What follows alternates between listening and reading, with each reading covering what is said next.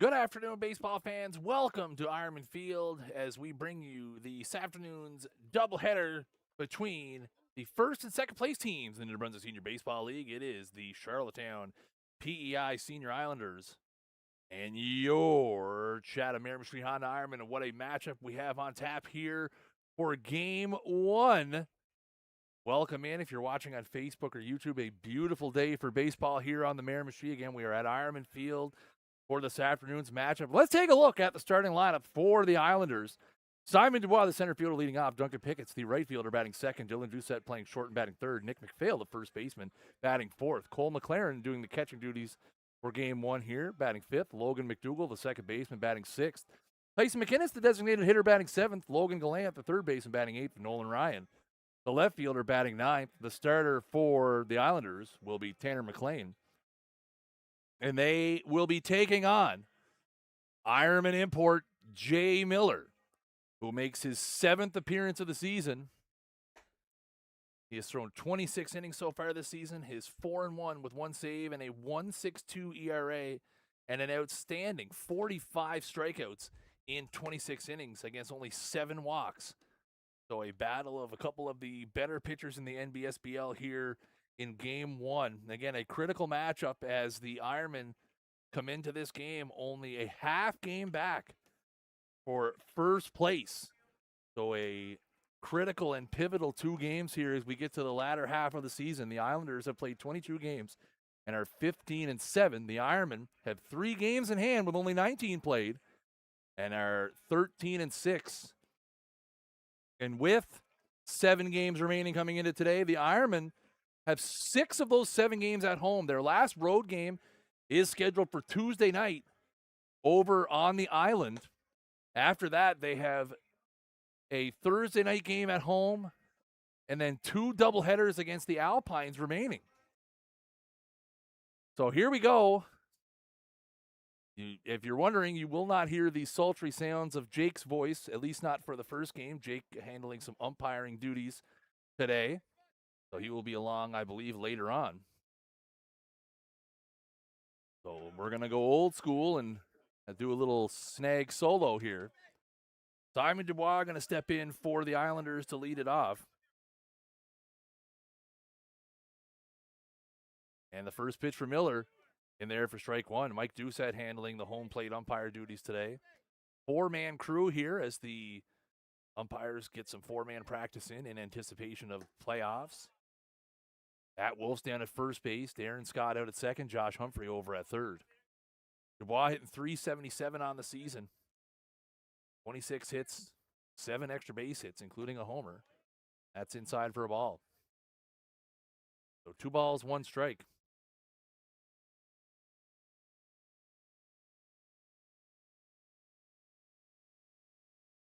There's a swing and a miss, strike 2.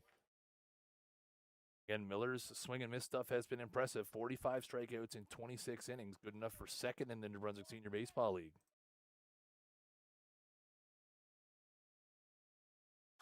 That is fouled back.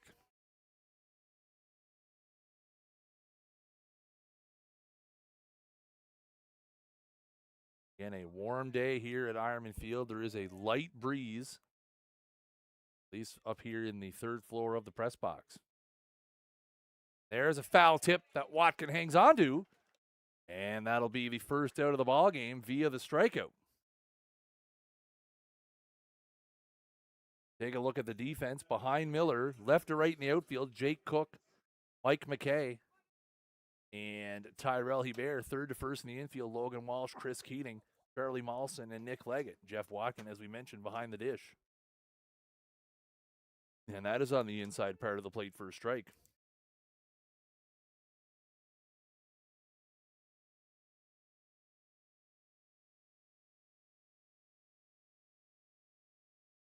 Pickett's up here. That is hit hard into right field, and that is going to be a base hit. So the first runner of the ball game is a base hit from Duncan Pickett's. His 19th hit of the season as he draws his average up close to 300. That'll bring up Dylan Doucette having a good season for the Islanders. A little bit of limited action. Only played 14 games, has 40 at-bats. But he does have 3 homers and a .375 batting average.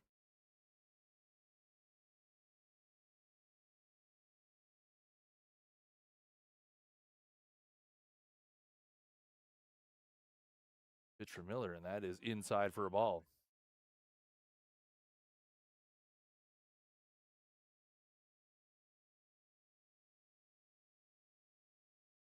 .28 here at first pitch. Feels like 29. That is hit down the left field line, but it'll be foul by about 6 feet. That'll just be a strike that evens the count at 1-1.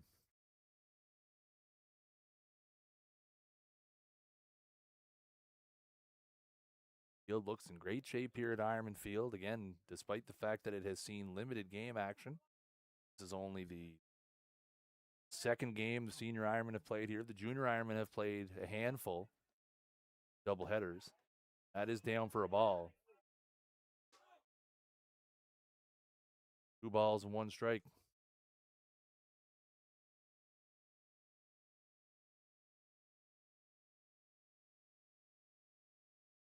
There's a swing and a miss by Doucette. That'll even the count at 2-2.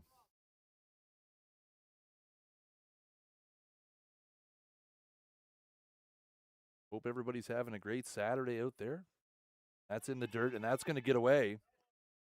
That'll allow Pickens to move up to second. That'll run the count full to Doucette. 1 out here in the top of the first. Busy weekend here next to Ironman Field. The Miramichi Agricultural Exhibition going on across the road. Community staple here in the summertime. Here comes the full count pitch. That is fouled off at the plate. That fouls that one off his ankle.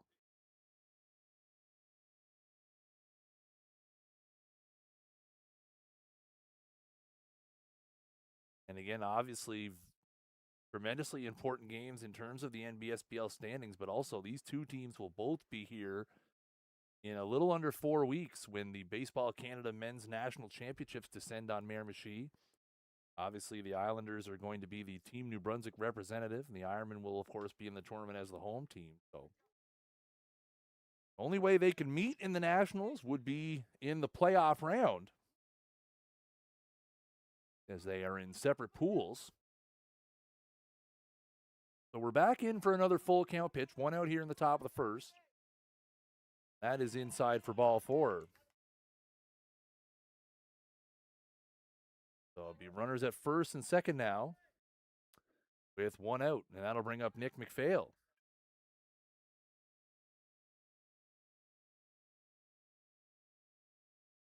McPhail, 400 average so far this season, a couple homers. Does only have 30 at bats. Is outside for a ball.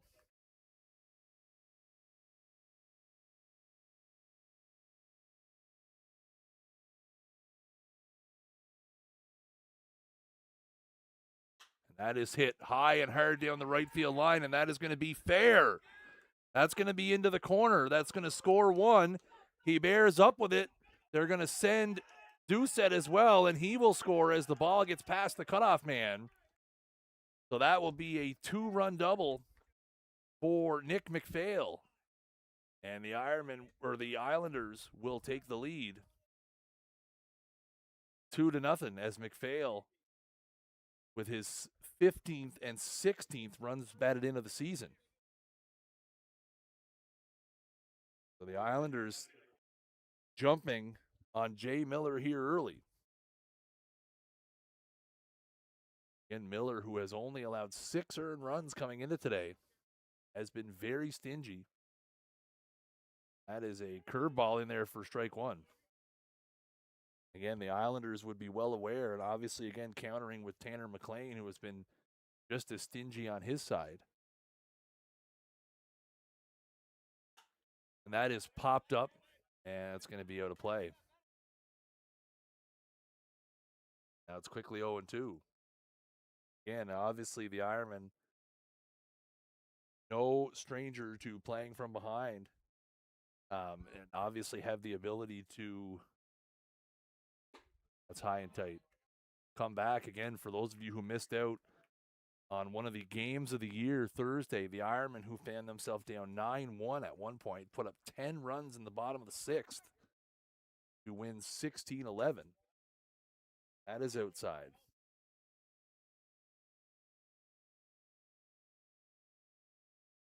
That runs the count now 2-2.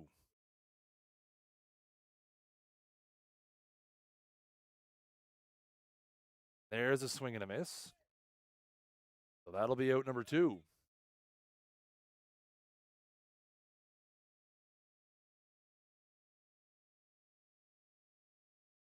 That'll bring up Logan McDougall. McDougall hitting .304 on the season.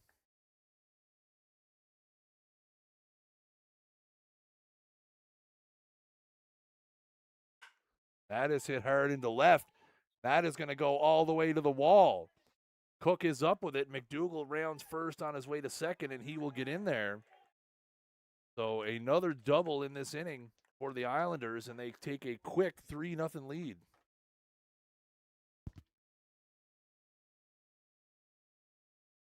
Again, the Islanders not phased here by Jay Miller early on as they have come out. Pickett's hit the ball hard, and then obviously a couple of doubles. That'll bring up Tyson McInnes. He fouls that one away down the right side for strike 1. McInnes 3 for 17 on the season, good for 176.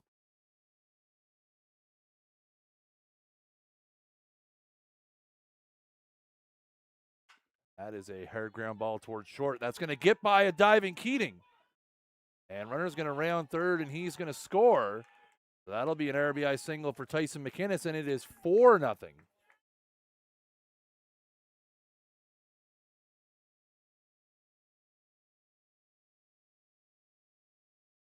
So again, the Islanders have come out swinging here in the top of the first and have put up 4 runs.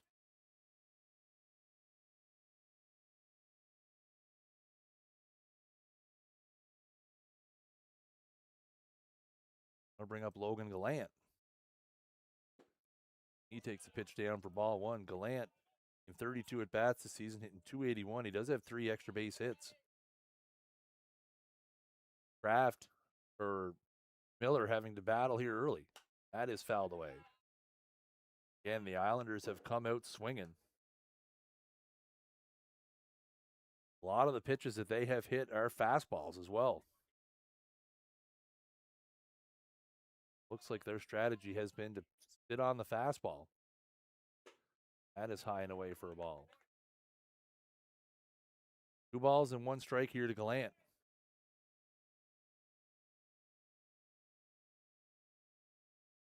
Time is called. Had something reach up into his eye there. And there is a little bit of a breeze here. That is high for another ball.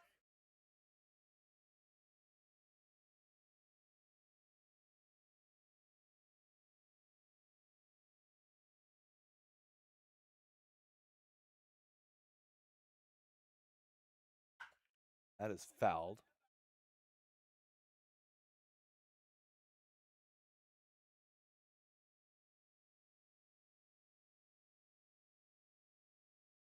So that'll fill up the count. With 2 out here in the top of the first, the Islanders have scored 4. Or the Ironmen have got to bat.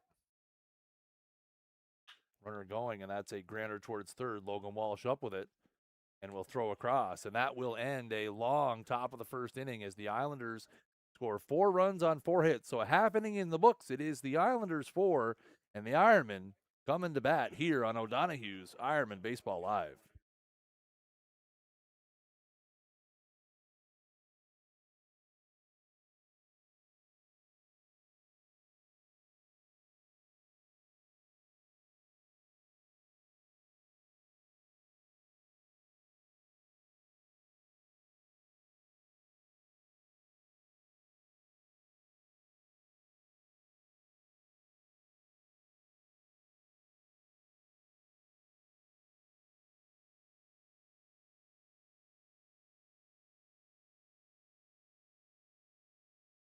So as we head towards the bottom of the first, let's take a look at the starting lineup for your Chatham Miramichi Ironmen. Mike McKay, the center fielder, is leading off. Chris Keating, the shortstop, batting second.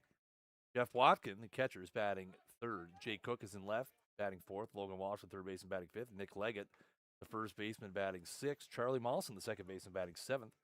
Jaden Humphrey doing the designated hitting duties, batting eighth. And Terrell Hebert, right fielder, is batting ninth. And they will take on Tanner McLean, who technically qualifies as an affiliate status player, but making his seventh appearance here at the senior level, 22 innings pitched. He is 2-0 with a save and a very stingy 0.95 ERA. And he does not allow a whole lot of free passes, only one walk this season compared to 20 strikeouts in 22 innings. Again, pitched here a couple of Thursdays ago. Very well. Got a lot of movement. Obviously, in this day and age, lefties are a little more rare than they used to be. So the Ironmen, who find themselves in a 4-zip hole, will have to get the bats going here early and often against one of the stingiest pitchers in the league this season. No better guy to start it off here than Mike McKay. His average still up above 500 at 507. 34 hits, 4 extra base hits, 10 walks, 19 steals, and he takes first pitch for a strike. Again, the Ironmen, who were down 3-0 after the top half of the first on Thursday night, 4-0 after the top of the first here tonight. Got the whole game to try and get her back. That's in the dirt for a ball. Again, they just have to do what the Ironmen are capable of doing. Be patient. Be patient. Try to chip away with this outstanding lineup that they have. That is outside for a ball.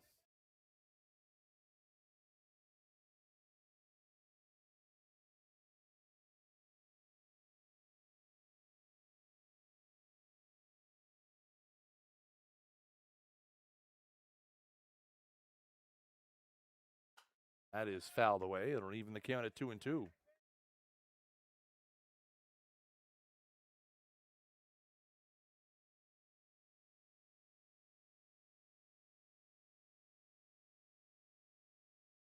So 2 balls, 2 strikes to the Ironman leadoff hitter.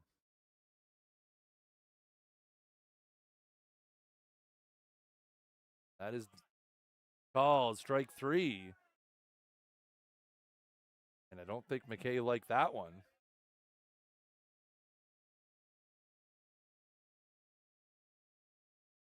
That'll be the first strikeout for McLean. That'll bring Chris Keating up here. He's hitting 400 on the season.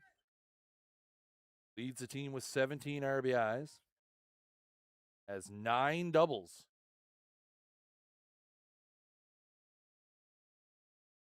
That's in there for a strike. Again, McLean obviously fills up the strike zone. Makes you go up there and swing the bat. Again, only 1 free pass in 22 innings.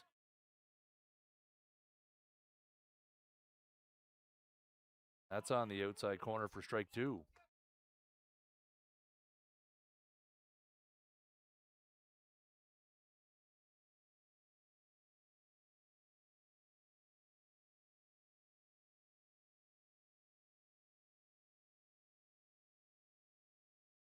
That is outside for a ball.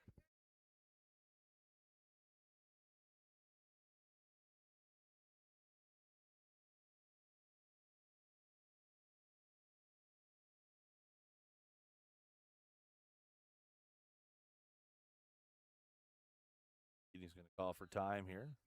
Set himself at the plate. Here we go now for the 1-2.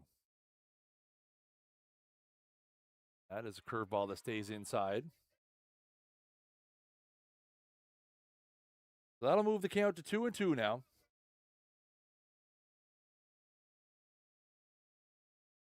One out here, the bottom of the first. That is outside for a ball.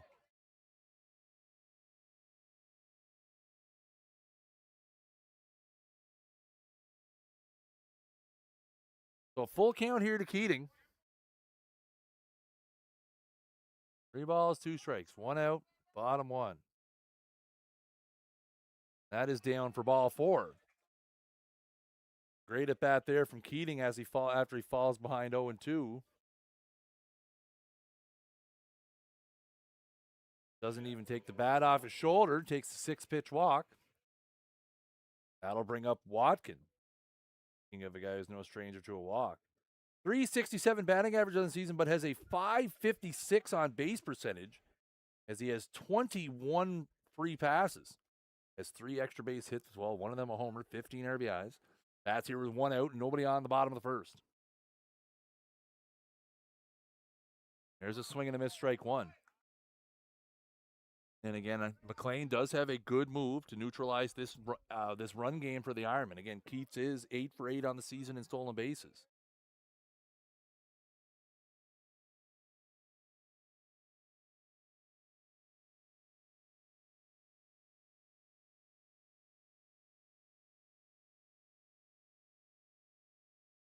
McLean with a slide step, and then that one is down for ball 1. And hope you guys are having a fantastic Saturday wherever you're watching from. If you're watching on Facebook or YouTube, greatly appreciate your support here on O'Donoghue's Ironmen Baseball Live. Powered by Snag Sports. That's down for a ball, 2-1.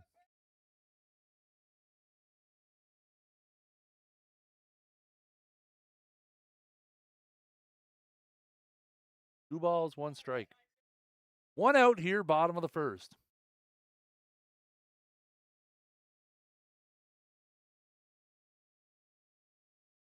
That is fouled off at the dish.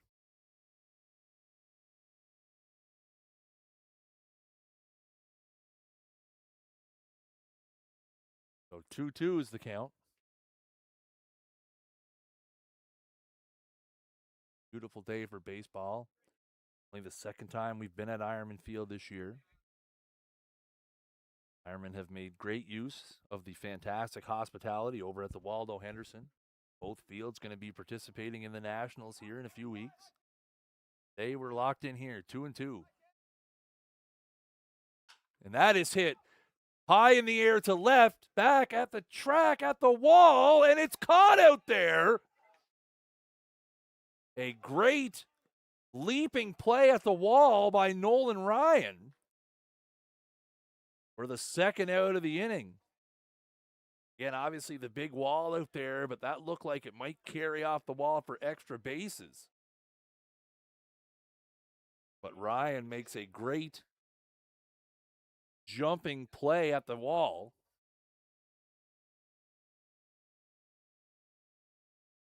Second out of the inning. That'll bring up Jake Cook. Cook up to 294 on the season now. There's a swing and a miss. That one goes to the backstop.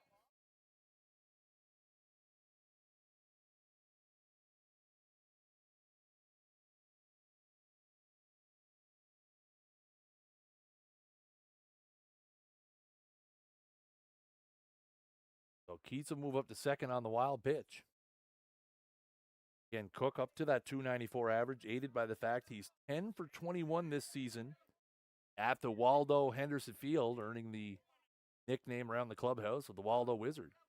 Having to do his work at Ironman here today. There's a swing and a miss, strike 2 as McLean pulls the string on a changeup.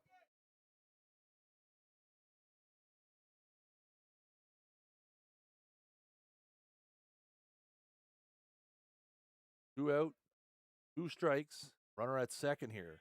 The Ironmen look to try to get something going in the bottom of the first.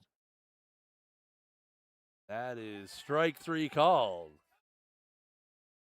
So the Ironmen get a runner on, but not able to do anything with it, as after an inning in the books here from Ironman Field, it is the Islanders 4, Ironman nothing on O'Donoghue's Ironman Baseball Live, powered by Snag Sports. Ironmen Baseball Live is brought to you by O'Donoghue's Irish Pub.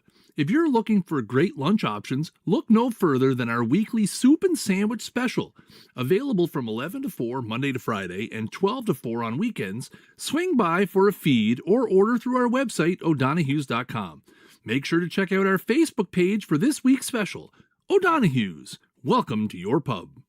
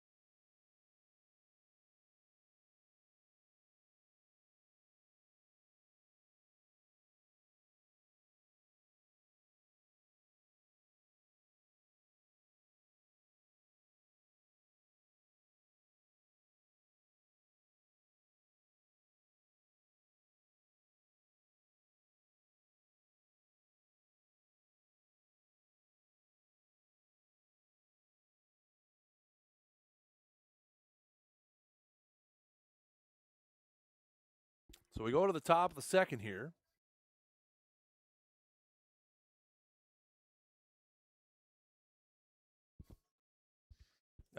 No, Nathan, it's not. No. Nolan Ryan's going to lead it off here for the Islanders. 5 for 14 on the season. Good for a 357 clip. In there for strike one. So Miller trying to shake off that 4-run first inning.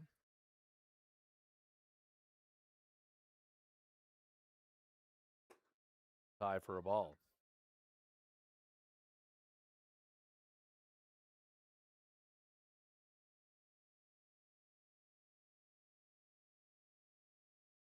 One pitch.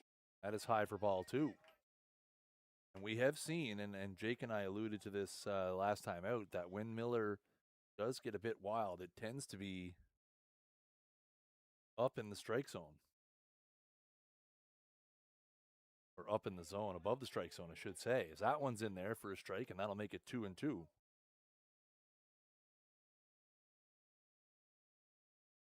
balls, 2 strikes to the Islanders' number 9 hitter. That is looped into left field, and that is going to get down for a base hit. Ryan, who has some wheels with a big turn. He held at first as Cook able to get that back in. So it's a leadoff single for the Islanders' number 9 hitter. That'll turn it back over to the top for Simon Dubois. Struck out his first time.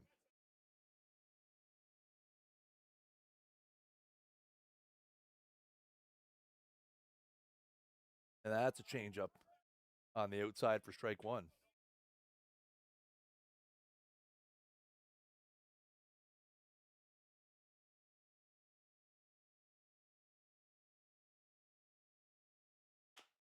That's a number towards first.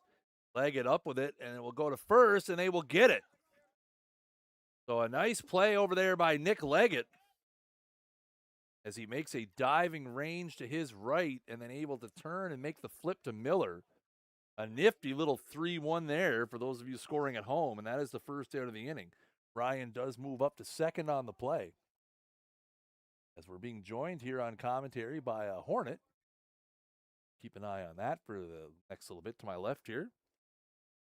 Not looking to get stung today. Only stinging I want to see is the Ironman stinging baseballs on the field. Here's Pickett's. Kind of a half-hearted swing at that one, as maybe he was looking for the changeup.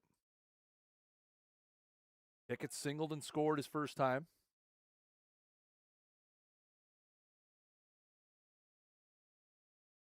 And that is looped into left, and that is going to sail over the head of Jake Cook. So that'll be a double for Duncan Pickett's, and the Islanders stretch their lead to 5-0.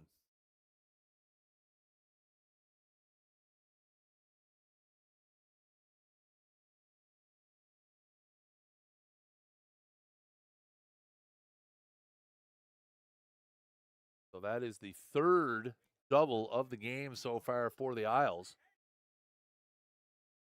Now Dylan Doucette up to get into the dangerous part of this order. That is high for ball one. Again, these Islanders, a tough lineup to get through. Dubois, Pickets, Doucette, McPhail. A lot of guys who hit the ball hard. That is crushed. Out of play. Almost caught a couple of exhibition patrons wandering up John Street there.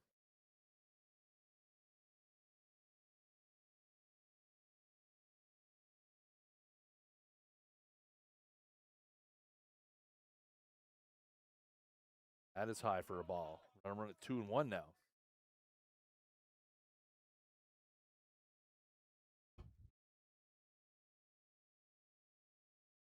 So 2 balls, 1 strike to Doucette. That is fouled back right into your living room.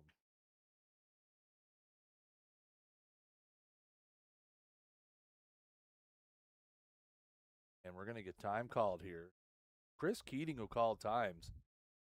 And I think maybe he's picking up on Pickets out there possibly relaying some signs. I wasn't looking out that way, but usually when the shortstop calls times like that, he's something that they might be giving something away or tipping something perhaps. Or maybe they're trying to get a play on out at second here. Counts 2-2. That is bounded towards third. That is going to stay fair. Walsh throws across for 1. And on the throw, that will allow Pickett, to advance to third. That'll be a productive out for the Isles. Again, Walsh had to come up with a strong throw across the diamond. So now with 2 out and McPhail up,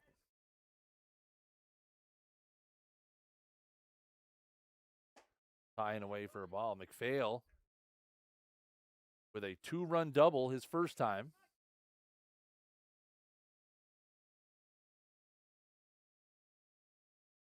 Opened the scoring.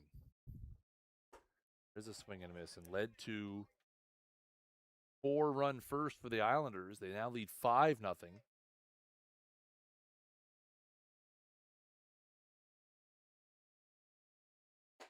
There's a swing and a miss as a foul tips into the glove. Now it's 1-2.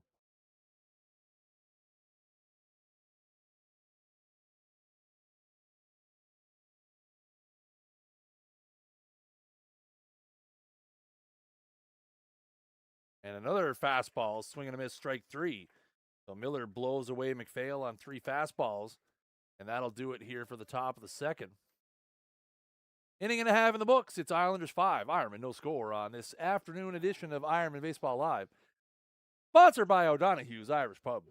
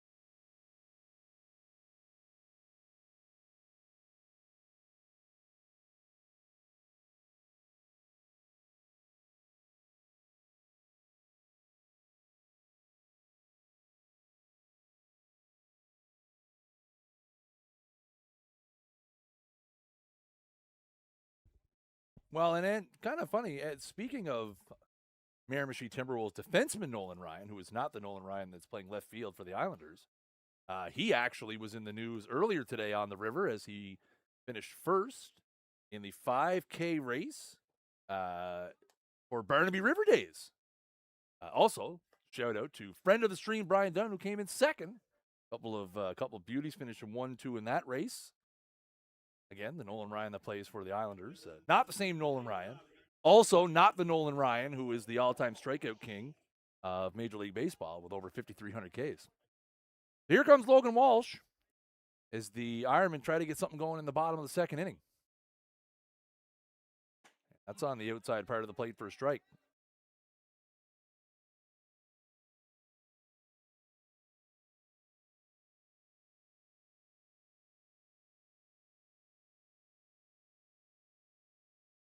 That is popped up and out of play. Quickly 0-2.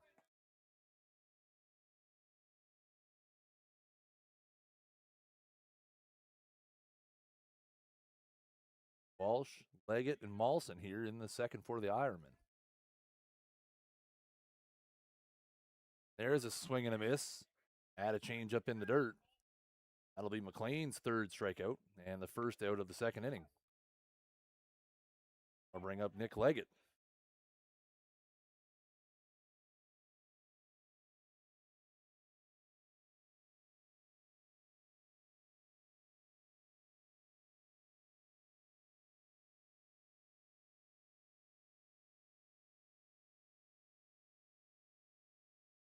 There's a swing and a miss at a change up for strike one.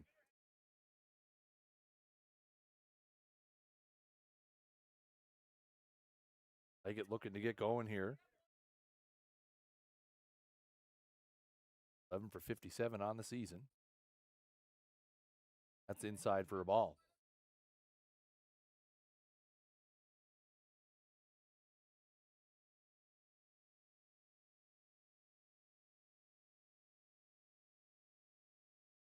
The 1-1 pitch. That's fouled off at the plate. It'll be 1-2.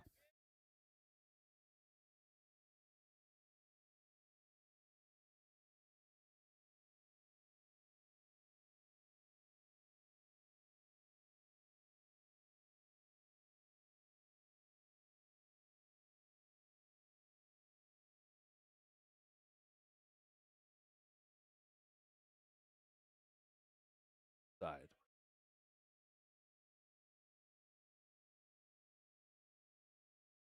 So 2-2, one out here, bottom of the second.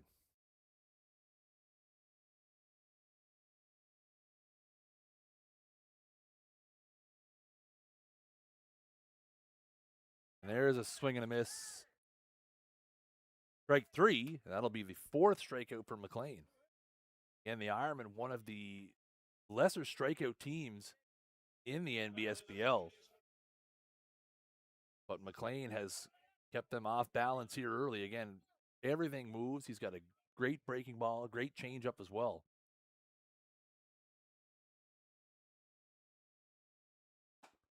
That's outside. And again, what a great 1-2 punch that they have with McLean and Jordan Stevenson. Can't forget about Brody McDonald as well. There is a reason, folks. These guys are the defending national champions. That is fouled off at the plate.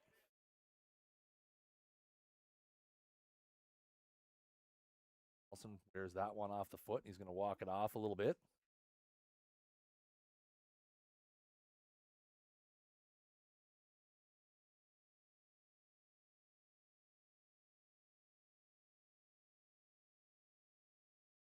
One coming here.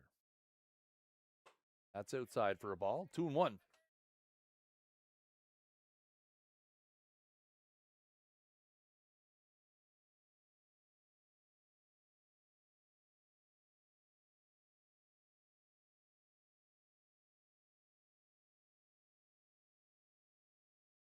That's outside for a ball.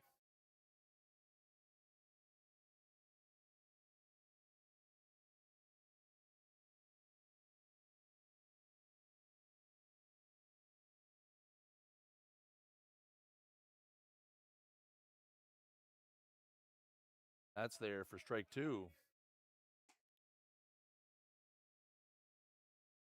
Starting down his way to first. Now he'll be back in for a full count pitch here.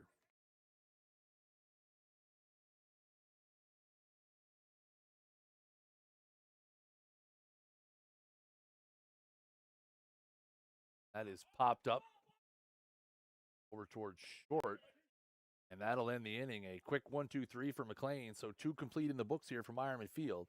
It is the Islanders 5, the Ironman no score on O'Donoghue's Ironman Baseball Live, powered by Snag Sports.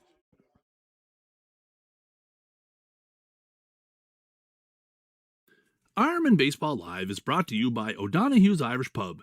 If you and your pup are looking for a snack, bring them on by and check out the O-Dogs Pup menu. With plenty of space on our outdoor patio, you and your furry friend can both enjoy some of your favorites all summer long. Check out both our 2- and 4-legged menus on our website, o'donoghues.com. O'Donoghue's, welcome to your pub.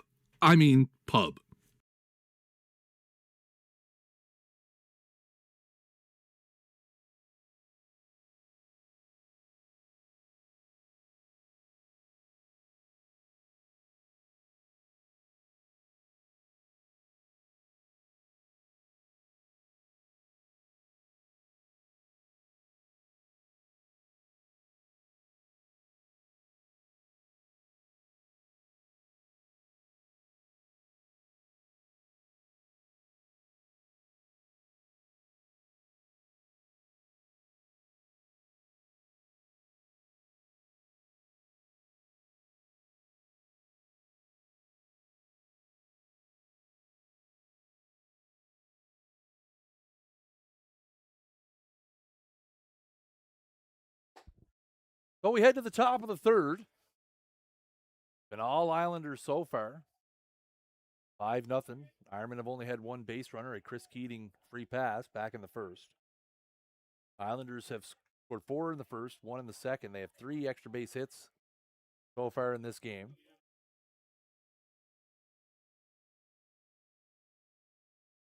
Cole McLaren stepping in. One high and tight for Miller for ball 1.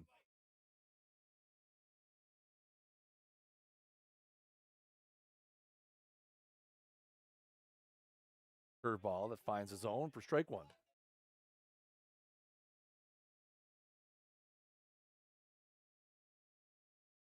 So 1-1. That's fouled off at the plate. And it'll be 1-2.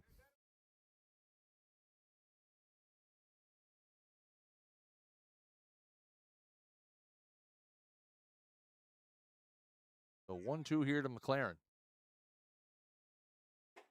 That is high for a ball. Tried to dot one on the outside.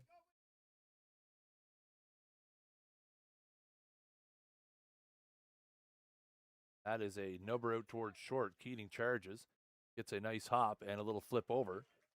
That'll be a 6-3 putout for the first out of the top of the third.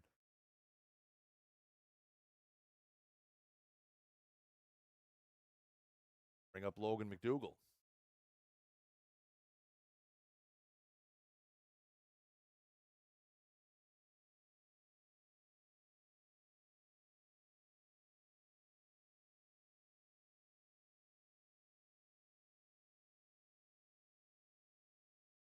Back to work. Fastball on the outside for strike 1.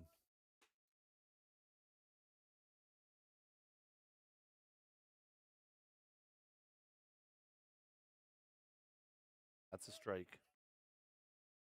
Quickly 0-2.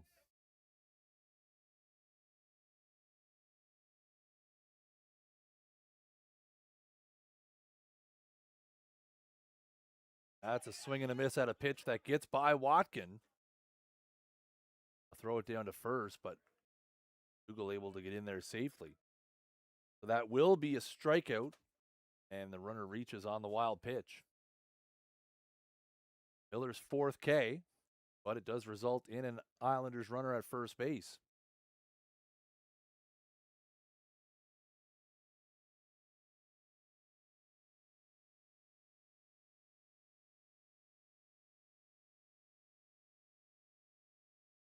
Here comes Tyson McInnes.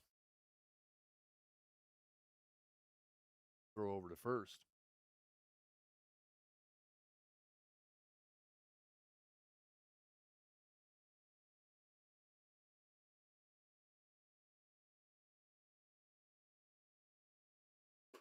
Tied for a ball.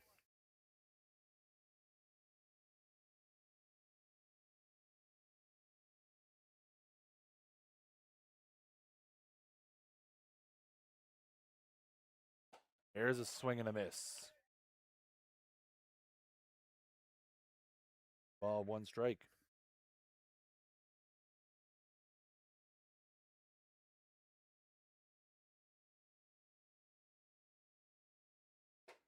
Outside for a ball.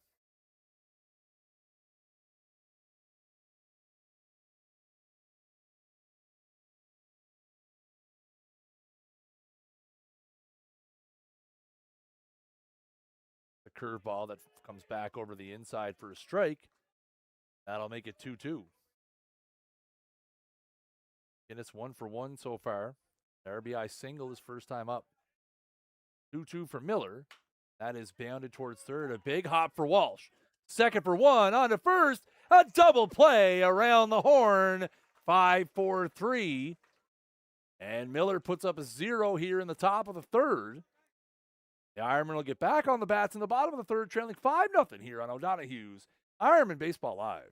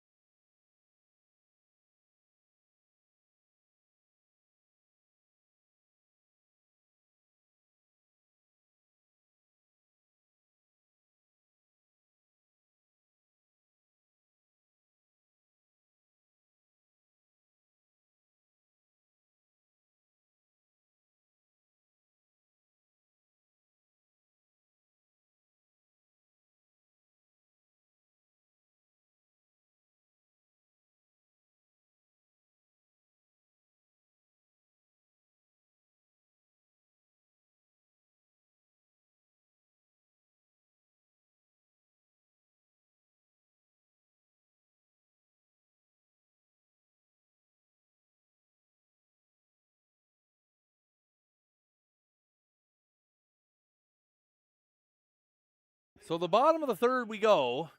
Will be Jaden Humphreys, a designated hitter for the Ironmen. Humphreys has 12 at bats. He's 3 for 12 on the season.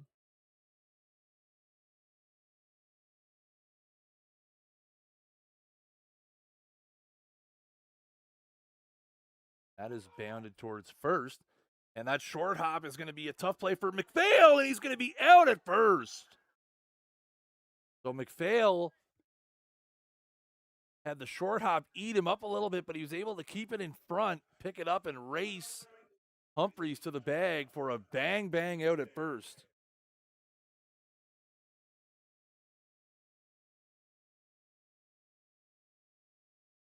That'll be the first out, and that'll bring up the number 9 hitter, Tyrell Hebert.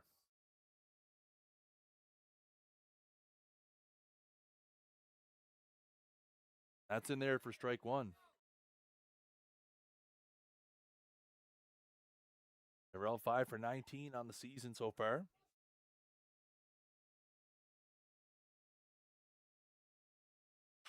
That is bounded back up the middle. That's going to be a long, tough play, and it's not going to be made.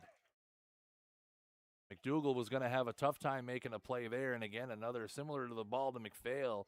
Kind of caught him on the short hop. That should be a hit, and it is. That'll be the first hit of the game for the Ironmen. And now back to the top of the order here for Mike McKay. Again, that was going to be a very tough play. For a big man, Hebert gets down the line with some quickness. Again, I think even if McDougal fields that cleanly, he's probably going to be safe over at first. Time is called here at the plate. So here's McKay, struck out looking to lead off the bottom of the first inning. Jumps in here for his second time.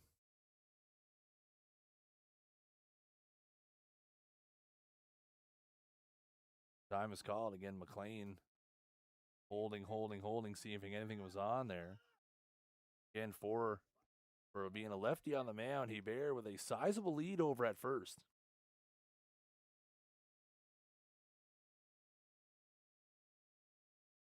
That's in there for a strike. Again, I could hear that up here. McKay asked for time again. Home plate umpire Mike Doucette told him no. Keep the game moving along. Again, McLean with some long holds there. Now a little bit of a quicker one and a slide step. That's out for a ball.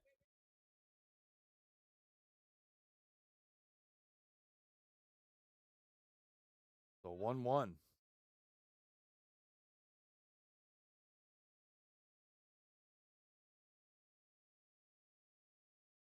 That is hit high in the air to right.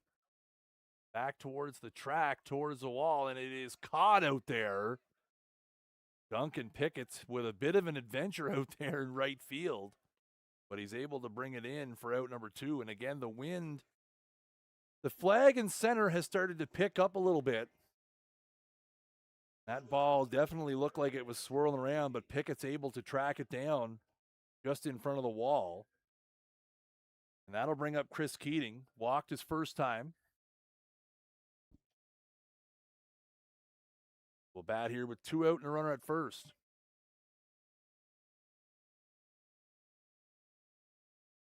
That's a curveball that stays high for a ball.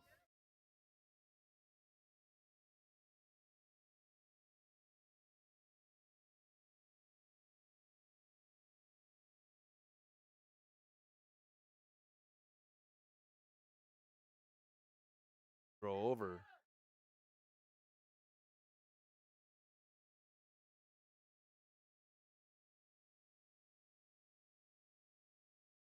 They're able to just get back in over there at first, again on kind of a casual play. And we did mention Hebert does seem to have a sizable lead. He seems to have taken an extra step here.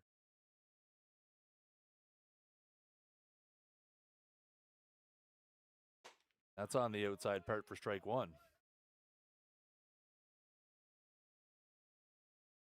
So 1 ball, 1 strike, 2 outs here, bottom of the 3rd inning.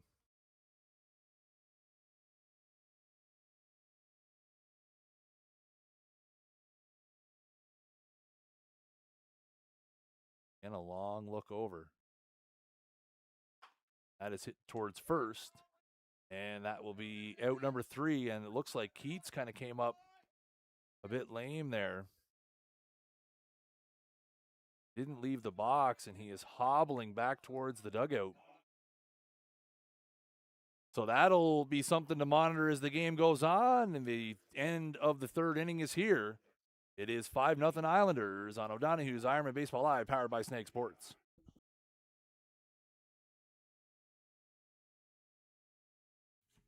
Ironman Baseball Live is brought to you by O'Donoghue's Irish Pub. Lobster roll, fries, and a cold beer. That's it. That's the ad. What else do you need to hear? Come on down to O'Don's and pick one up today. You can also order ahead or have it delivered.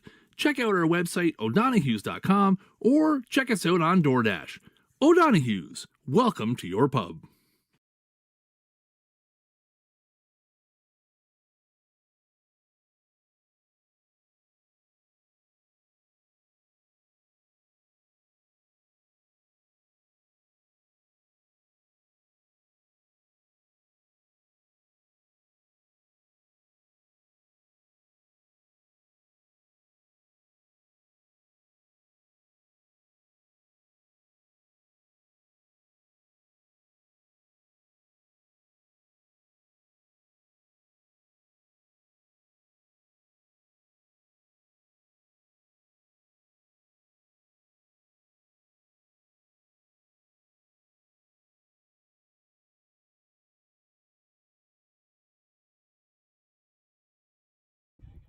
So we go to the top of the 4th, and just before the start of the inning, Chris Keating has emerged from the dugout and will go back out to short. and did not go out for the warm-ups, but just as Watkin called second base, gets out of the dugout and trots out to his position there. You may remember Keats did suffer a bit of a foot injury last season that kind of kept him down for the last couple weeks of the regular season. Hope it's not a recurrence of that again. I was worried for a minute that he kind of fouled it off his foot because, again, with that ball going down towards first base, but did not protest, so maybe landed awkwardly. Well, keep an eye on that here as the game progresses.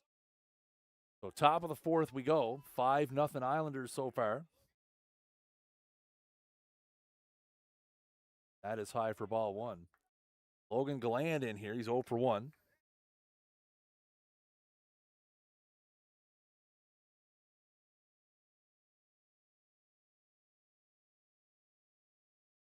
That's a curveball that stays high.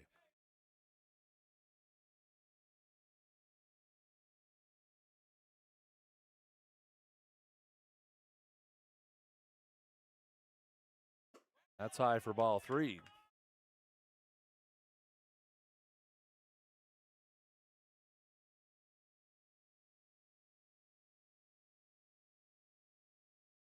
That's right down Main Street for strike 1. So 3 balls and 1 strike to the Islanders' third baseman.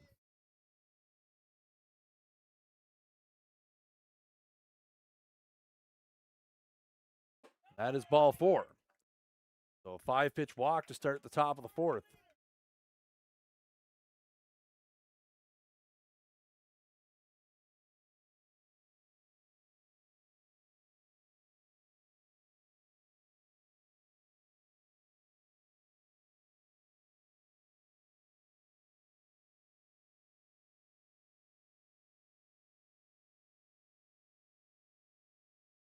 There's Nolan Ryan. Where's the bunt? And he fouls it off himself. It'll be a foul ball. Ryan singled his first time and scored a run.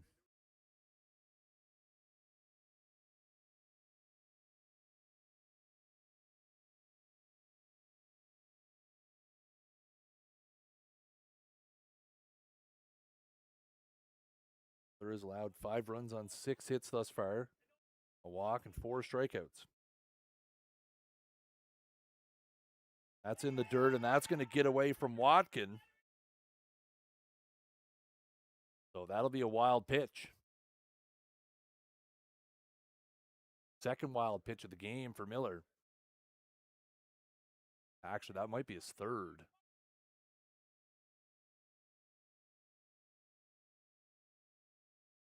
Where I missed Dig having the score sheet next to me.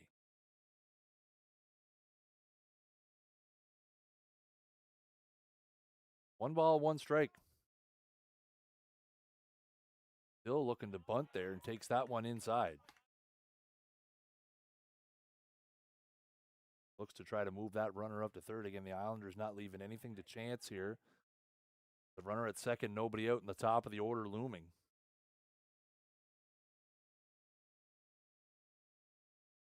That is another ball that he bunts, and that one comes up and catches him in the chin.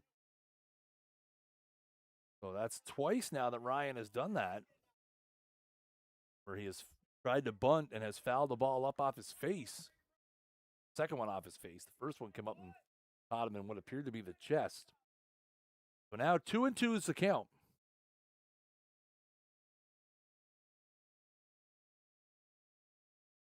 There's a swing and a miss, strike 3. Ryan goes down. That'll be the 5th strikeout for Miller. And the first out of the inning.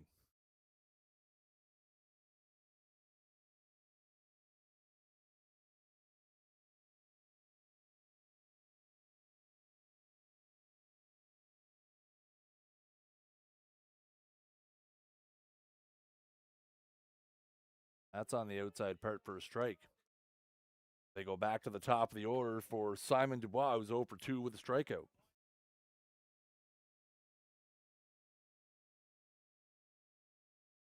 That is hit out towards short. Heating up with it will throw across, and that'll be the second out of the inning as the runner Gallant moves up to third. Runner at third now with 2 out. Miller tries to put up a consecutive 0 here.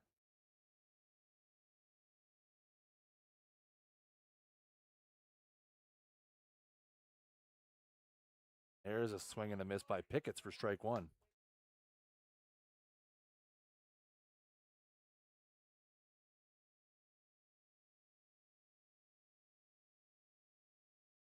There's Pickett's trying to bunt. And maybe trying to sneak one in as both Walsh and Keating back on the left side. Maybe trying to take advantage there of getting one down, but he fouls it off. 0-2. And there's strike 3 on the outside part. So Miller does allow a runner to get on, but puts up another 0. So after 3.5, halfway home here at Ironman Field, it is the Islanders 5, Ironman, no score.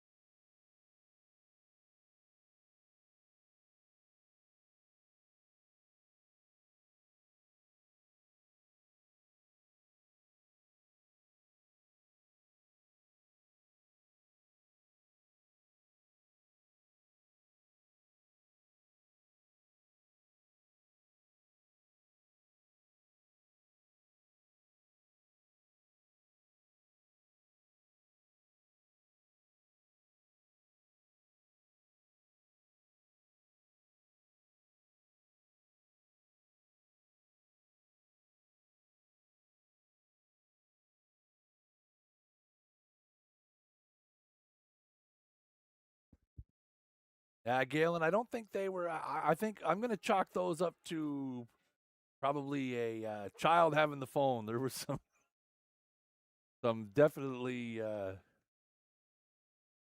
silly messages there that I would, again, as a parent of 2 formerly young children, that would be the kind of stuff they'd be putting in the chat. Well, you never know. It could be a creative way to drop some curse words as well. So here come the Ironmen in the bottom of the 4th, looking to put up a crooked one here as they trail 5-0. McLean has allowed a hit, a walk, and 4 strikeouts so far. That is hit high and deep to left field. It is foul.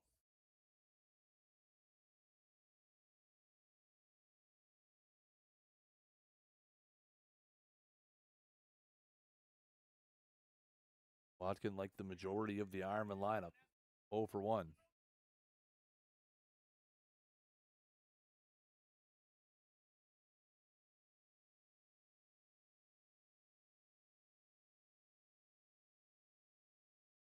That's a curveball that stays away.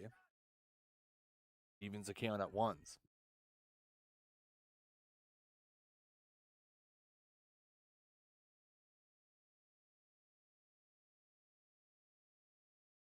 One pitch here from McLean. That is down and in for ball 2.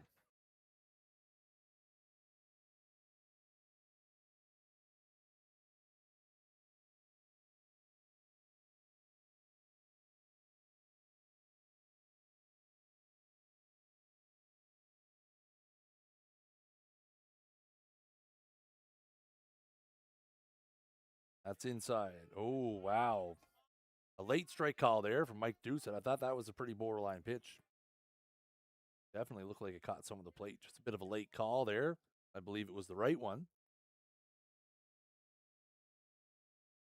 That runs it to 2-2.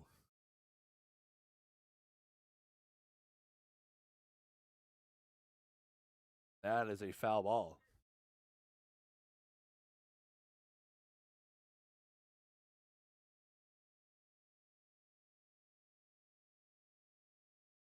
Sorry, I'm being a little quiet here for the moment, folks. I'm trying to rearrange a few things on the desk here just to get the laptop out of the direct sunlight as it is starting to heat up. I'm going to stand up here for a few minutes as well. So it's a 2-2 count to Watkin here with nobody out in the bottom of the fourth inning.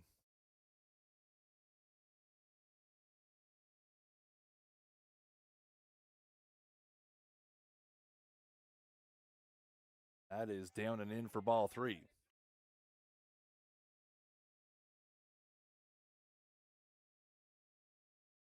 So full count here to Jeff. Ironman looking to put up a crooked number here in the bottom of the fourth.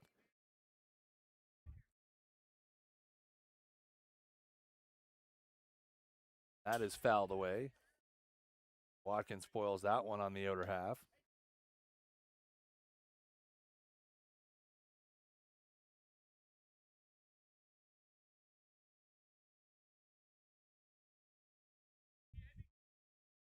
So we'll get another full count pitch here.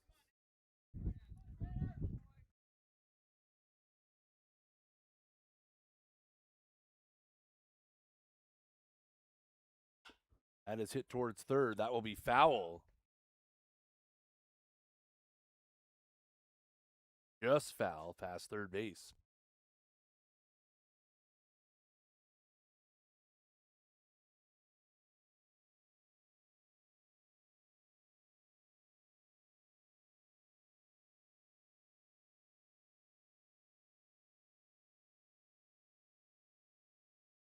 So another full count pitch to come here, as this will be the 8th or 9th pitch of the at-bat. Let's have a look. 2, 3, 4, 5, 6. Yeah, it'll be the 9th pitch of the at-bat here. That is hit towards third, and that one is also foul. Just foul. Watkin with a couple close ones down the third baseline.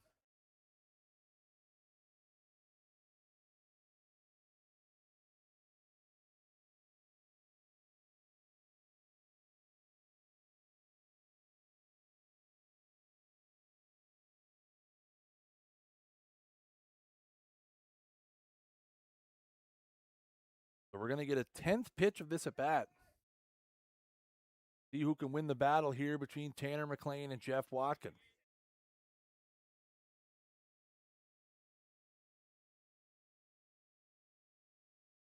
And it'll be McLean as Watkin goes down swinging for the first out of the bottom of the fourth. McLean's 5th punch out of the ball game. So a great battle there. Doesn't go the Ironman way. It'll be out number 1. Jake Cook's going to step in for his second trip.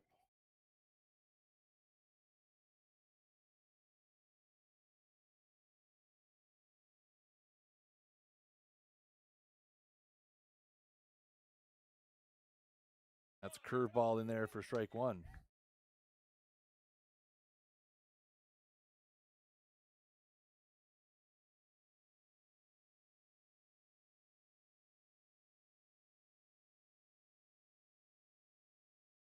That is bounded foul down towards first.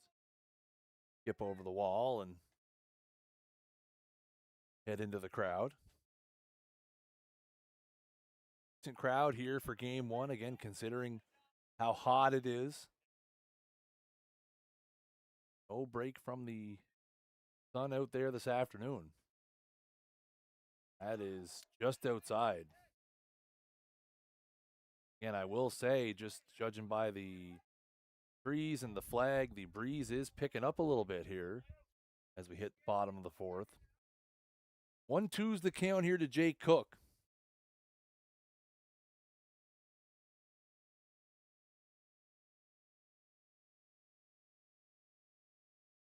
And that is lined into center field. That'll be a base hit.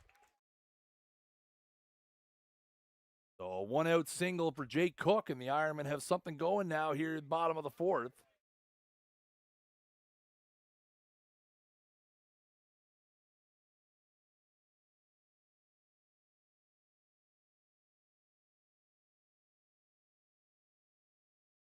And Logan Walsh going to step in.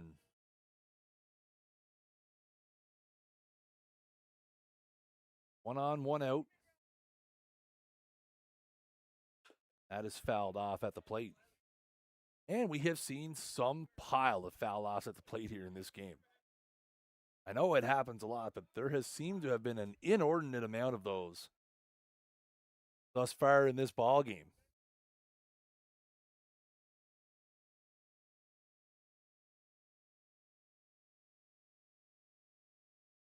Oh, 1. That is fouled into the Islanders' dugout.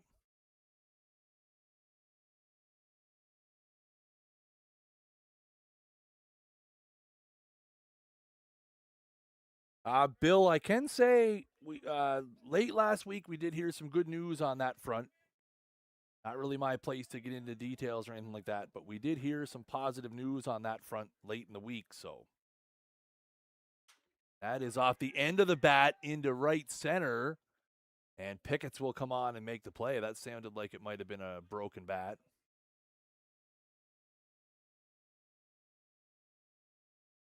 Corralled by the right fielder for out number 2, and that'll bring up Nick Leggett.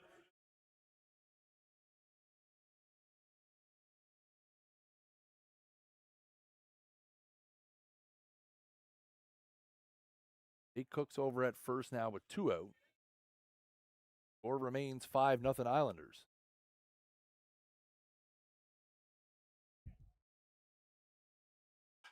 That is hit high in the air into center. And Dubois is going to make the play. So the Ironmen do get a runner on, but fail to do anything with it for consecutive innings. 4 complete in the books here. The score remains Islanders 5, Ironmen no score on O'Donoghue's Ironmen Baseball Live, powered by Snag Sports.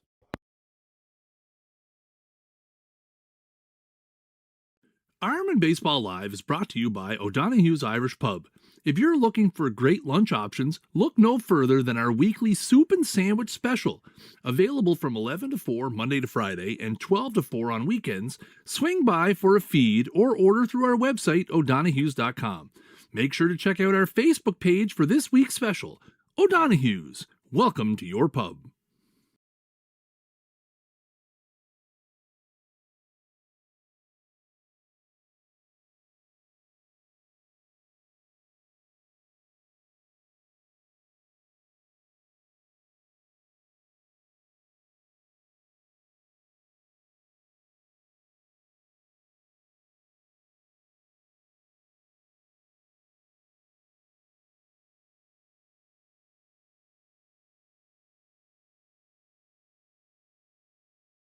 So we go to the top of the 5th. Nora, he's not listed. He's not on the lineup card, so I'm going to assume the answer to that question is no.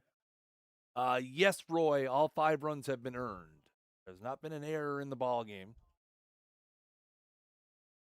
So for those of you just jumping in, as we head to the top of the 5th, it is 5-0 Islanders. They scored 4 in the first, 1 in the second.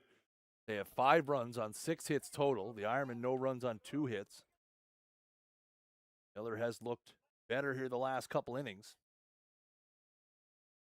And that is hit towards third, and that'll be foul.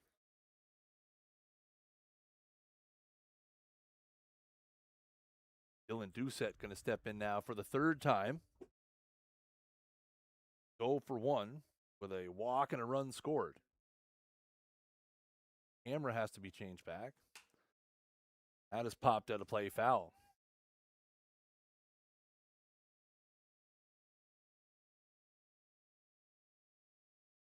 Miller thus far, 4 innings. He's allowed 5 runs on 6 hits, couple walks, and 6 strikeouts. McLean has thrown 4 complete, no runs on 2 hits, walk, and 5 strikeouts. The 0-2 here to Doucette. That is fouled off at the plate. Back to the screen.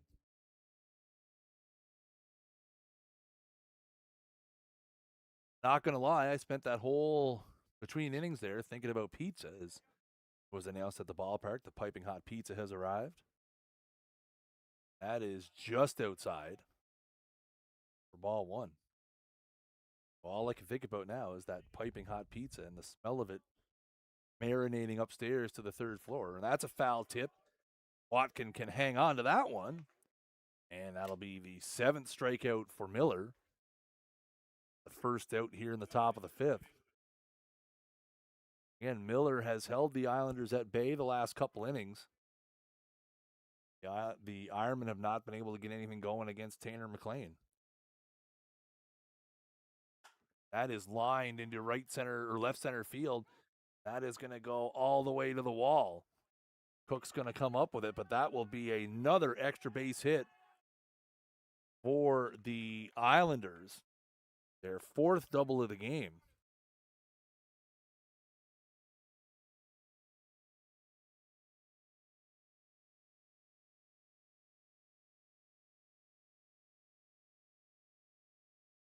I tell you what, I'm not a big fan, but I have heard great things about the O'Donoghue's lobster roll. Not a big lobster fan myself, but I have heard people rave about the lobster roll down there. That's your kind of thing. I probably suggest giving it a try. That is high and tight for ball one. As McLaren steps in here, 0 for 2.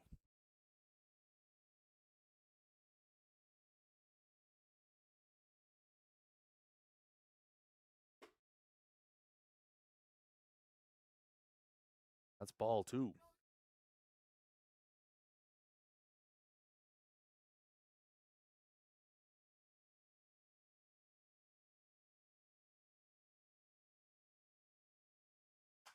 That is high. That is a long run for Hebert, and that's going to fall fair as it lands right on the line. That'll be a base hit.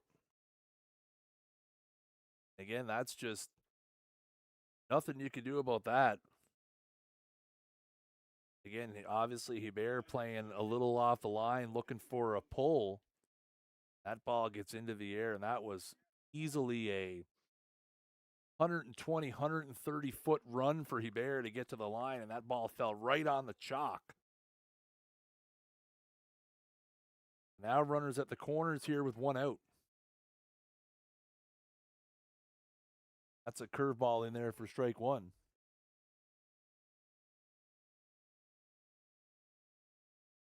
As McDougal steps in. McDougal's 1 for 1 with a run scored and a strikeout. His hit was a double. That is hit also down the right field line. That ball is also carrying, and Hebert's going to make a great diving play out there. It will allow the run to score from third on the sacrifice fly, but put a star next to that one. As again, if that gets by Hebert, that's probably 2 runs. So it is a sacrifice fly for McDougal.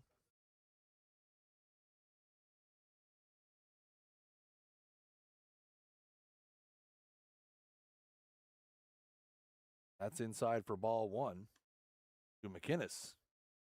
McInnes 1 for 2 with an RBI.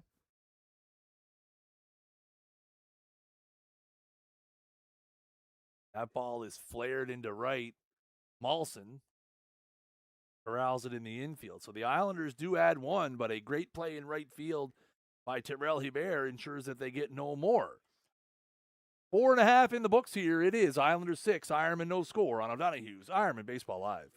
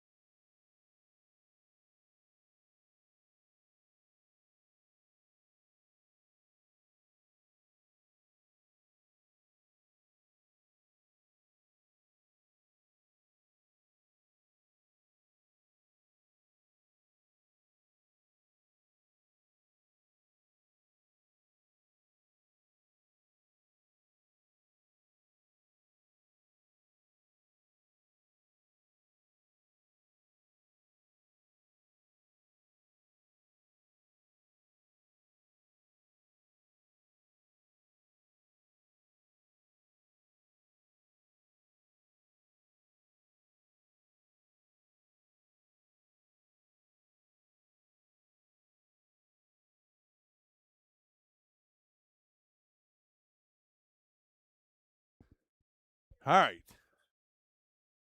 Got some exercise there in that between innings. We're going to work that off.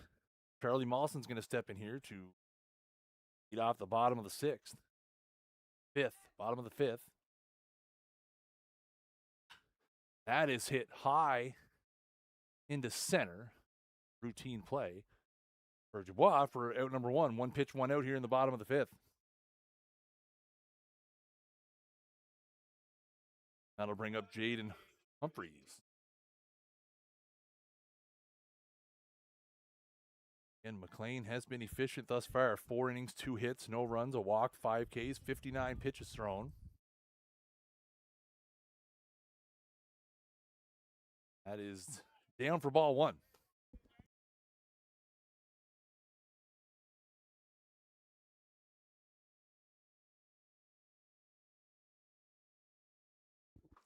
Here comes the 1-0 from McLean, and that is fouled out of play. 0-2.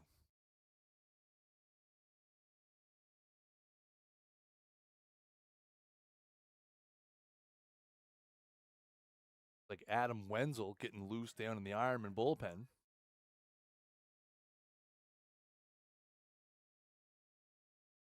That is hit towards short. Up with it in the throw across. 6-3 for the second out of the inning. That'll bring up Hubert. Tyrell, one of the 2 Ironman hits here in the game. 1 for 1. Singled into center his first time.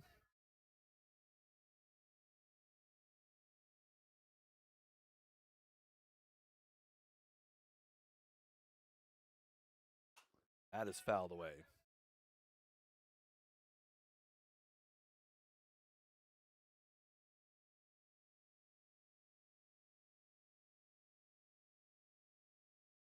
One strike, 2 out here. Bottom of the fifth. This fouled away. So Hubert quickly in a hole here, 0-2.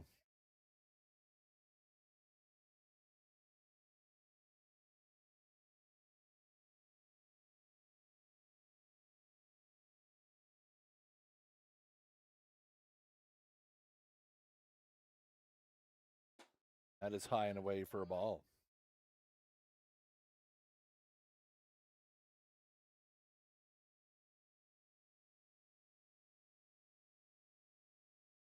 One ball, 2 strikes, 2 out here, bottom of the fifth. Lane has the one he wants, and here it comes. That is fouled off at the plate. Down the first baseline.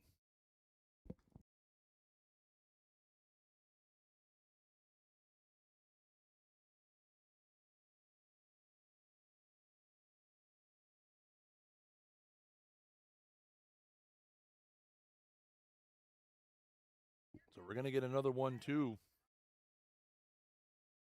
There's a swing and a miss, strike 3. McLean 6 of the game. And the Ironmen 7-8-9 go quietly here in the fifth. 5 complete. The score remains Islanders 6, Ironmen no score.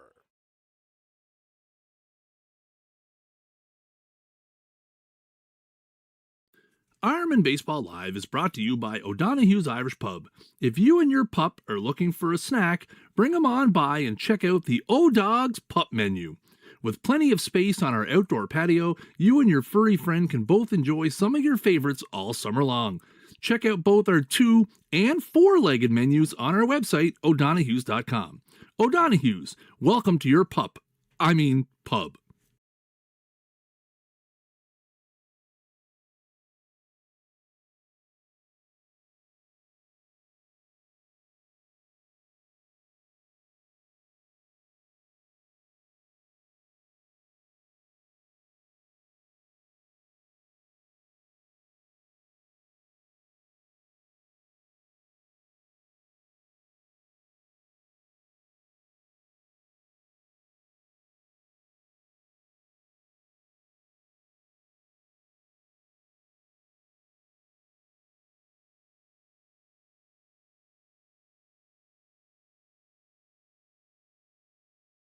So the Ironmen go to the bullpen here. It's going to be Adam Wenzel taking over for Jay Miller.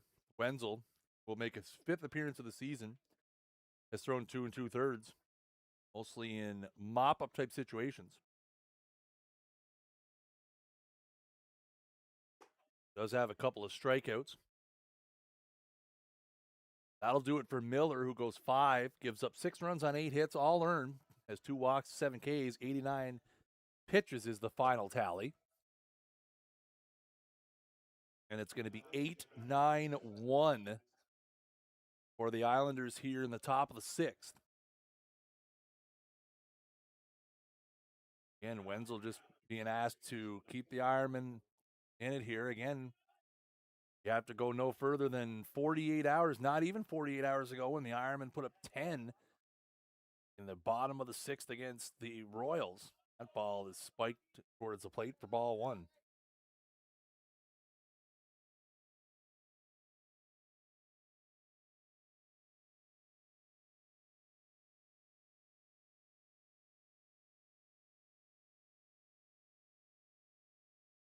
That's hit hard towards short. Eating Waite's back on it and has plenty of time to throw across. 6-3 for out number 1.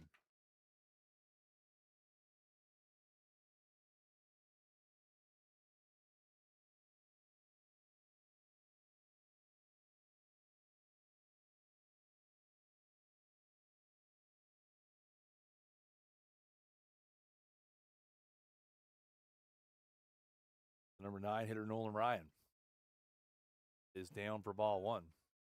Ryan is 1 for 2. A single, a run scored, and a strikeout.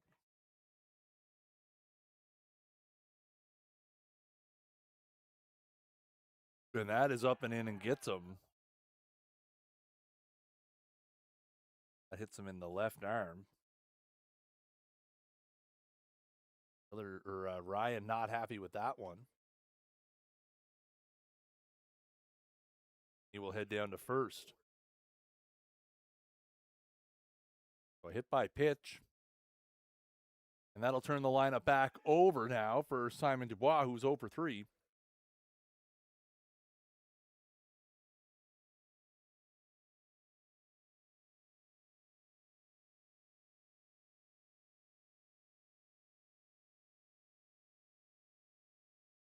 That is on the outside part of the plate for a strike.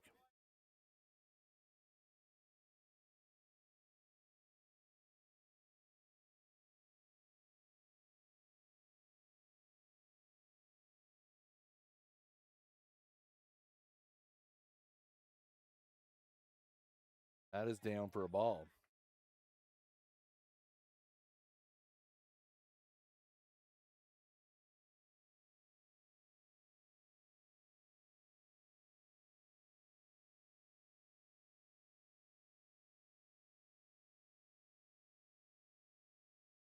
And that is low for ball 2.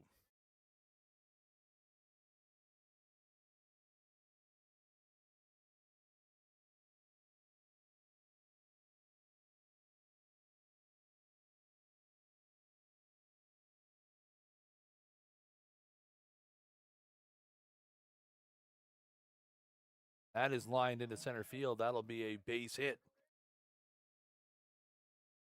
First hit of the game for Dubois. Now runners at first and second here with 1 out.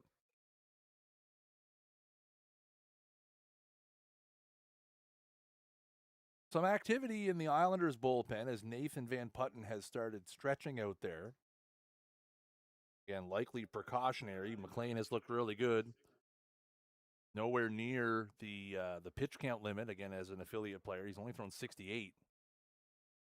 And you never know, right? So, said the other night, managing your pitching staff can be a game of chess. You'd be looking at the schedule and saying, hey, if we can get McLean out of here, maybe on a bit of a lower pitch count, go to the bullpen, have him a little bit sooner to come back. Hard to tell what they're thinking down there. That is outside for ball 1 now as Pickett steps in. He's had a good game here in game 1. 2 for 3 with a single and a double. Run scored and RBI.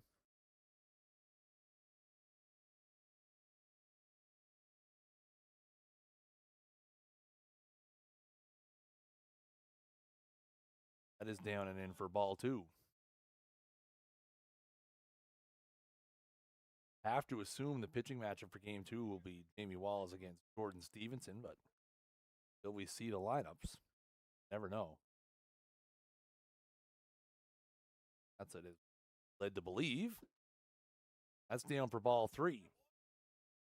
So 3-0 now to Pickett's.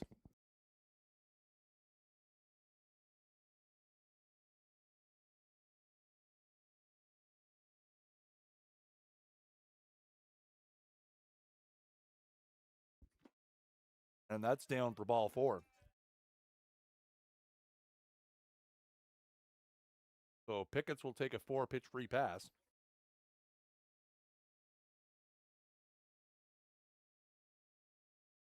And we're going to get times called here. Doucette will step in now with the bases loaded. Doucette is 0 for 2 with a walk and a run scored.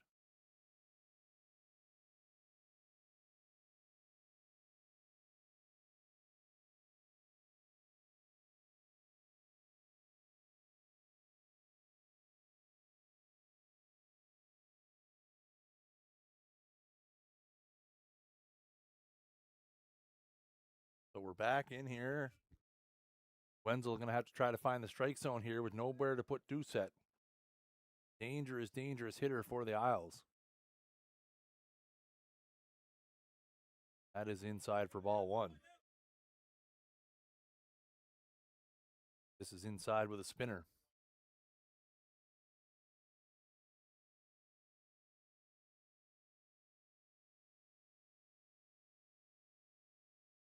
One 0. And that is hit high and deep to left, at the track, at the wall. That one is into the screen. A grand slam home run for Dylan Doucette. And the Islanders have extended their lead to 10-0. And you could almost feel that one coming after the free pass. Nowhere to put Doucette. You fall behind 1-0, and you got to send him a fastball. And again, as we said, a dangerous bat in that lineup. He sends one into the screen over the Shoppers Drug Mart sign in left field.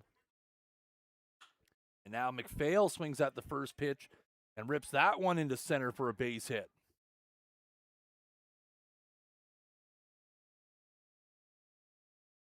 Right back in, and McPhail's got his 3rd hit of the game. And a little 3-for-4 effort for McPhail. Now that'll move it to Cole McLaren.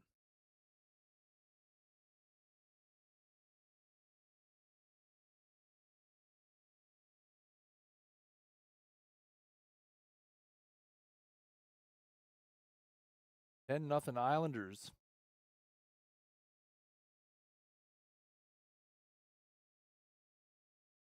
That's a curveball that misses inside.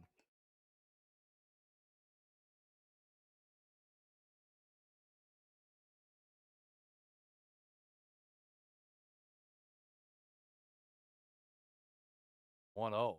That is inside for ball 2.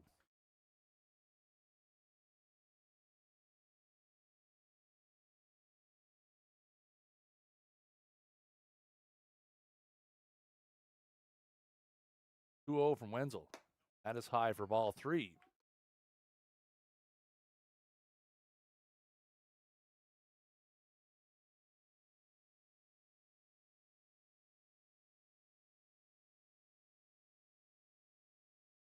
That is outside for ball 4. So a free pass there, and now we're back to runners at first and second.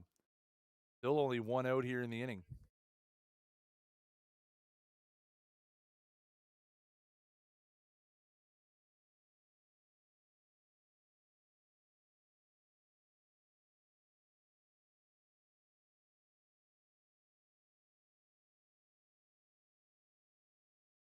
There's a fastball for a strike.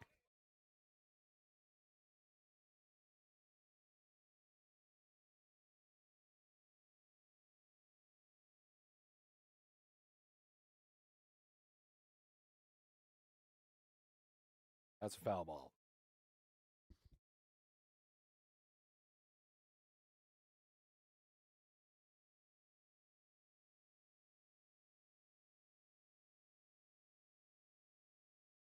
So quickly 2 strikes here to McDougal. He's 1 for 2, a couple RBIs and a run scored. That is fouled off at the plate.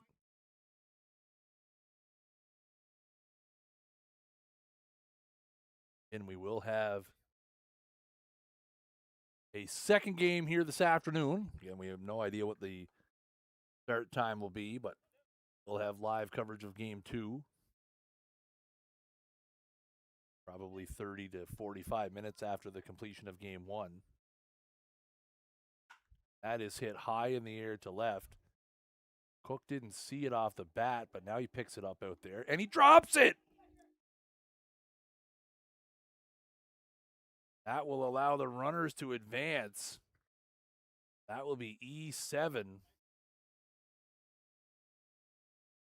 Bases are loaded yet again. That'll bring up Tyson McInnes. He's 1 for 3 with an RBI.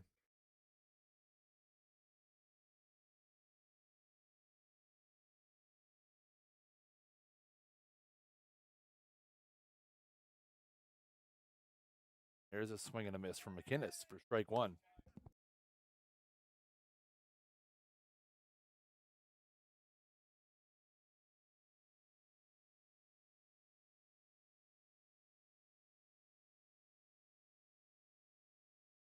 That one's in the dirt, 1-1.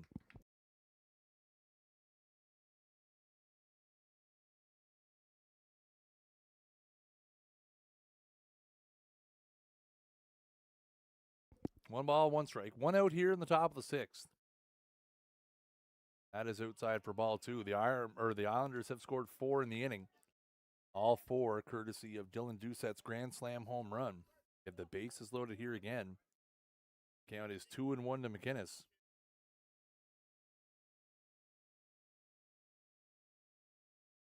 That's in there for a strike. And again, what we expected would be a low-scoring pitcher's duel has been anything but. On one side, as the Islanders have put up 10 here on 11 hits. That is foul tipped into the glove. That'll be out number 2. First strikeout for Wenzel.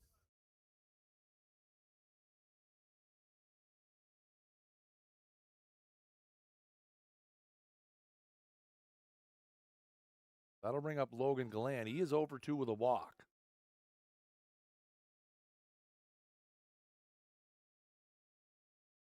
Will be the 9th batter of the inning here for the Isles.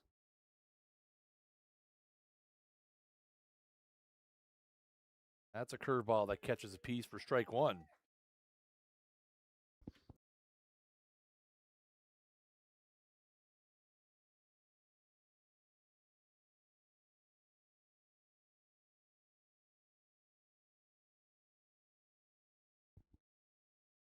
That one misses a little bit in. Evens the count at 1-1.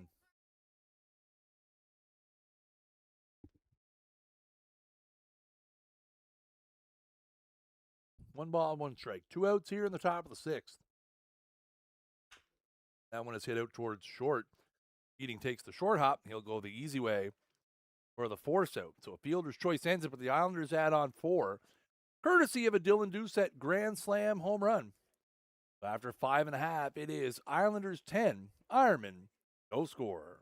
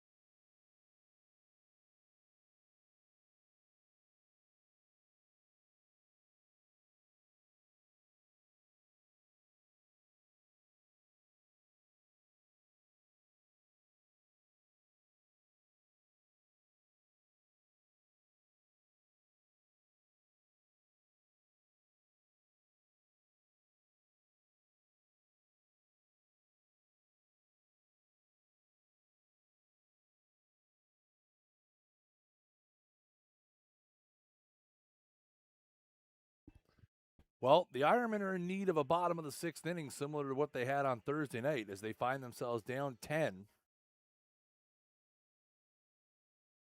As McLean out here trying to finish the game, give the 10-run rule. That'll be the top of the order for the Ironmen, Mike McKay, Chris Keating, and Jeff Watkin. The Ironmen have only mustered 2 hits, one from Jake Cook and one from Tyrell Hebert. McKay's over 2 with a strikeout.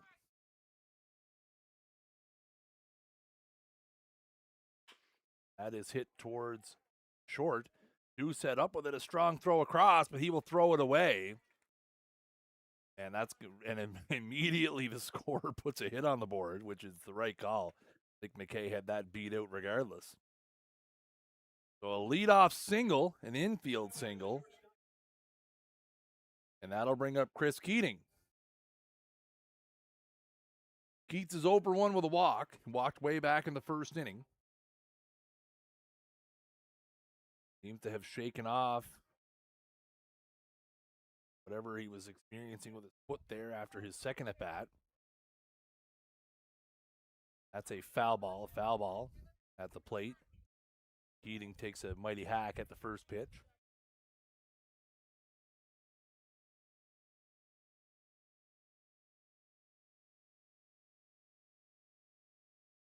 So no balls, 1 strike. Kay's over at first. That is lined into left center field. That'll be a hit. So quickly, the Ironmen top of the order put a couple on with nobody out. I have to say, too, again, this is maybe just me, but really weird that the Islanders, well, I suppose you're holding them on. I was thinking, why are they holding them on at first up 10? But I think it's a situation where you're trying to not give up a run so that you can end the game here. So that makes sense. Talked myself right out of that one, folks. Again, normally I'd have Dig to talk through it with, but sometimes you got to carry the stream on your own, folks. So that'll bring in Jeff Watkin, who's over 2 with a strikeout, as Van Putten goes back down to the Islanders' bullpen to start getting loose again. That's fouled off at the plate.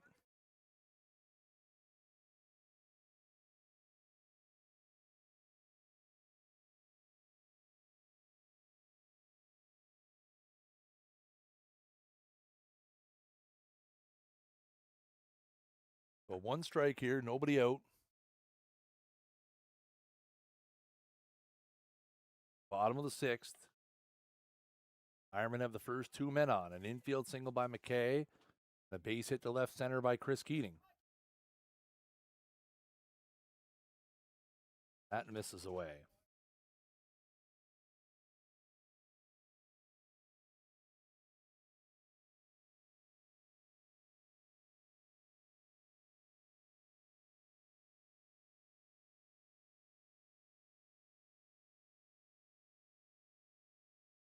One ball, 1 strike, and time is called as the ball comes in from the bullpen all the way to behind home plate.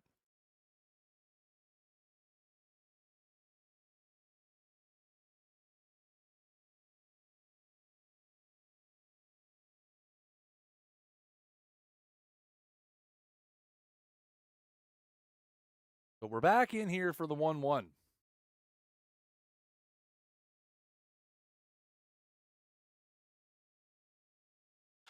That is hit hard. That's going to be a base hit into left.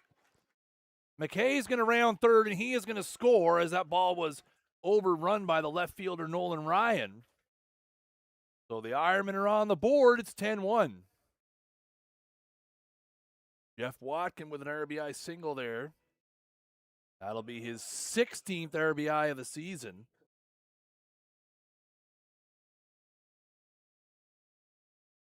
And that's going to draw a visit from the Islanders bench.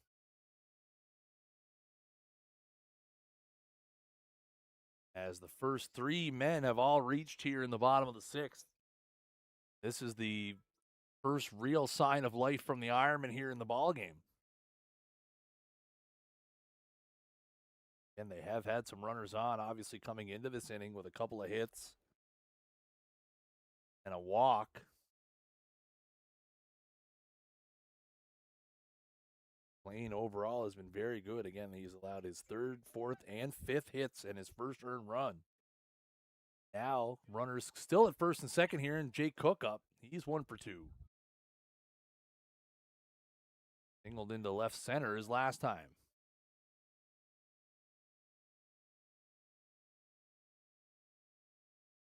That is way outside for ball 1.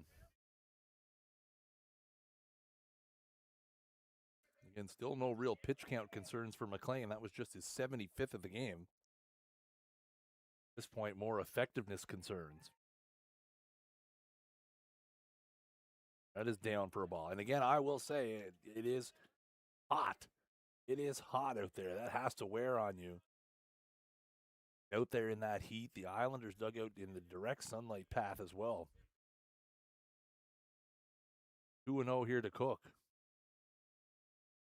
That is on the outside part for a strike. So 2 balls, 1 strike. As Van Putten continues to get ready down in the bullpen.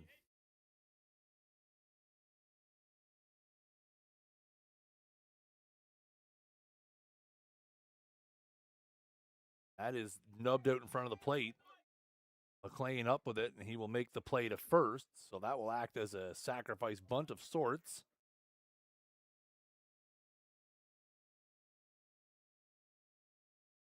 I think.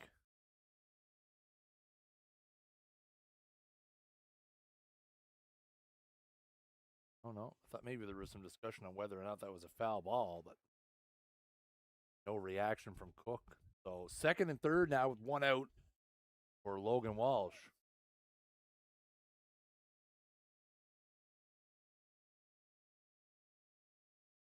That is down and away for ball 1.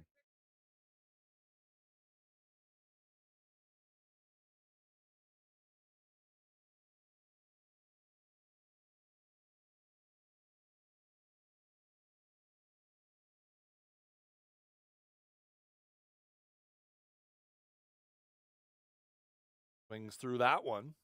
That'll even the count at 1-1.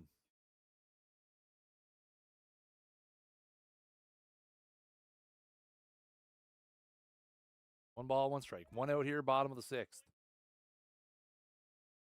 That ball is fouled off over towards the Islanders' dugout.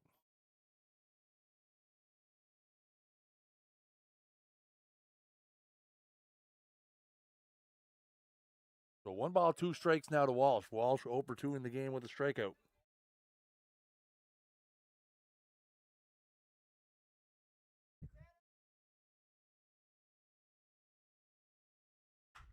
That ball is crushed, but foul.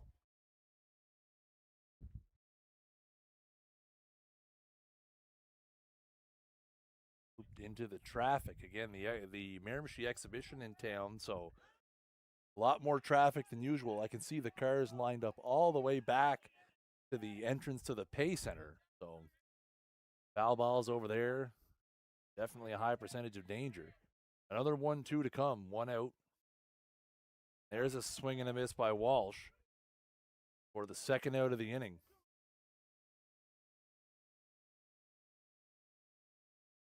Breakout number 7 for McLean.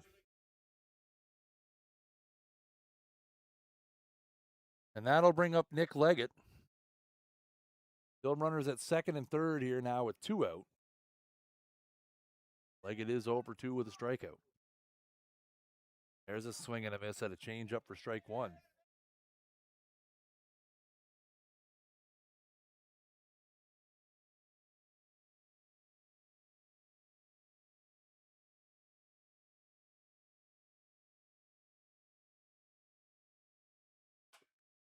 That is looped back of first, and McPhail will make the play.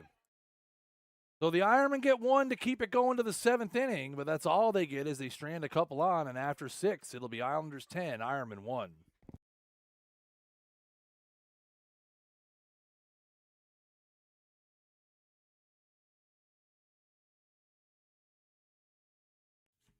Ironmen Baseball Live is brought to you by O'Donoghue's Irish Pub.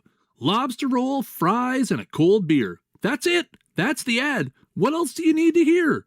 Come on down to O'Don's and pick one up today. You can also order ahead or have it delivered.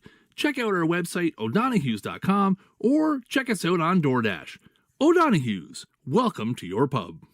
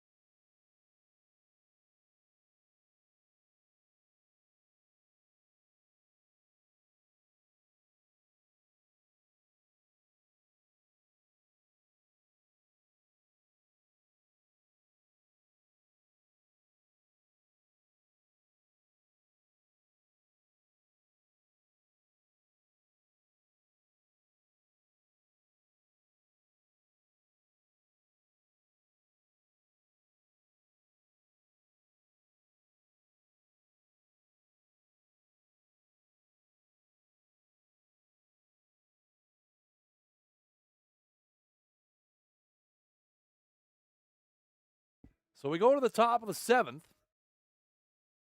Wenzel back out for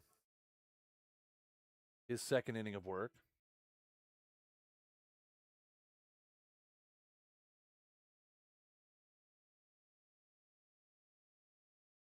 The number 9 hitter, Nolan Ryan, to lead it off.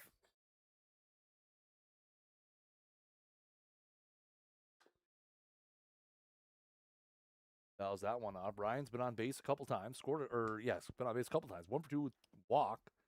Has scored 2 runs.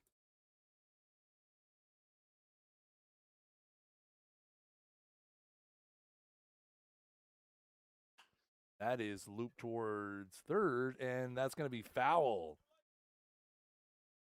I think that one kind of fooled Logan Walsh a little bit as he kind of started in.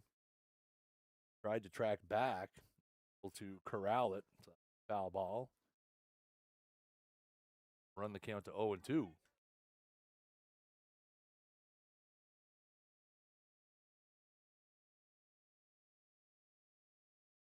There's a swing and a miss, strike 3. So Ryan goes down for the second time. Second strikeout for Wenzel.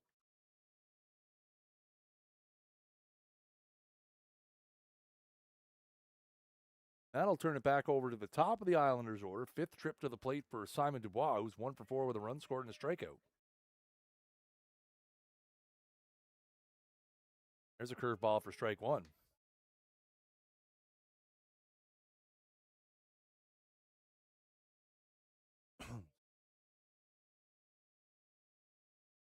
One's outside for a ball.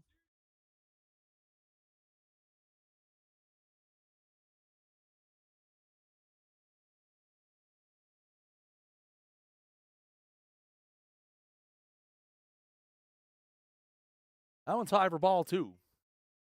2 balls, 1 strike. 1 out here in the top of the 7th.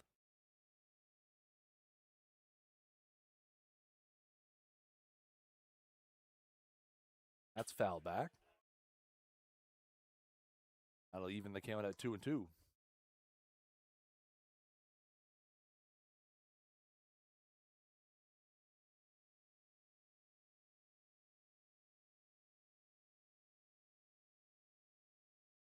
That is line back through the box, and that'll be a base hit for Dubois. So the Islanders have a runner on here now with 1 out.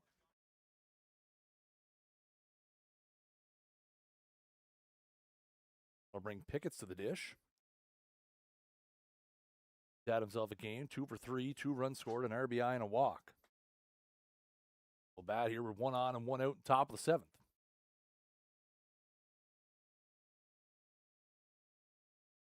That's low and in for a ball.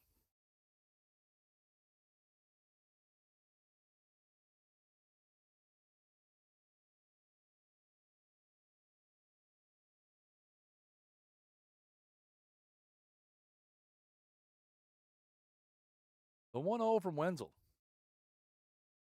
That is high for ball 2. So 2 balls, no strikes.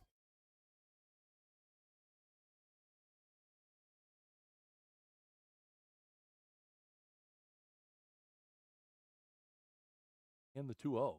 There's a swing and a miss. Mighty hack from Pickett's there.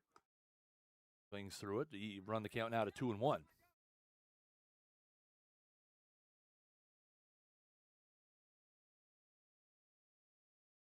So 2 balls, 1 strike, 1 out, runner over at first.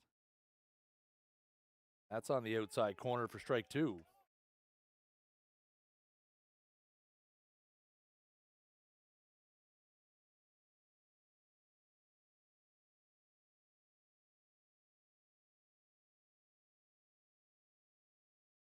And that is popped out of play foul. Pickett's will stay alive.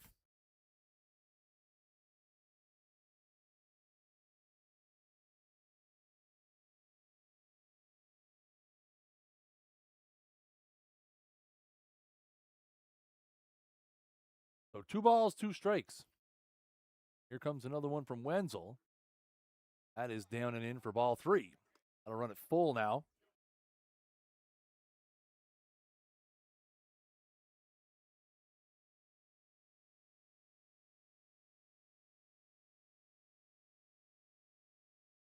That's down for ball 4. Pickett's will reach on the free pass. And it'll be 2 on, 1 out for Doucette. Doucette is 1 for 3. His last at bat, he hit a grand slam into the net out in left field. They have a walk and a couple of runs scored.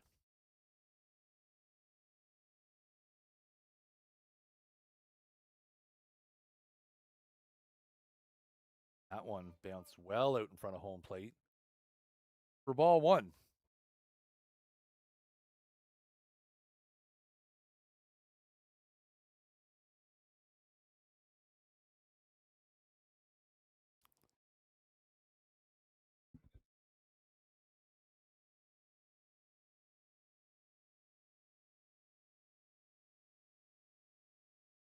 In the dirt again for ball 2.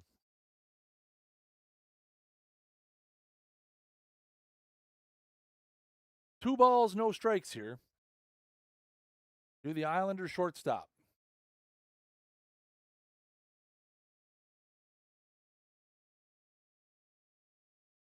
That's high and tight for ball 3.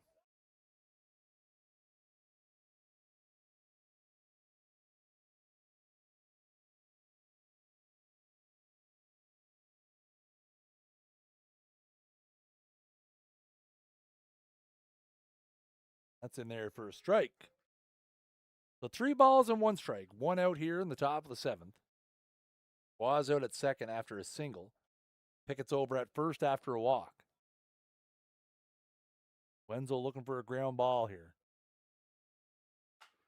That was hit a mile in the air, just to third. And Walsh will make the catch for out number 2. That'll bring up McPhail. Bale's had a great game here. 3 for 4 with 2 doubles, a couple RBIs, a couple runs scored. Chance to add to that here now with 2 out and a couple on.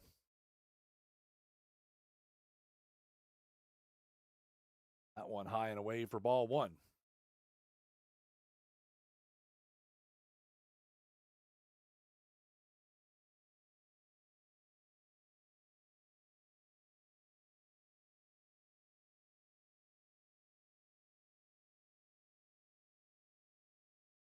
That's foul back.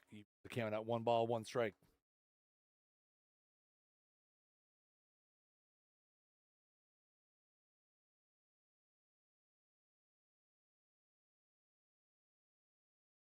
One and 1, 2 out here, top of the 7th.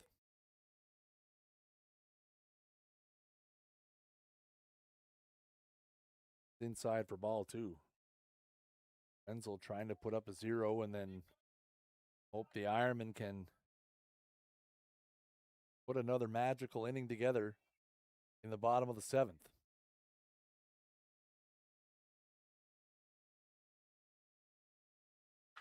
That is hit hard down the first baseline, but foul.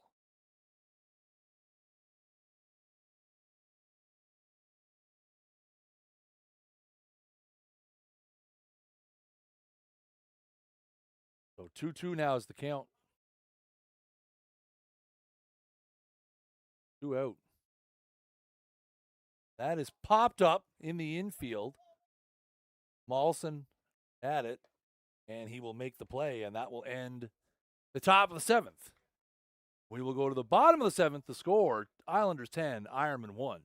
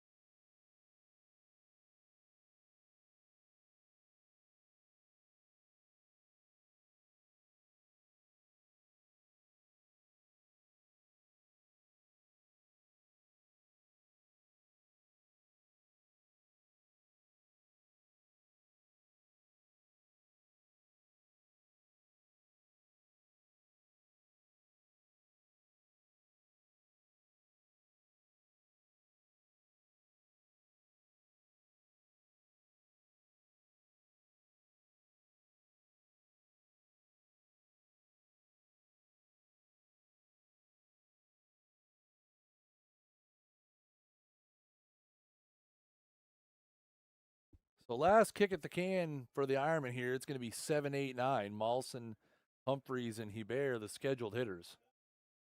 As Tanner McLean is back out to finish what he started. Has spun a good one here. Has allowed a run on 5 hits. Defense has pitched a clean one behind him as well. 7 strikeouts. That is on the outside part of the plate for a strike.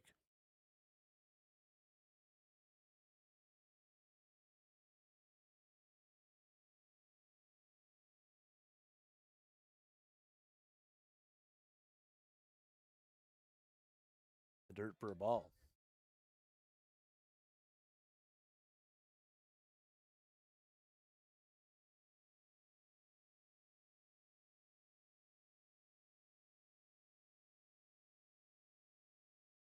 Side for ball 2. And we will have a second game here this afternoon. Live for that one as well.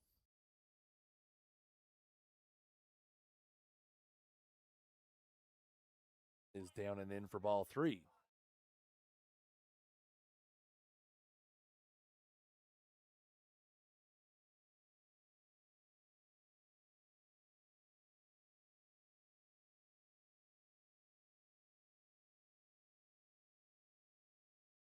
That is ball 4. Blaine didn't like that. Those last 2 calls. Walk for Maulson.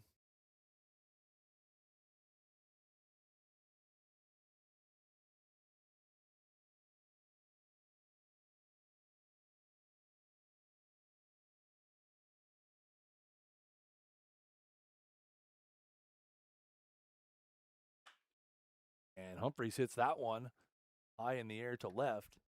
It's foul off the honor roll out there. Humphreys over 2.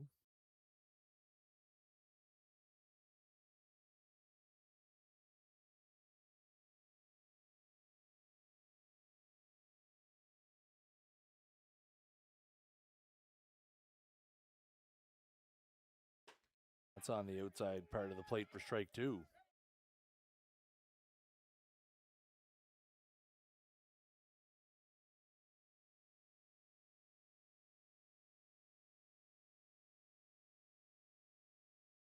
That's fouled back from Humphreys.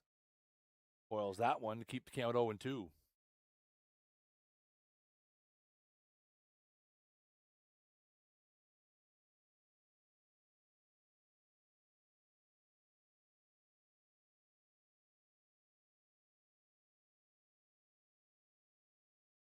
That is out off the plate for a ball.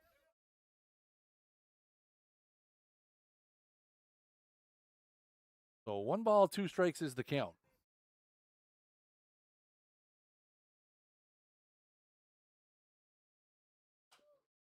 That is popped out of play. And the Ironmen with 5 hits in the game. They've all been singles. Branded a handful of runners on as well. The run they scored was on a Jeff Watkins single, bottom of the 6th. That is high for ball 2. So 2 balls, 2 strikes. Nobody out here. The bottom of the 7th.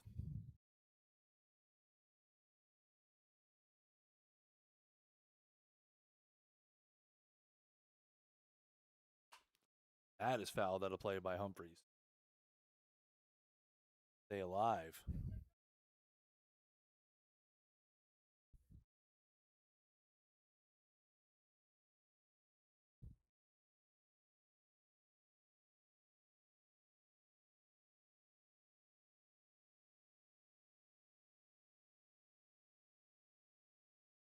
And a throw over. And again, I guess I don't understand holding a runner on up 9, but that's just my brain is all. That one's fouled into the crowd. Again, right, I'm just thinking on that play, obviously Humphreys has been late on a few of these. Why give him the hole? You're up 9 runs. But I guess you want to keep the double play. Paulson close over there.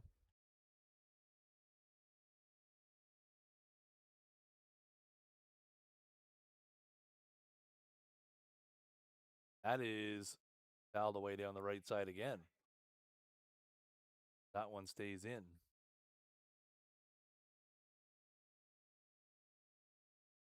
Let's go. There it is.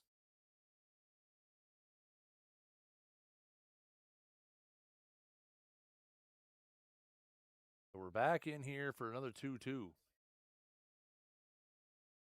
Nobody out, bottom of the 7th. Paulson's over at first after a walk.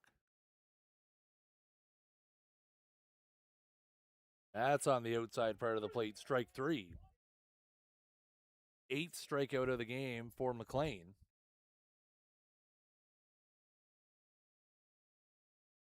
That'll bring up Tyrell Bear. 1 for 2. Had the first hit of the Ironman game. Back in the 3rd. That is foul way back as Bear takes a healthy hack at the first pitch.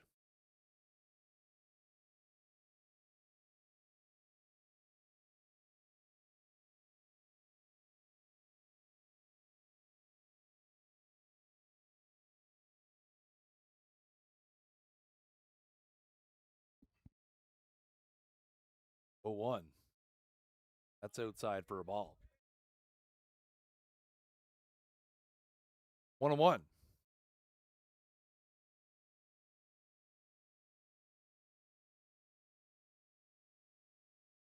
Big swing from Hebert there for strike 2. Top of the order coming up next here for the Ironmen. Need to string together some hits here. That is fouled off.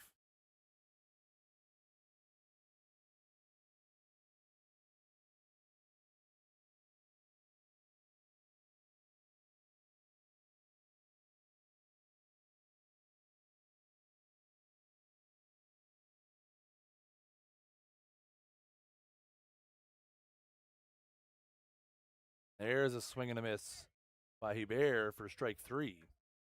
So he goes down for McLean's 9th strikeout of the game, and the Ironmen are down to their last out. That'll bring up Mike McKay. Had an infield single his last time. He's 1 for 3, has scored the only Ironman run. He came in on a Jeff Watkin RBI single.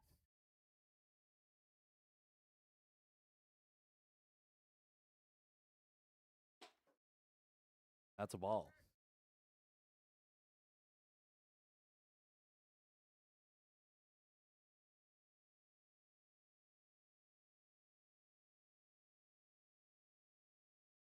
That's on the outside part of the plate for a strike.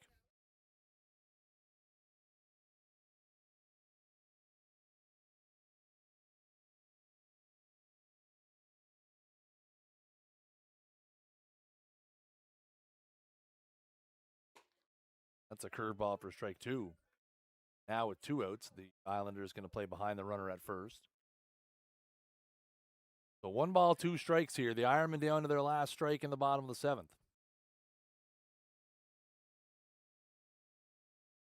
That's inside for a ball as Mawson will take second.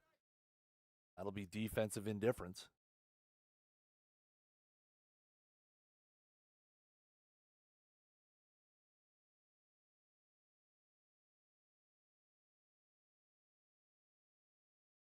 That's in the dirt. So that'll run it now full here to McKay. So full count, 2 out, bottom of the 7th.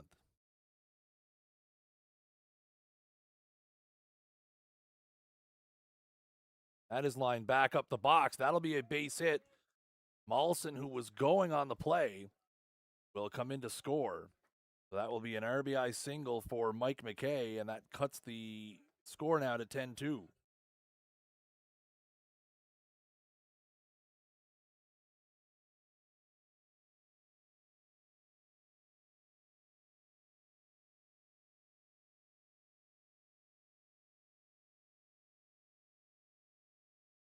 That'll bring up Chris Keating.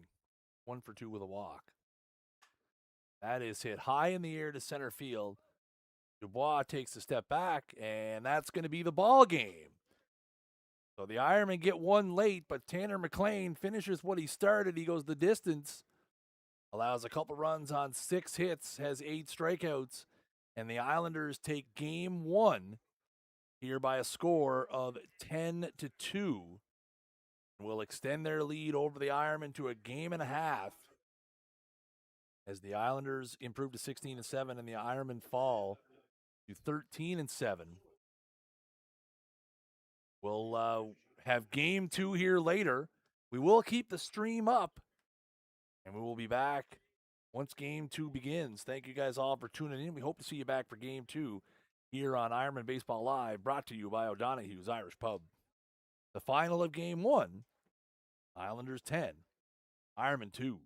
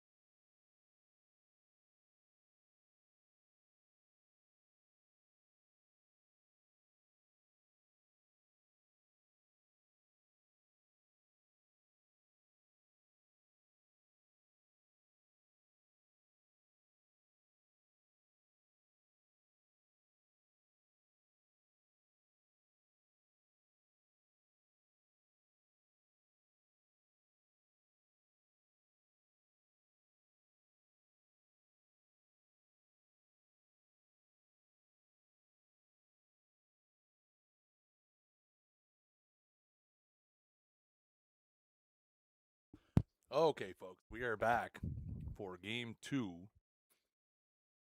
of the doubleheader here as the Islanders and Ironmen will do battle. If you missed the first game, the Islanders picked up a 10-2 victory behind the strength of a complete game from Tanner McLean.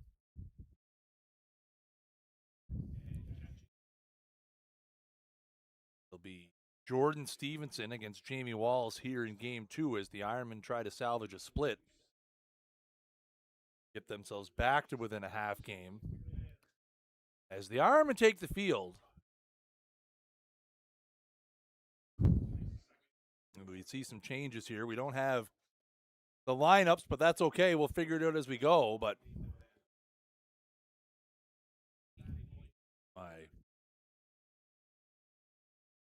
what I need sorted out here. And folks, showing up for work here for game 2, maybe bringing some good luck charms, is the best color man in the business, Mr. Jake Dignam. Hello, Welcome. Chris. Hello. Welcome in to everybody tuning in for game 2 here at Ironman. A rare. What is this? Game 3 this year at Ironman? Yes, sir. So excited to catch a good one. Obviously not the result the Ironman wanted in the first game, but going to get back on track here with Jamie on the mound. That's right. A look at the defense behind Walls here. We have Logan Walsh in left, Mike McKay in center, Zach Goss in right. Yan Rails at third, Chris Keating's at short, Charlie Mawson's at second, Nick Leggett at first, and Tyler McKay handling the catching duties for Jamie Walls, who makes his third appearance of the season. He's 1-0 with a 10.04 ERA, 7 walks and 7 Ks in 7 2/3 innings. Again, look to continue building up his season here, which got off to a bit of a slow start.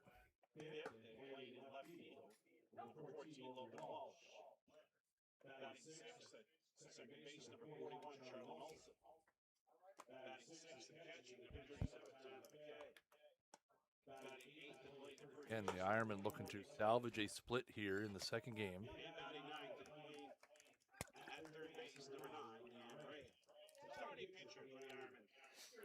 Apologies to everybody out there in the stream today of subjecting you guys to a full game of Chris, you know. It was fine.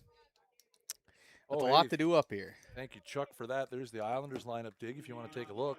Thank you, Chuck. Appreciate it. Pays to be nice to people and have sources from time to time. So Simon Dubois is going to step in here.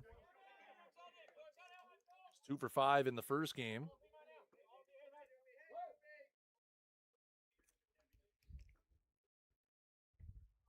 And that's a curveball in there for a strike.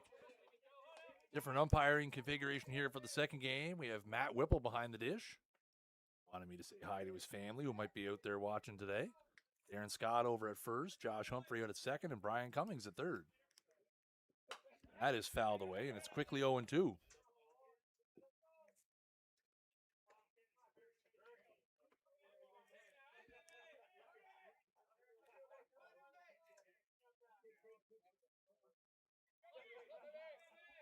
Continues to be a warm one here. The wind has picked up and has changed directions from the first game. First game, it was blowing from right to left, but now based on the flag in center, it's blowing from left to right.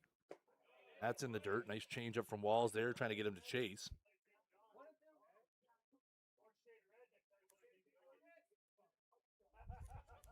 Umpires in a 4-man configuration here. They like to use some of these situations to practice that. That's fouled back. A lot of the guys here today are going to be participating in higher level tournaments as the season goes on. And our very own Brian Cummings will be part of the umpiring crew here for the Senior Nationals in a few weeks.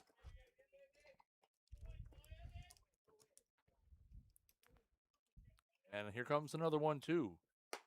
And that is outside for a ball.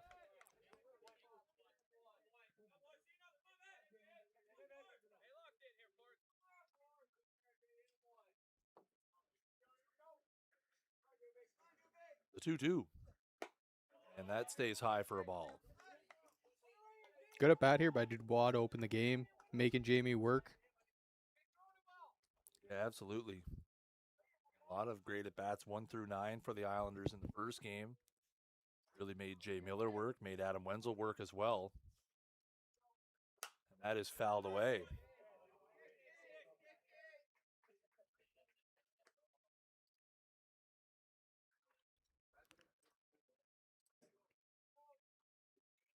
Already into an 8-pitch at bat here to start the game.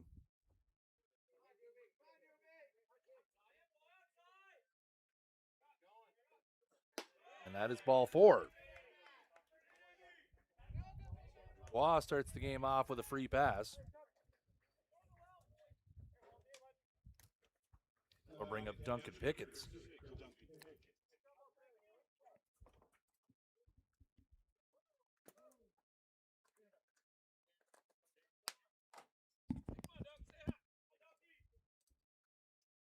Great game in the first game, was 2 for 3 with an RBI, a couple of runs scored, and a couple of walks.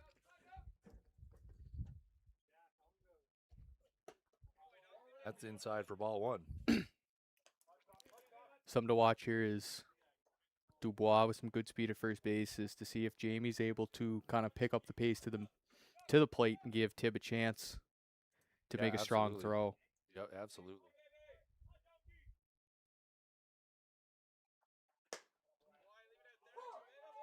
That's on the outside part of the plate for strike 1. That'll even the count.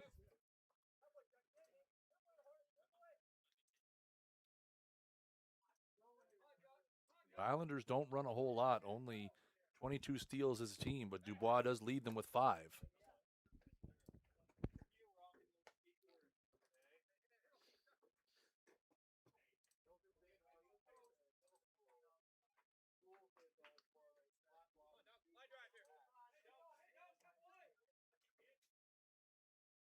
One here to Pickett's. Runner going, and McKay unable to squeeze it. That'll be a stolen base, and the Islanders have a runner in scoring position. Got a good pitch to throw on, just maybe trying to make the transfer before he had the ball there. Yeah, absolutely, yep. Again, knowing that you got a fast guy going. That'll be Dubois' 6th stolen base.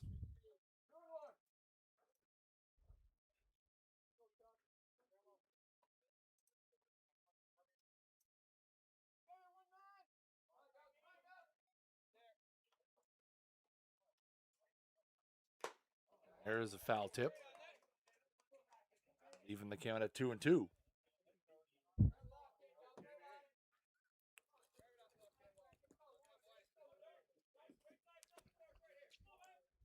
Nobody out here, top of the first.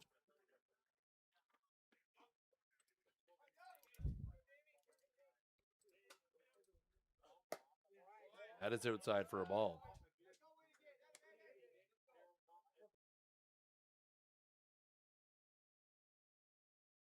So the count is full now.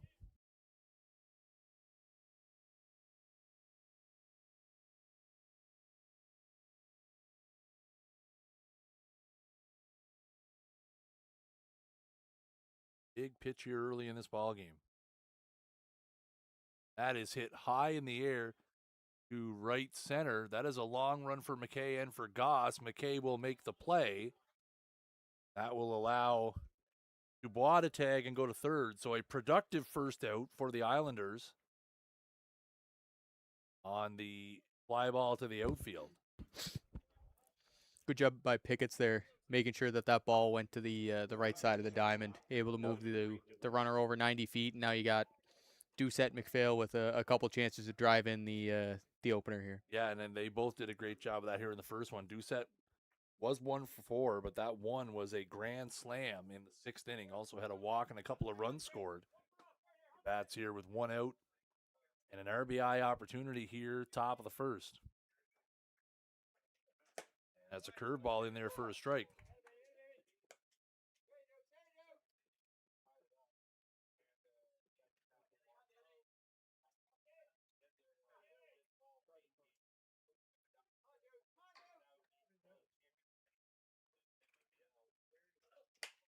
That is off the end of the bat into center, a long run for McKay. He will make the play. Dubois will bluff a start. Good just to throw draw by a Mike. throw and see if he could get something off. So an off the end of the bat liner from Doucette, and that is a big second out. which will bring up McPhail. McPhail 3 for 5 with 2 runs scored, 2 RBIs, and 2 doubles in the first game here today.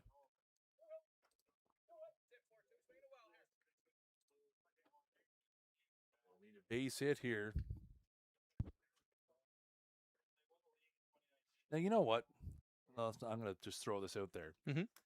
The fact that you get a sac fly for flying out and a runner moving up, you should get a sac fly when they go from second to third. It's a productive out. Yeah, I agree with that. So if you get a runner on second and you bunt, it's a sac bunt. Mm-hmm. Why isn't it a sac fly? I guess the sac fly Is associated with the RBI, but a sac bunt's not. Anyway, I'm just saying. But there's the question then becomes: a runner on second, you hit a ground ball to the second baseman. Is it? And that's not. That's 0 for 1. Yeah. Somebody still advance the runner, right? Yeah. Baseball scoring continues to be weird. Comes the 0-1 to McPhail. I promise you. I'm glad you're here because we don't have all the answers. Well, up in this booth. but I'm glad you're here because I would have had this conversation with nobody in the first game. So glad I'm here to bounce ideas off. At least now we can have these useless conversations between two people. 1 ball and 1 strike here to McPhail. That one just Good outside. pitch.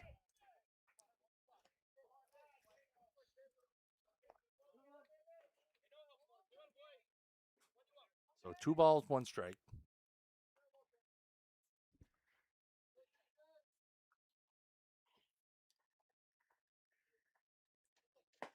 That is right there for strike 2. Good pitch. Jamie seems to be really enjoying that outer half to the lefty so far in this start. He wants to keep the ball obviously away from the down and in where the top 3 or 4 in this lineup can do some damage. Yeah. 2-2. That one misses away. And again, he's been trying to spin that curveball and has missed it to that right-hand batter's box several times in this at-bat.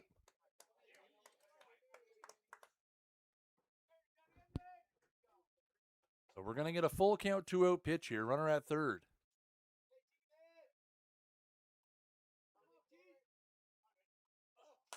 That is popped out of play. Jake sticks his arm out as if he hasn't learned his lesson. Redemption on the line. Redemption on the line, he says. Okay, that's fair. I'll give you that one, pal. So we're going to get another full count pitch. The Islanders making Walls work here in the top of the first. Here it comes. That is lined into left. That's going to be a run for Logan Walsh, but he makes the play. So a leadoff walk doesn't come back to hurt the Ironman as he's stranded at third. So after a half inning, it is Islanders 0. Ironman coming to bat here in Game 2 of the doubleheader on O'Donoghue's Ironmen Baseball Live, powered by Snag Sports.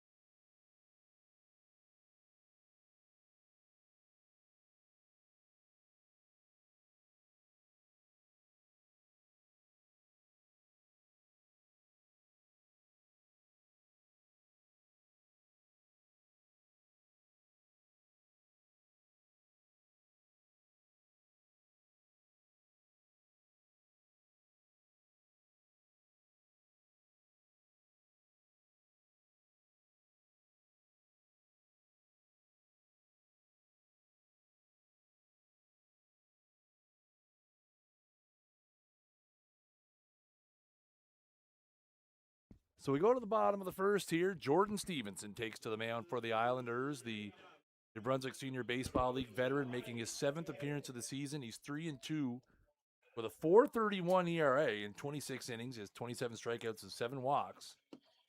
As the Ironmen look to get back at him, or get at him here early in this game would be, I think, a key theme. McKay was 2 for 4 with a run scored and an RBI in the first game. He's going to lead it off. That is high for ball 1.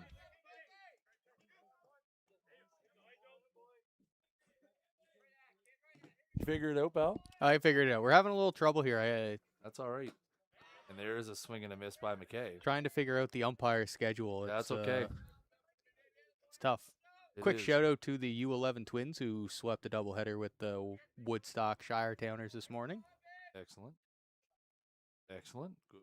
Congrats to them. That's high for ball 2. Didn't have any kids pass out in the 35-degree heat, so we call that a win.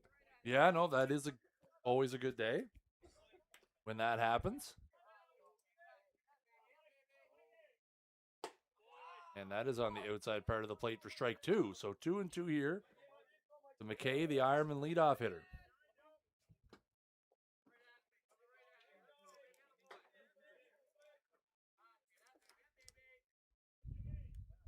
Oh, and that's going to be inside. It's going to hit him on the elbow pad. No stranger to that is Mike McKay. No, sir. I'd have to say that being his 5th hit by pitch of the year is probably low by comparison. Last year, I think it was in the 15, double-digit territory. Yeah. So Zach Goss is going to hit here. This will be his first at-bat of the day. He's hitting .333 on the season. He's 10 for 30 with a home run and 8 RBIs. Gallant creeping in from third base. Goose does love to lay one down. He does, yeah. He loves it. But I'll tell you what, when he loves to lay it down, actually, there's a swing out of play. I do find, though, when he loves to lay it down, and again, this is just a familiarity thing, but he loves to use that first base side. He's pulling it with him, and he's out of the box fast. He loves that drag bunt, right, of we're going to try to make something happen, try to get the first baseman moving, try to get everybody moving, right? Want to welcome everybody in who's watching Game 2 here. If you tuned in for the first game, thanks for coming back with us. The Islanders picked up a 10-2 win. We're on to Game 2 here. I should have floated across to the X and got some curly fries there, but I didn't. Had a couple of slices of pizza. There's a swing and a miss. A good pull of the string change up there from Stevenson.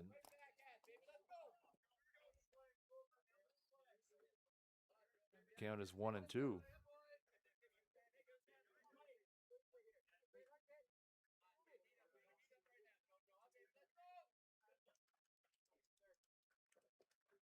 That is hit back towards the pitcher.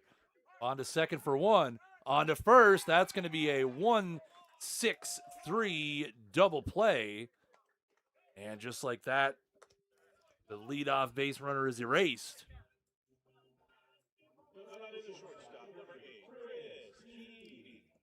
That'll bring up Chris Keating, who's moved down one spot in the order to third this game. Was 1 for 3 with a walk in the first game.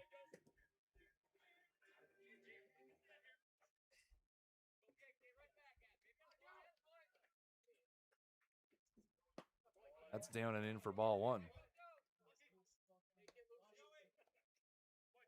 And if you're Jordan, exactly what you want there. Ball right back to you. Doesn't allow Mike to get the stolen base and take the double play out of order. You're able to turn it, and now you're looking for a quick 1-2-3. Absolutely. Keating fouls that one off.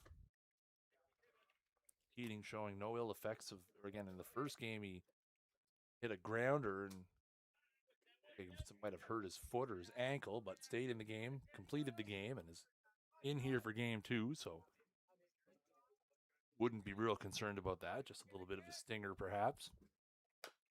That one is fouled off.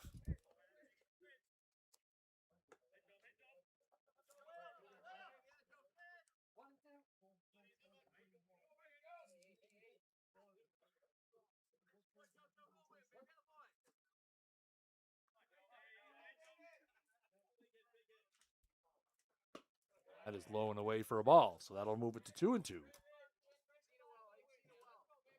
And these guys both very familiar with each other. You know, probably 100 at-bats in Chris's life that he's taken off Jordan. So Yep. knows what everything does. Yep. A little bit of a cat and mouse game. That is hit hard towards first.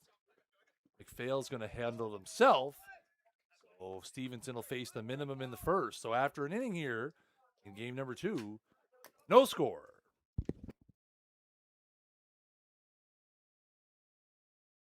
Ironmen Baseball Live is brought to you by O'Donoghue's Irish Pub.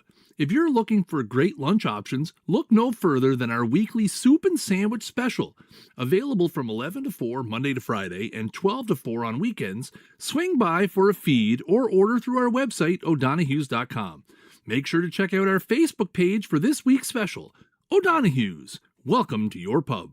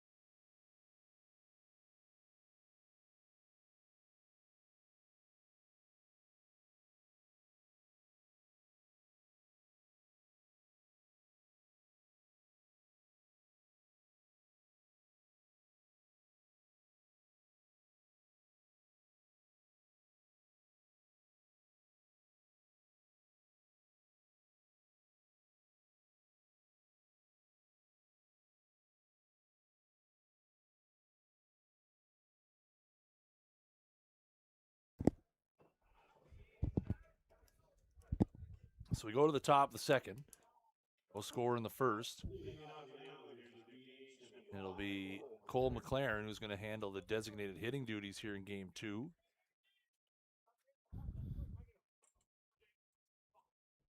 Balls had to work a bit in that first through 23 pitches compared to only 13 for Jordan Stevenson. That's right. Oh, that's called high for ball 1. Pulled the trigger a little early on that one myself.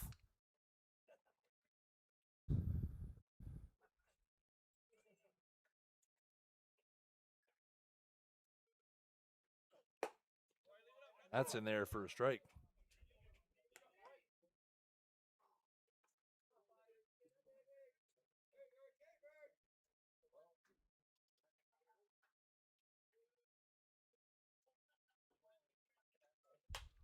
That is fouled out of play.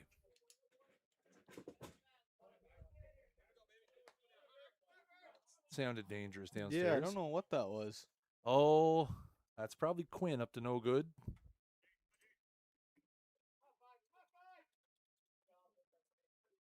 So 1 ball, 2 strikes.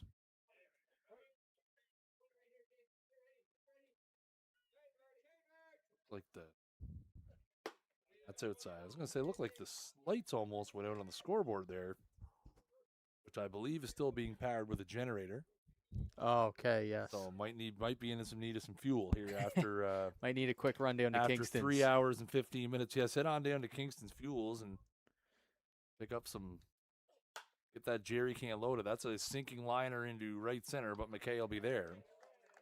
Should look to see. Make sure now before I say. Taking a look at the wall here.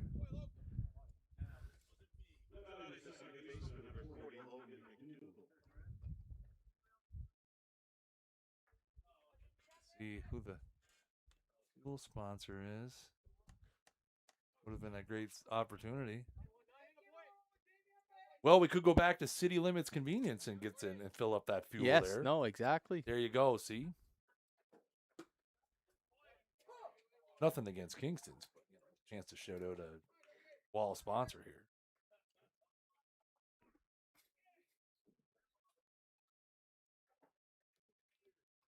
Logan McDougall in here. Good curveball just down. Good take by McDougall there after the first one. Breaks in for a strike. You see that one, that's probably a strike 75% of the way and able to hold off. McDougall was 1 for 3 with a double and an RBI in the first game. 2 RBIs, my apologies. There's a swing and a miss at another great curveball.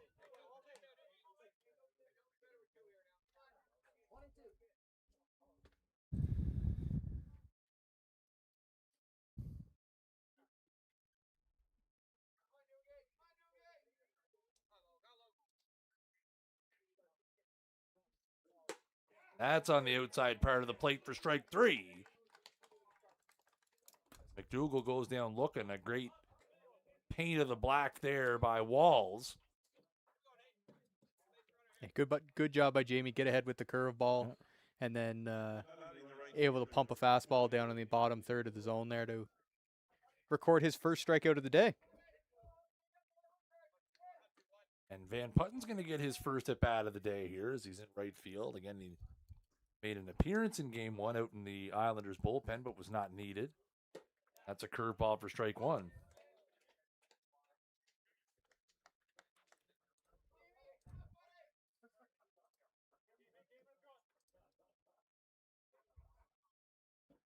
Putten only 17 at bats on the season, is hitting .294. That is hit out towards second. Paulson up with it, and we'll throw over to first. And that is a much more efficient 1-2-3 second inning for Walls. So an inning and a half in the books, no score here at Ironman Field in game 2 of the doubleheader, brought to you by O'Donoghue's Ironmen Baseball Live, powered by Snag Sports.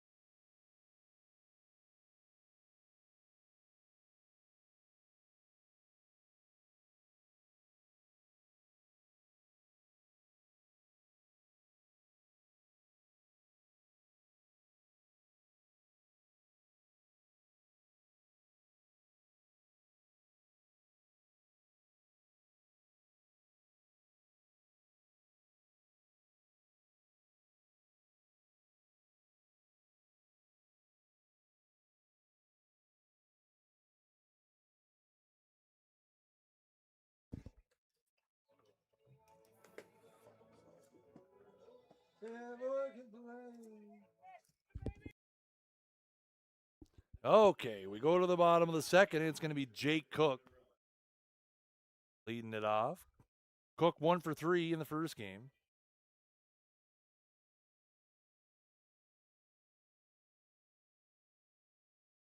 And Walls gets through that second inning 1-2-3 on 11 pitches. Yeah, definitely a more efficient inning for Walls.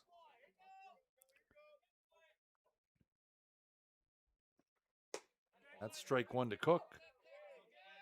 Outside part of the plate.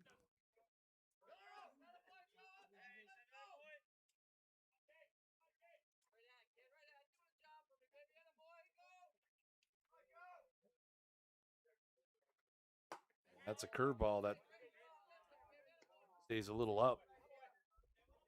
Ball 1.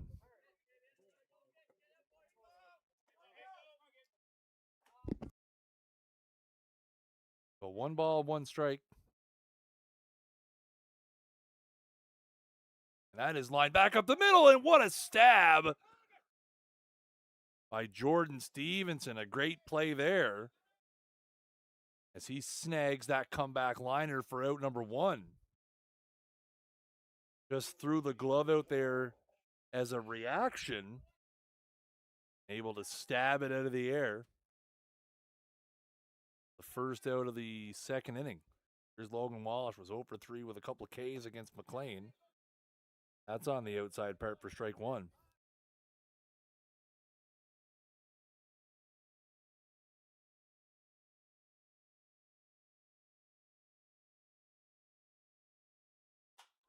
That's lined into the right field seats, and it's quickly 0-2.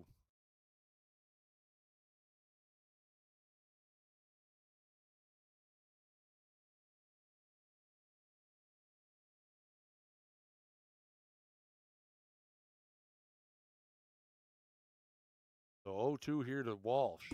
And there's a swing and a miss, strike 3. As his bat goes flying. And quickly 2 out here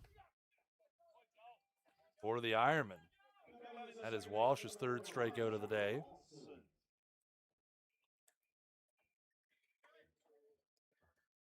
That'll bring Charlie Mollison up. 0-2 with a walk and a run scored. Game 1.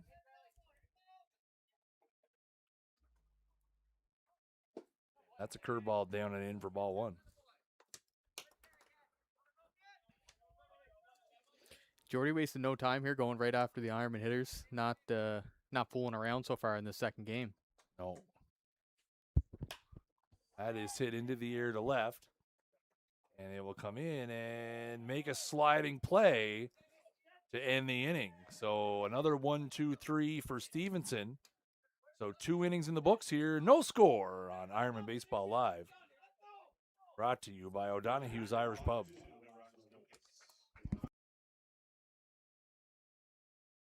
Ironmen Baseball Live is brought to you by O'Donoghue's Irish Pub. If you and your pup are looking for a snack, bring them on by and check out the O-Dogs Pup Menu. With plenty of space on our outdoor patio, you and your furry friend can both enjoy some of your favorites all summer long. Check out both our 2- and 4-legged menus on our website, o'donoghues.com. O'Donoghue's, welcome to your pub.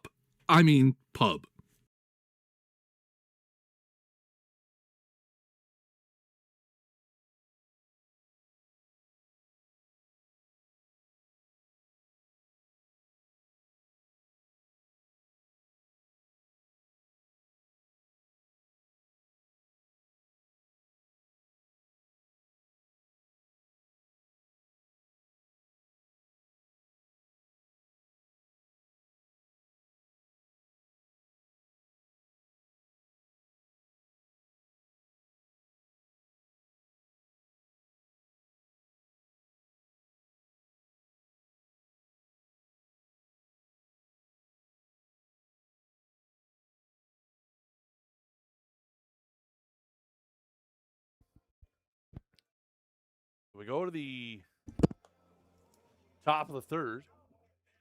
Scoreless ball game.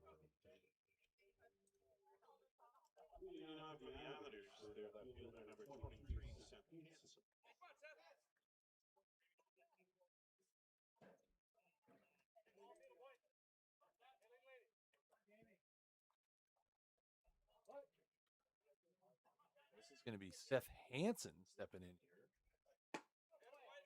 That fastball for a strike. Hansen has only had 1 at bat with the Islanders this season. It was a base hit.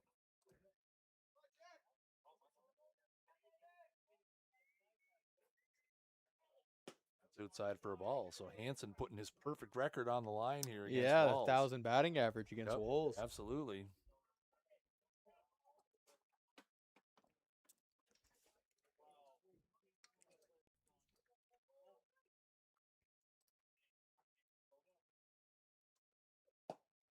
That is right there for strike 2.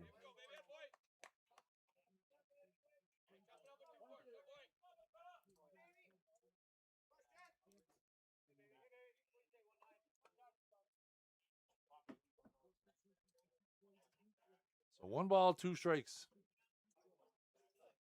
That is popped up in the infield. Rail calls for it, and he will make the play. 1 out here in the top of the 3rd.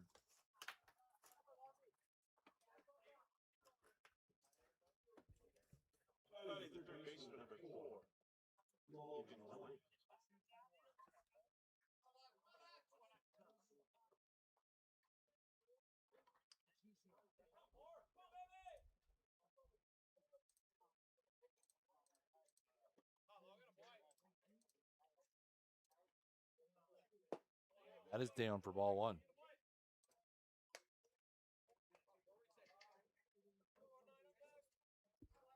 Logan Gallant steps in here for game 2. He was over 3 in game 1 with a walk.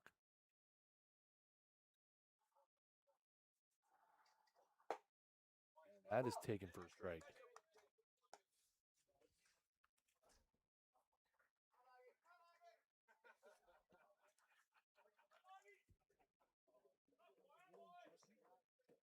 So 1-1 strike, 1 out here, top of the 4th. 3rd. That is foul back.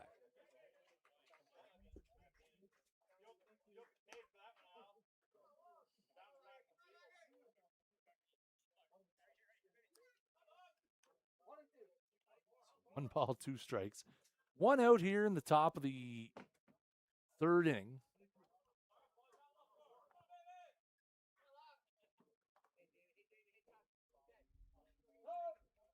Time is called at the plate.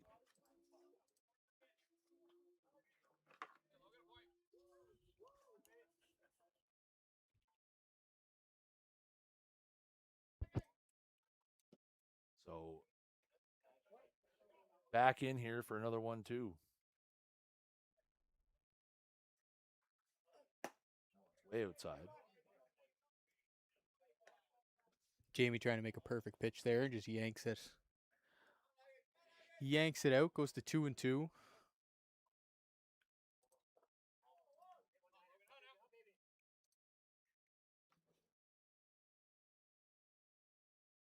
We're going to get another one. That is in the dirt. So that runs it full now.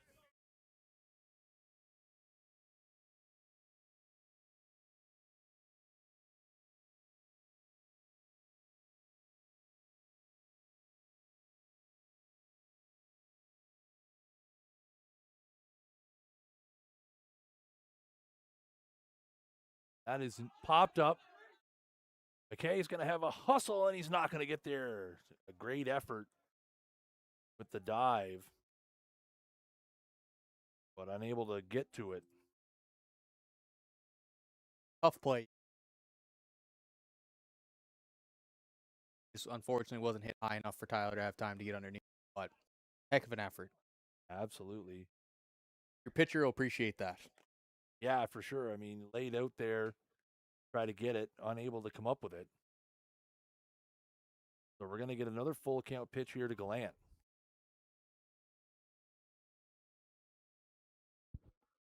That is off the fist into left. A long run for Logan Walsh, and he's going to slide and make the play for the 2nd out of the inning. So a nifty little play out there from Logan Walsh as he flags that one down after a long run, and there's 2 out. We're going to go back to the top of the order now for Simon Dubois. Walked his first time. Only base runner thus far for either team. Well, not true. Mike McKay got on as well.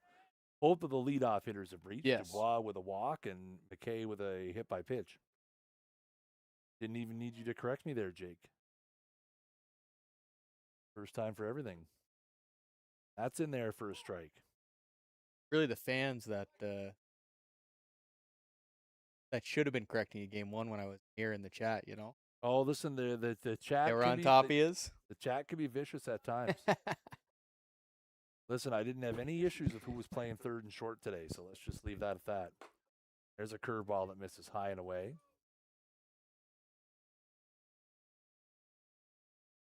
Like they say, Chris, 1% better every day. That's right. That's all you can do. After 5 years of doing the stream, I'd say we're up to about 48%. Hey, that's not bad. No, I think it's pretty good. There is a great pitch for strike 2.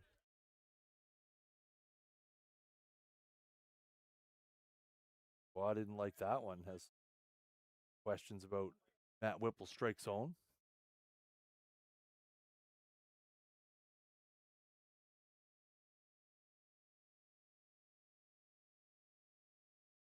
That's fouled away at the plate. Good pitch right there. Cutter on the inner half. Well, not able to get the barrel out to it. The most you're going to do is, you know, hit that one off the top of your hands. And Yep, absolutely, right. Working in and out. You know, he painted a couple of change-ups on the outer half, and then comes back with that fastball in under the hands. That is high for ball 2.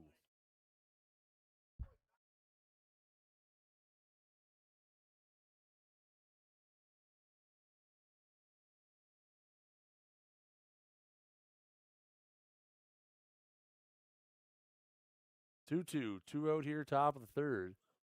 That is a little too far outside. That'll run it full now.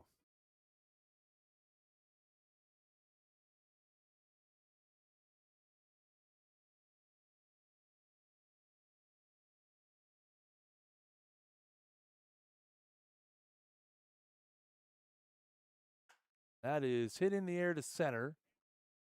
Medium deep. McKay under it, and he will make the play. So another 1-2-3 inning for Walls. 7 straight retired. And we'll go to the bottom of the third here with no score.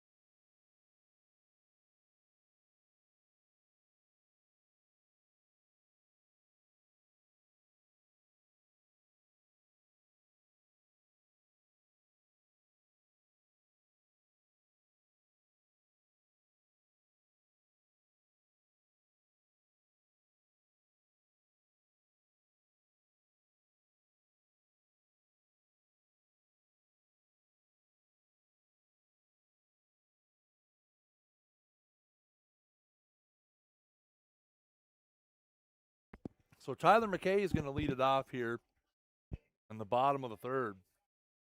Arguably one of the biggest swings of the Ironman season. Thursday night at the Waldo Henderson when he took the first pitch as a pinch hitter deep into the night to tie that ball game at 11. Game the Ironman went on to win 16-11. That is right there for a strike.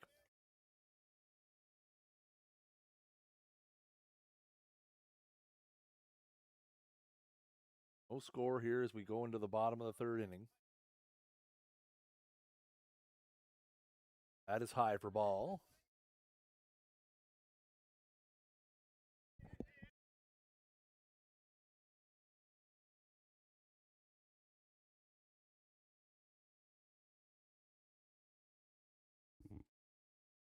One.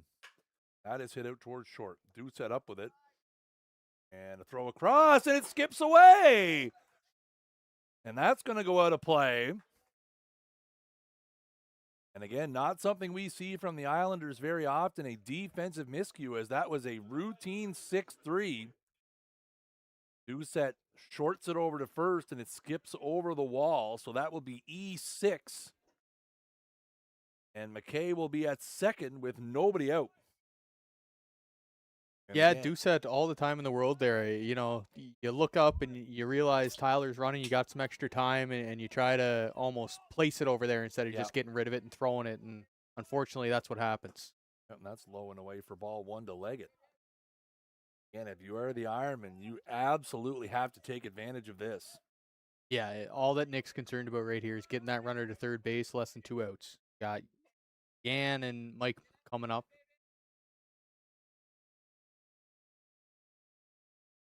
There's a swing and a miss at a slider.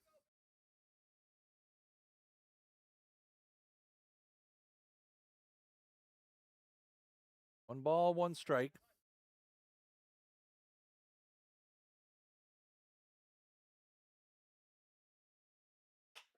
That is hit in the air to right center. That is a long run for Dubois, and he's going to make the play, and that is nowhere near deep enough to advance the runner. That'll be 1 out now, and the runner remains out at second base.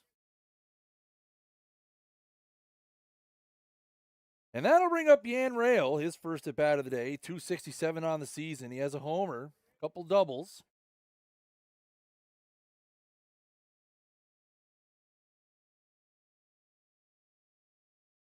Chance to make something positive happen for the Ironmen. That's a slider in there for strike one.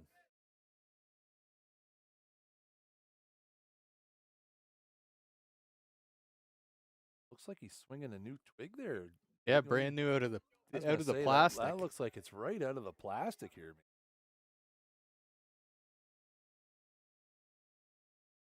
That's fouled back. Well, that's going to put a scuff on it.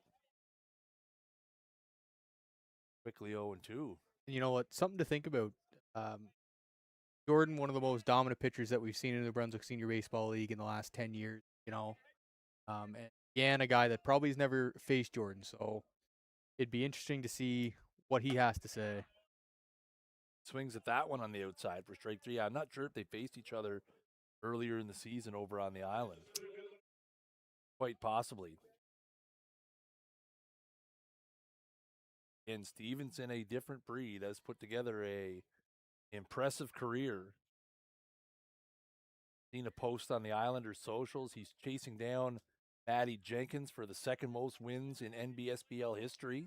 Wow. That is back up the middle. That's going to be a tough play. Doucette makes it, and a chance to atone for his error, and he does, as he makes a strong throw across, so that will end the inning. So the Ironmen cannot take advantage of the E6. 3 complete in the books here. It is no score.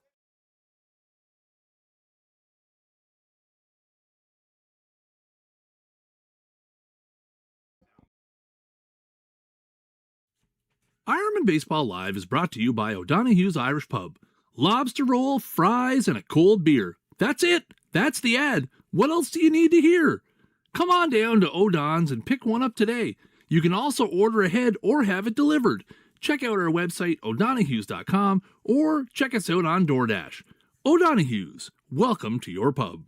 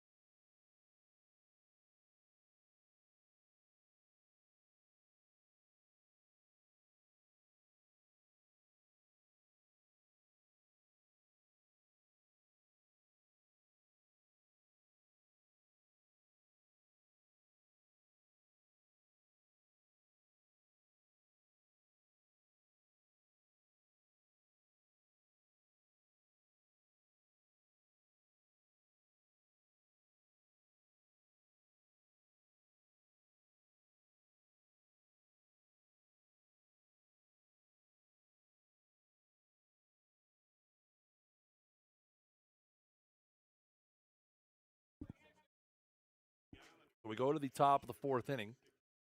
Going to be Hickett's, Doucette, McPhail.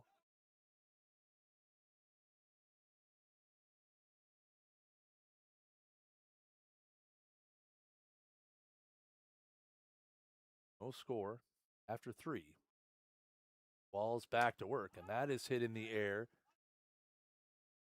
Foul behind third. Yan is under it, and he will make the play as he falls down. But he makes the play nonetheless. And again, the breeze has been kind of swirling. Seen the ball kind of do some weird things in the air at different points of the game. So 1 pitch, 1 out for Jamie Walls. Yeah, since that first inning, Jamie's been pretty efficient. With his pitches, been all around it. Name of the game is quick outs rate. At 53 pitches through 3 innings. After 23 in the first. That's a fastball for strike 1 to Doucette. I would imagine that's kind of 15 to 18, kind of where you want to be as a starter in this. You're never going to get down to the 12, 11. But if you can get through 5 innings at 15 to 18 inning, that's pretty good work. Absolutely.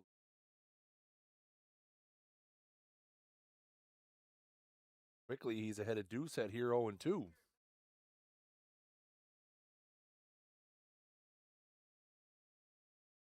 No balls, 2 strikes.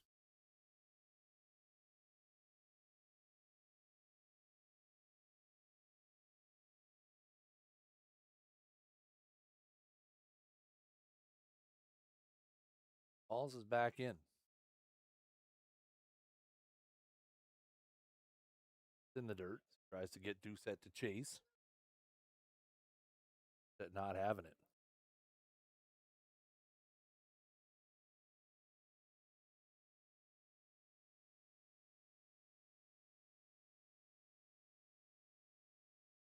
So 1 ball, 2 strikes. 1 out here, top of the 4th.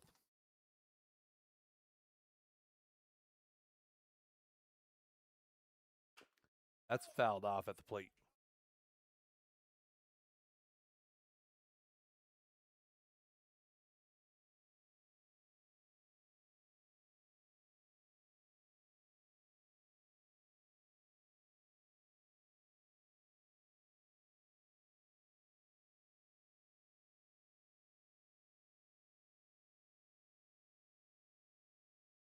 Get another 1-2. There's a swing and a miss.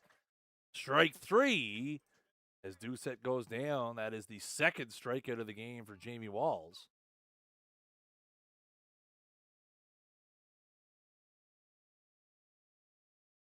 That'll bring up McPhail.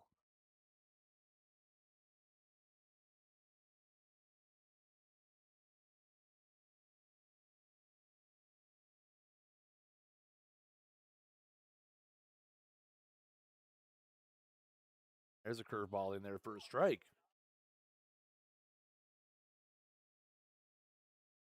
Bale out to left field in his first at bat.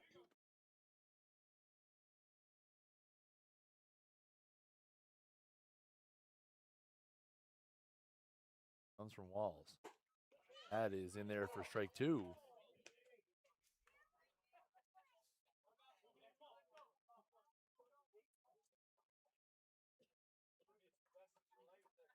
So quickly 0-2 here to McPhail.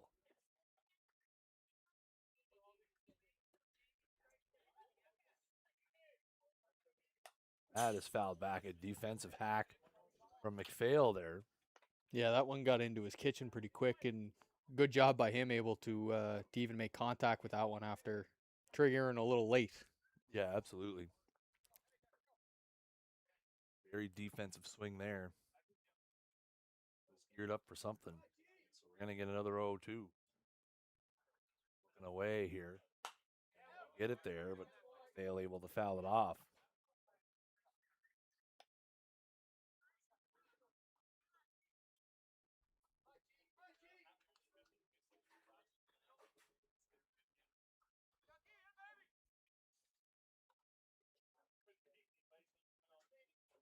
Another 0-2.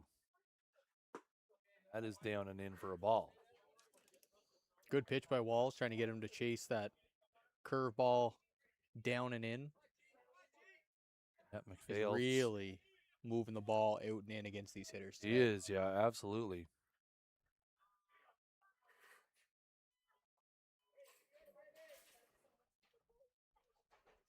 That's high and away for a ball. We're up to 2-2 now. 2 out here in the top of the 4th. No score in the ball game. Pitchers duel we thought we were going to get in game 1. We're getting here so far in game 2. Stevenson and Walls have been as stingy as can be. That's high and away, and that'll run it to a full count. And again, Walls has seemed to have some trouble against the left-handed hitters with that curveball, just not able to bend it over.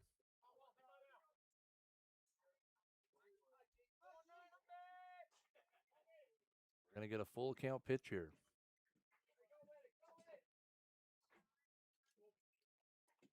And they're going to check that, I think, and they're going to say, no, he didn't.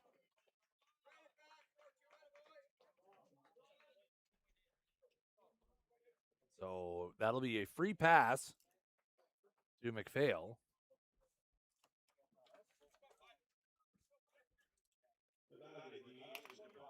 Good job by McPhail to battle back into that at bat. Took some tough pitches, able to lay off that last one and give Cole a chance here to keep the Islander offense moving. That will break a streak of 11 straight retired by Walls.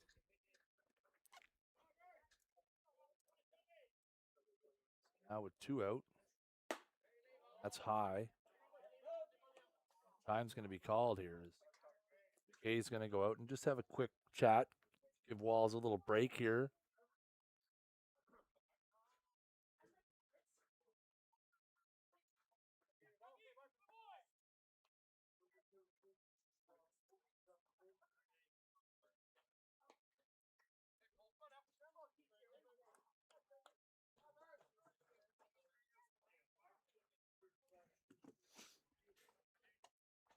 So 1-0 is the count. 2 out, top of the 4th.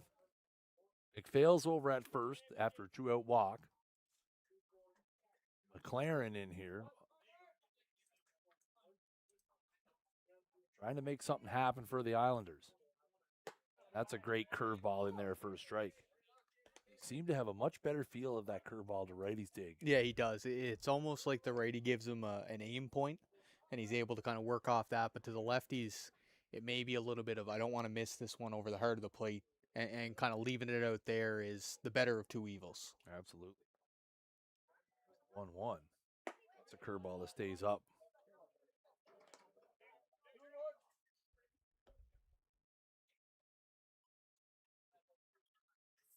And it has not been easy for Walls.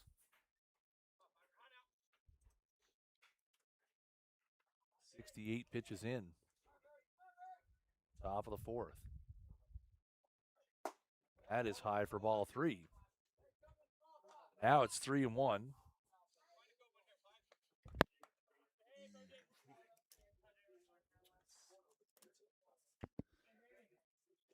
McDougall would be next.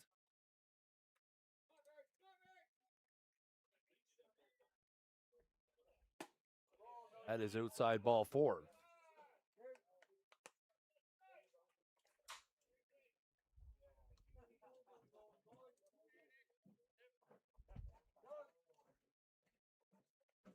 Time's going to be called here. We're going to get a new ball. And want to thank everybody for checking out Game 2 here. If you're watching on Facebook or watching over on YouTube, greatly appreciate your support. Of course, we wouldn't be able to do this stream without the ongoing continued support of our sponsor, O'Donoghue's Irish Pub. 0-0 is the score here in the top of the 4th. Islanders threatening, though, with a couple on, and Logan McDougall at the plate.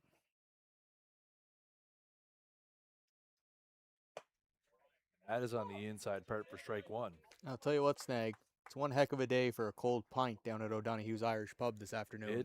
I tell you what, that might be my first stop after leaving the ballpark here is directly to the pub. Do not pass go. Yes. Right there. Yeah, nice cold mug. Thank you so much. There's a foul off at the dish. Oh, good That's hands by Van Putten over there. Yeah.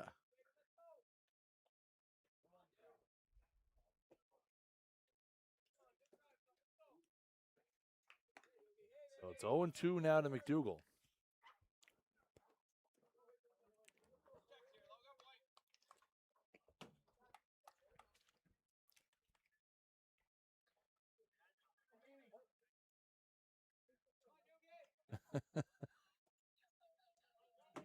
I'll tell you a story here in a second.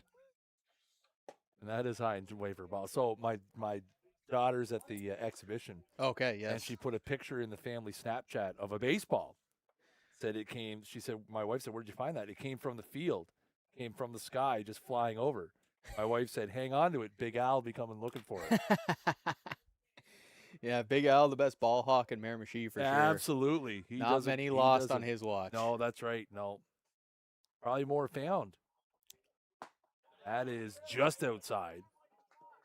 Great spot, but outside nonetheless as he tries to get him to chase.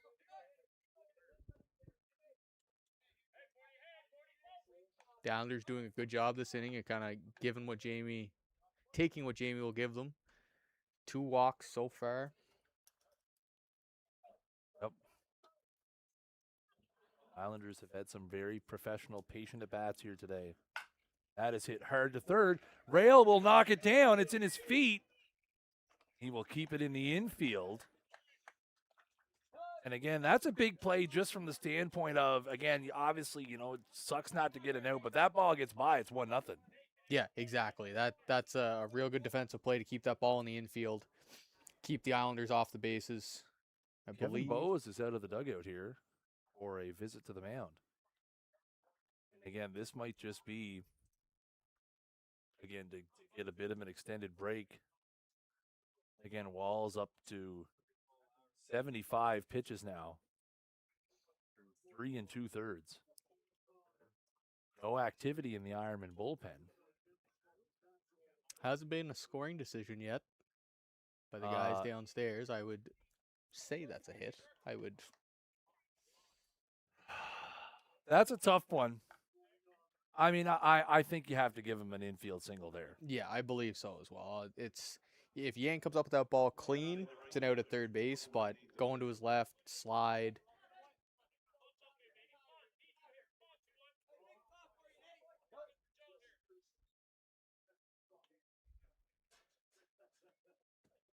That's there for strike one. In steps Van Putten, grounded out to second base in his first step out of the game at the bottom of the second inning.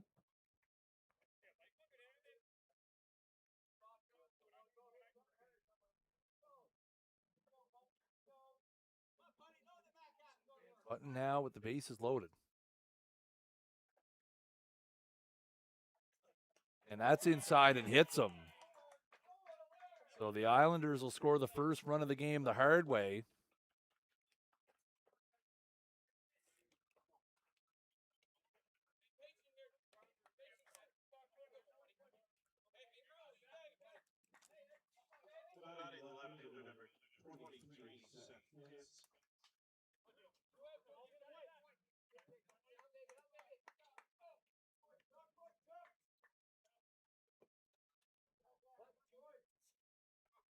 Islanders up 1-0 now, and here's Hansen swinging a miss there for strike one.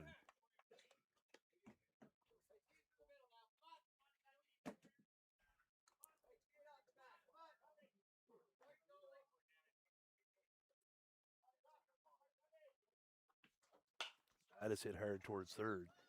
And will throw across the diamond, and Leggett will pick it up, and he's got him. A great stretch over there by Leggett. But the Islanders do get the first run of the ball game, and it's halfway home here at Ironman Field. It is Islanders 1, Ironman no score.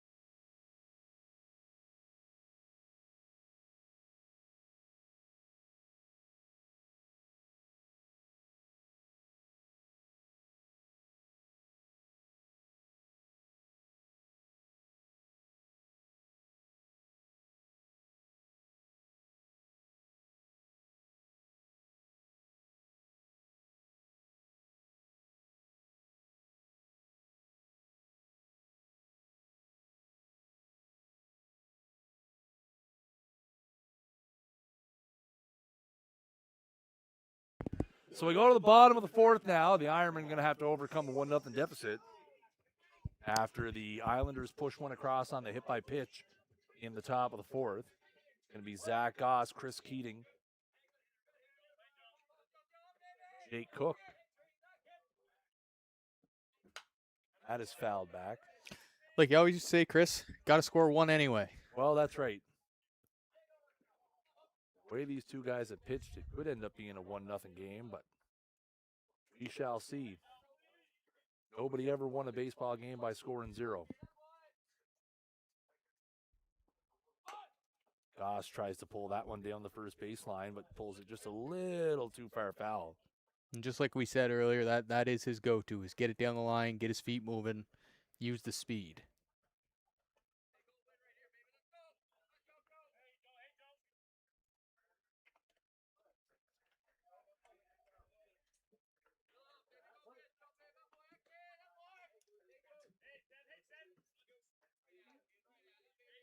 Oh, 0-2 here to Goss. There's a swing and a miss, strike 3. Third strikeout of the game for Stevenson. And to this point, all the Ironman offense can muster is a hit by pitch and an E6. Those are your 2 base runners so far for the Ironman.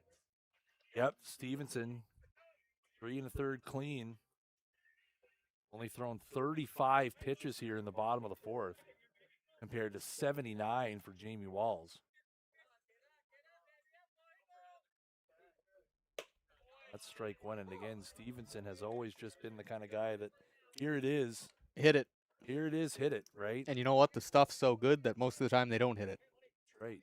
And, when you have that level of velocity and a great change-up and a great slider,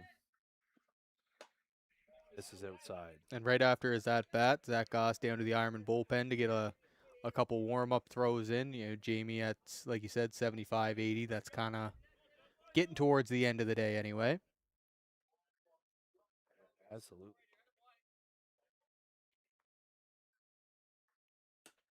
That's inside to Keating, so that'll be 2-1.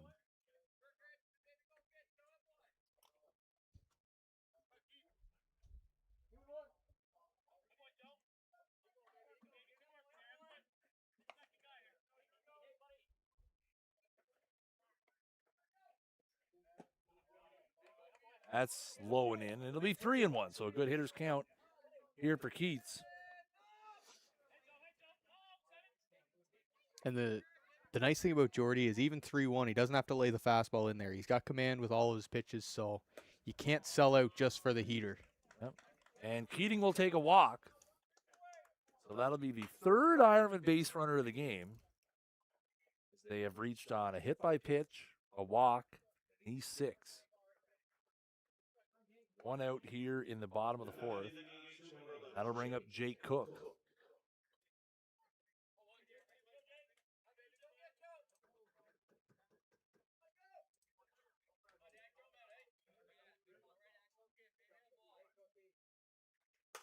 That is fouled away. Cook got that one off the fists. And we'll see if, obviously, Stevenson very quick to the plate. See if they try to get something going here with Keating over at first. Again, he's 8 for 8 in stolen bases on the season.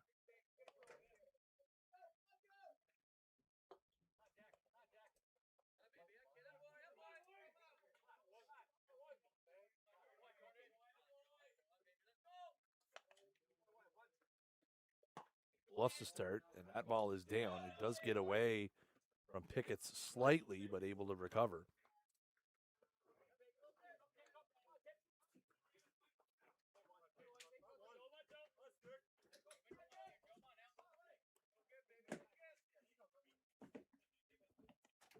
There we go. Stander up here for batter 2. There goes the runner, and that is hit towards first. So McPhail will make that play for the 2nd out. Keating will move up to 2nd. Starting the runner there, at least stays out of the double play. The Ironman will have a runner in scoring position now for Logan Walsh. Walsh has had a rough day at the dish. He's 0 for 4 with 3 strikeouts. What a perfect time here to turn that day around. Drive something into the right center field gap here would be just what the doctor ordered. That is on the inside part of the plate for strike 1. Van Putten way off the line in right field. If Logan can shoot something over the first baseman's head, you can go for a run. Yeah, we saw that happen in the first game where Tyrell was in that about that area, and they fluked one over there that ended up landing on the line. There's a swing and a miss at a slider for strike 2. So Walsh quickly in the hole here.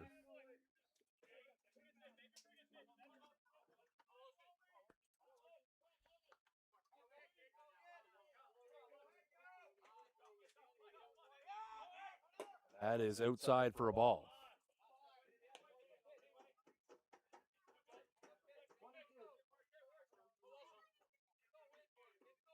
One ball, 2 strikes, 2 out, bottom of the 4th. 1-0 Islanders.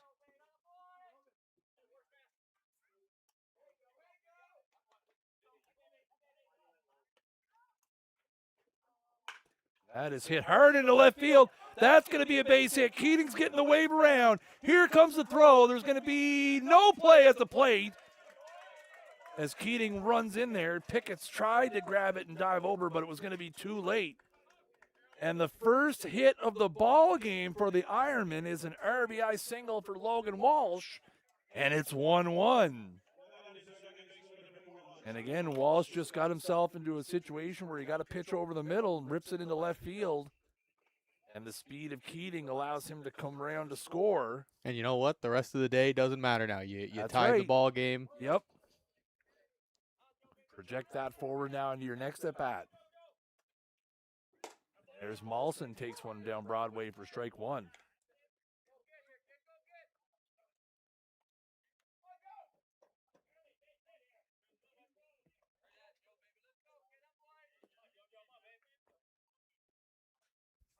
Oh, 1 is the count here. And Walsh going.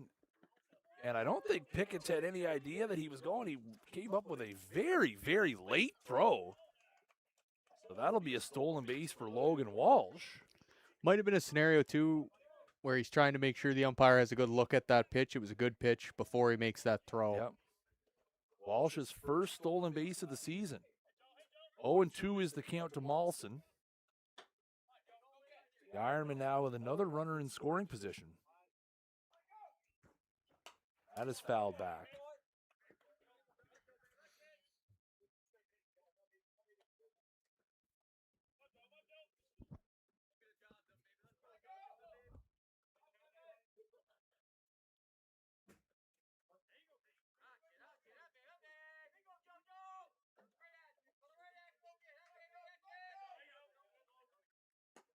That is down for a ball. That'll run it to 1-2.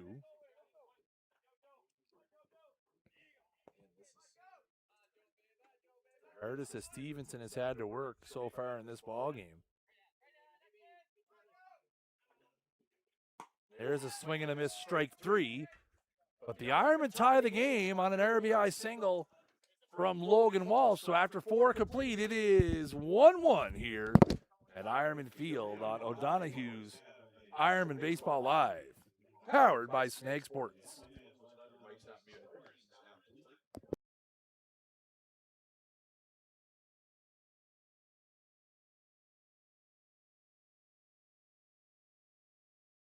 Ironmen Baseball Live is brought to you by O'Donoghue's Irish Pub. If you're looking for great lunch options, look no further than our weekly soup and sandwich special. Available from 11 to 4 Monday to Friday and 12 to 4 on weekends, swing by for a feed or order through our website, o'donoghues.com. Make sure to check out our Facebook page for this week's special. O'Donoghue's, welcome to your pub.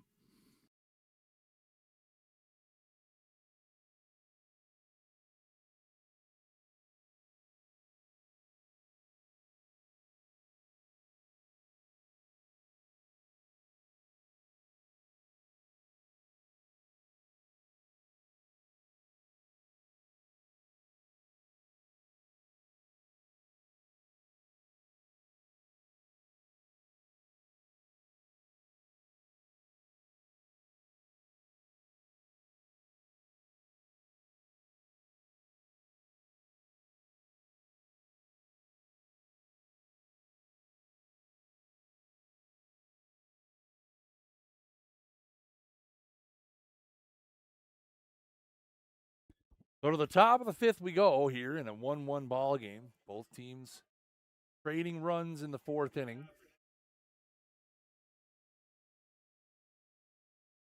And it'll be Logan Gallant here to lead it off. He's 0 for 1. Top of the order with Dubois and Pickett's. Critical inning here for Walls. That's high for a ball. And again, have to assume that Zach Goss, who is currently in right field, at the ready, should he be needed here.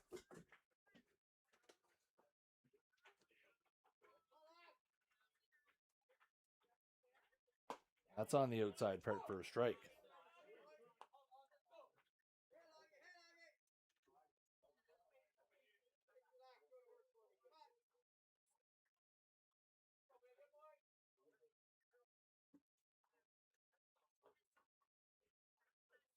That is popped out of play.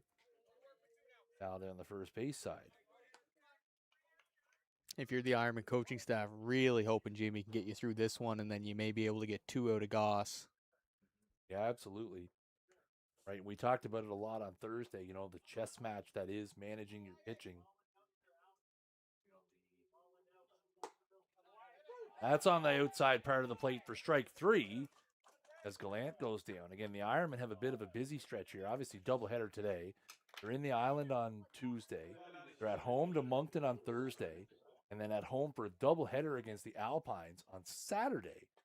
So a busy week here for the Ironmen. So again, trying to manage your pitching, manage your innings. Important stretch here. So back to the top of the order. Third time through now as Dubois steps in. That's a curveball in there for strike 1.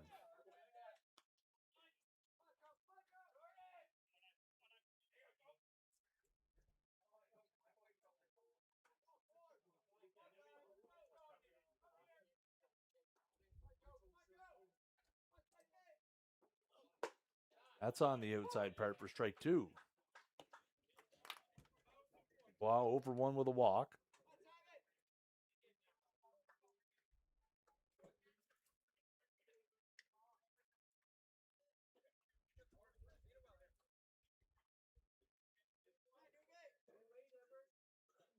That's curveball that misses outside.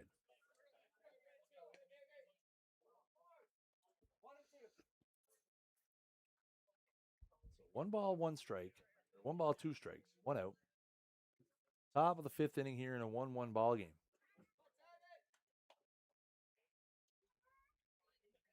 That is hit hard into right field. He sat back on that off speed. And that'll be a base runner as Dubois is over at first base now with 1 out.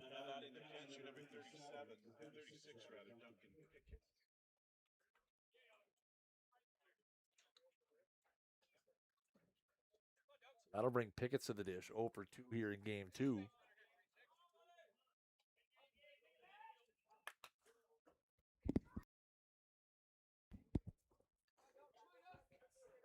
Islanders try to make something happen here in the top of the 5th. That's on the outside part of the plate for strike 1.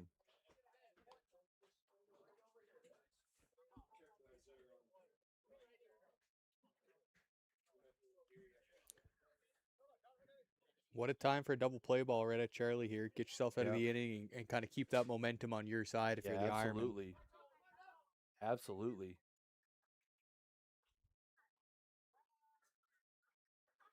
Runner going. And not really much of a chance to get Dubois there as he was booking it. Got a great jump. And as we said earlier, Wall's not the quickest guy to the dish. No, and a good time to run. 0-1, thinking maybe a breaking ball is coming. And, with the top of the order, you want to get that double play taken away. No chance. Yeah. So that's the second stolen base of the game for Dubois, his 6th and 7th of the season. Now with an 0-2 count and 1 out, the Islanders have a runner in scoring position.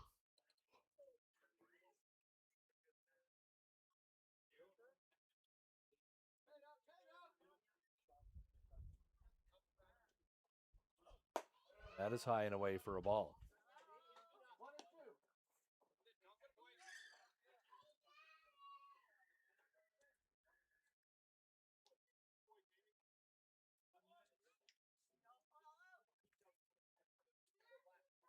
1 ball, 2 strikes. 1 out here, top of the 5th.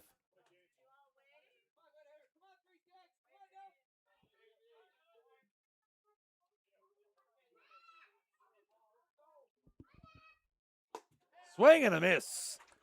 Strike 3, and that is a massive strikeout for Walls.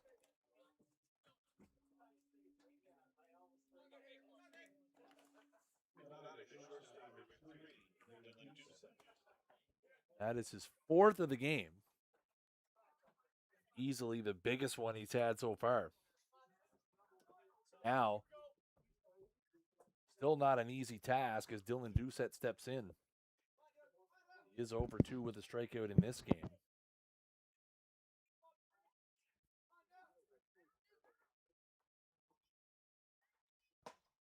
swings through that one.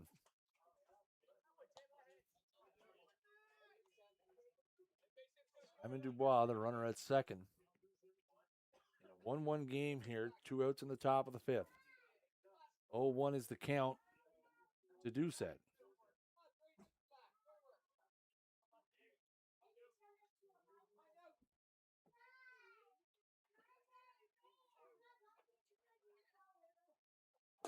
There's a mighty hack and a slider, and it's 0-2. Yeah, Doucette looking to do some damage in this at bat against Walls. Not a great pitch to swing at there. Again, that was a Might have been one of slider, those. but I'm swinging real hard regardless of where this Yeah. one is. just trying to catch one.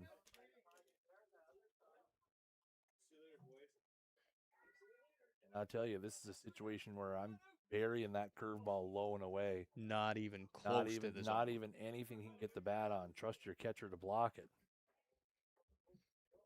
Wants to rethink the pitch Yep. selection here with Tyler.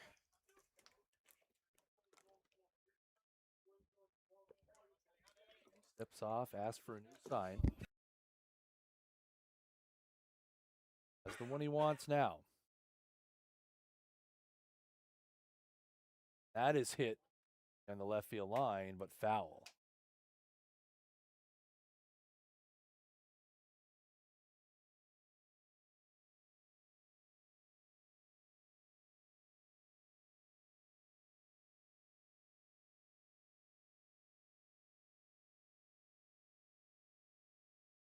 Count is still 0-2.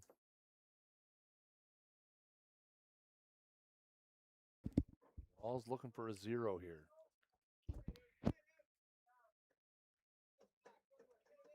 Here comes. And that is on the outside part. Freezes him for strike 3.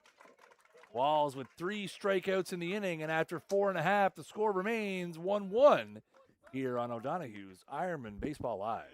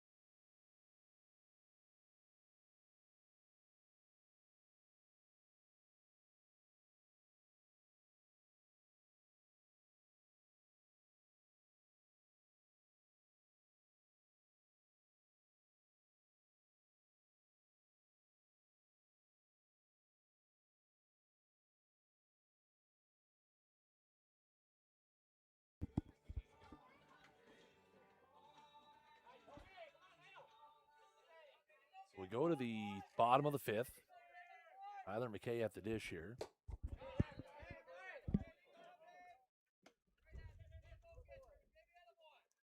Going to be McKay, Leggett, and Rail here in the bottom of the fifth. Try to scratch another run across against a very stingy Jordan Stevenson here today at Ironman Park.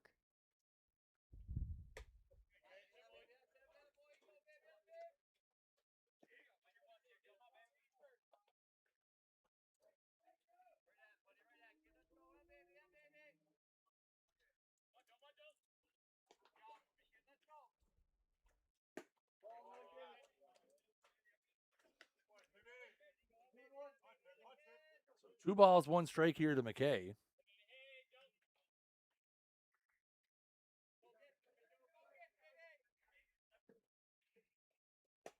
That is in there for strike two. 2 balls, 2 strikes.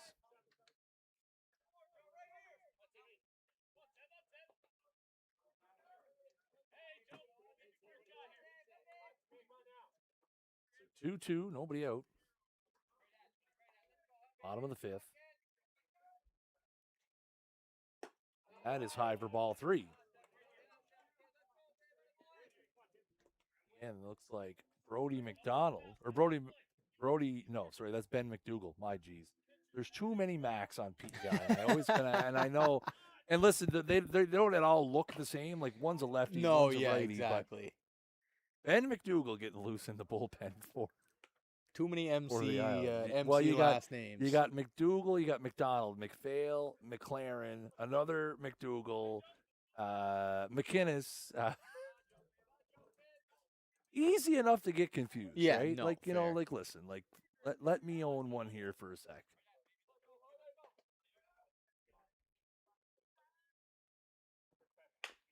That is hit back up the box. Set comes across, and will make the throw this time for the first out of the bottom of the fifth. And it looked like Dougal, there you go. Doucette was very intentional about making sure to set his feet and make a good Yep. throw on that one. Yep. Here's Leggett.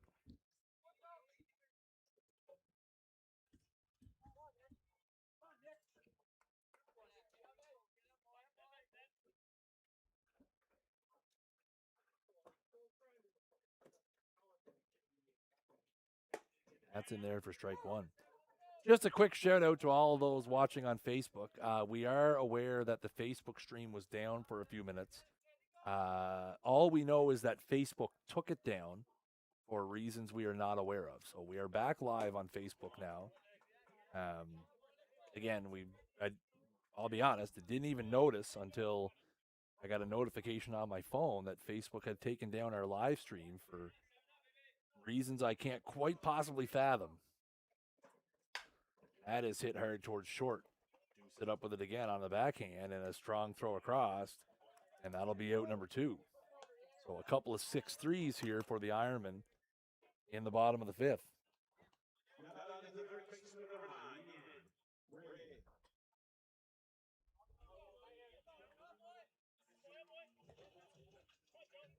Yeah, 0 for 1 so far tonight with a strikeout. Looking to give the Ironman a little spark out of the 9-hole. Yep. Turn the lineup over for McKay, Yep. Goss, and Keating. Love that. Fouls that one off at the dish.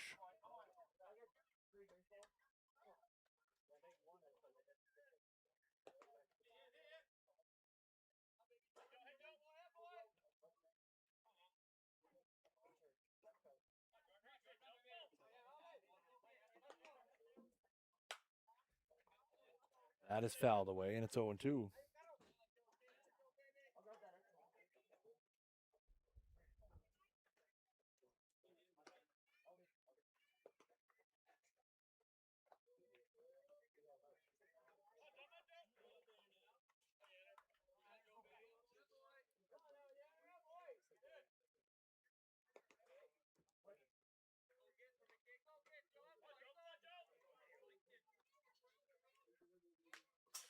That's another foul off, and it stays 0-2. 2 out here in the bottom of the fifth. Game remains 1-1.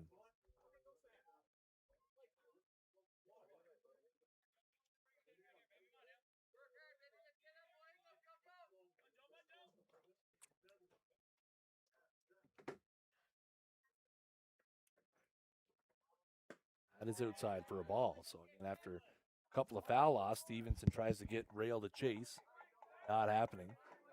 Good take by Rail. That was a pitch that Stevenson got him swinging through in the bottom of the third. Try to get something more over the plate here. That is strike 3 on the outside part of the plate. So Rail will go down looking. So 1-2-3 here in the bottom of the 5th. We head to the 6th. The score remains Islanders 1, Ironmen 1 on O'Donoghue's Ironmen Baseball Live, powered by Snag Sports.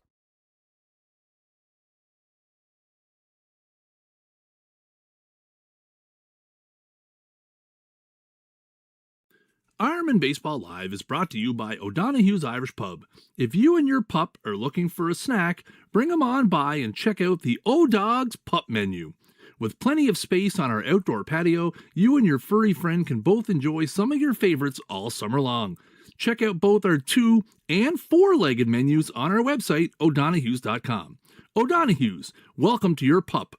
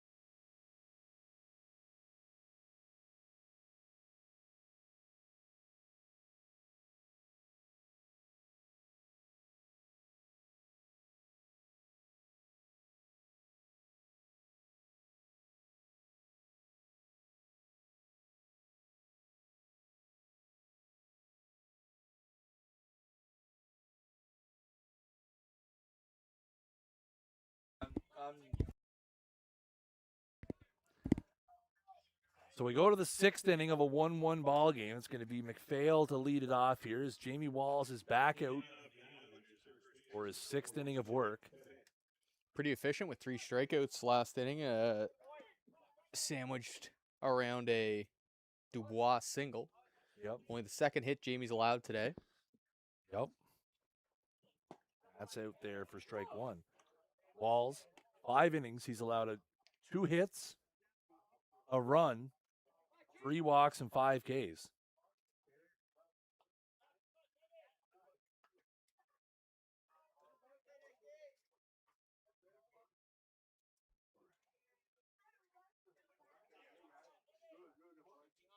He is approaching 100 pitches. That one there is pitch number 98.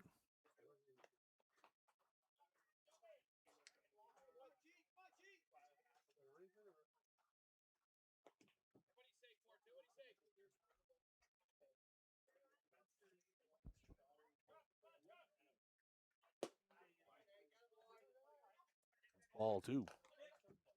So 2 balls, 1 strike.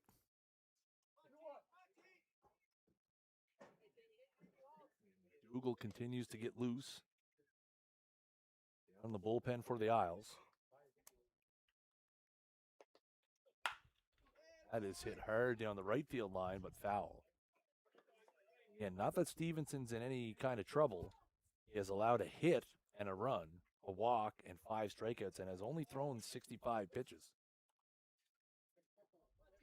Nope, pretty efficient through his 5 innings of work so far. Yeah, there's only been 2 runs in the game. There's only been 3 hits in the game. There's been an error in the game.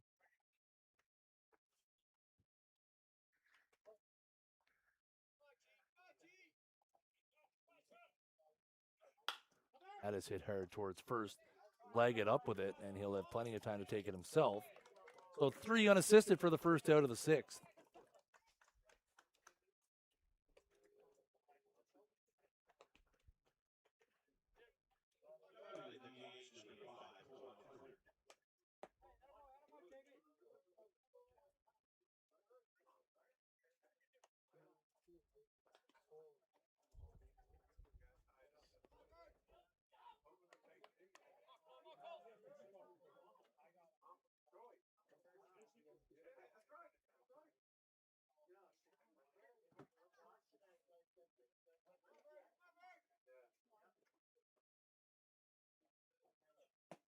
That is just outside for a ball. Almost didn't like that one.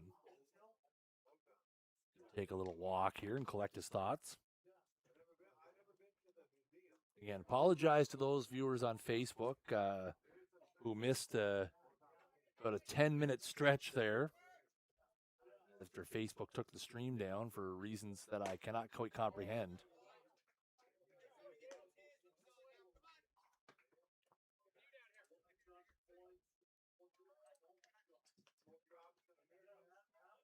Two 2-0 here. McLaren, again, caught the first game.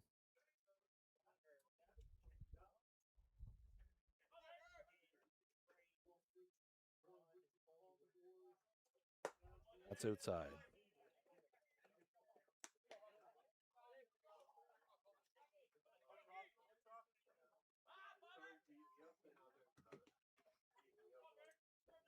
Again, fatigue setting in here for Walls, as this will be pitch 103.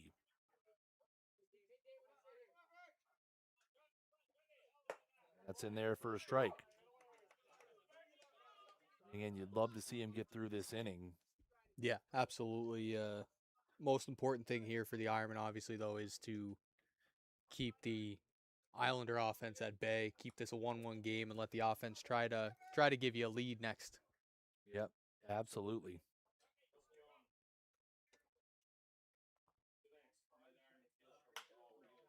And that is hit into the right center gap. That's a long run, but Goss is going to get there for out number 2.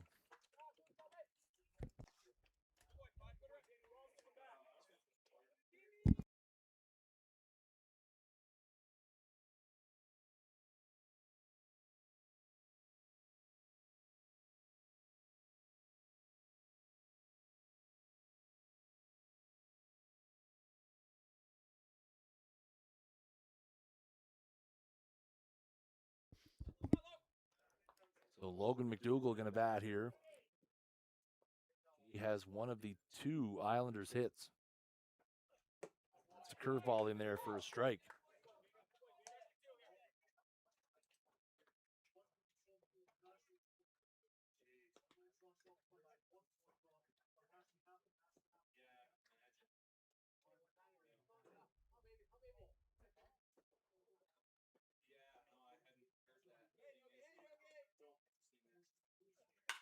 That's it out towards short.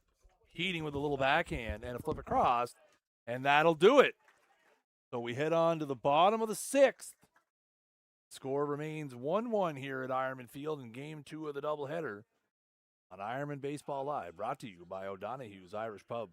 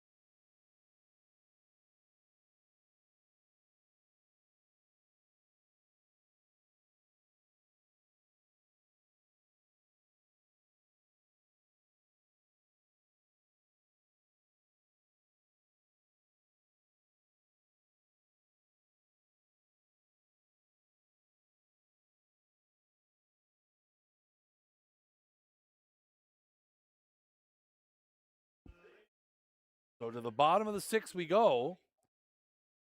And the right guy's coming up for the Ironman here as it's the top of the order.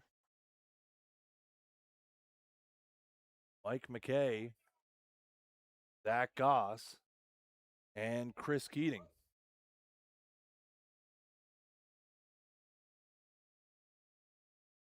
Okay, 0 for 1 with a hit by pitch in his 2 trips. That's inside for ball 1.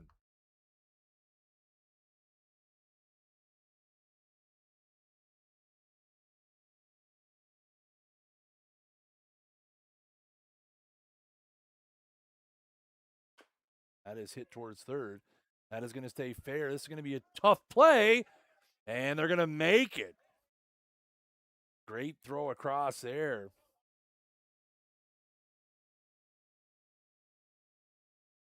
Again, Gallant might have had the opportunity to let that go foul, but picks it up and makes a great throw across, and a nice pick over there by McPhail. That is a huge first out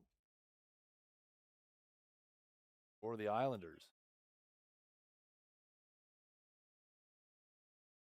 That is hit high in the air towards left. Getting turned around, and he drops it. And again, getting turned around in the outfield. We've said it a couple of times, but there is a strong enough breeze that that ball is moving around. Hansen kind of started back to his left, came back to his right, came in.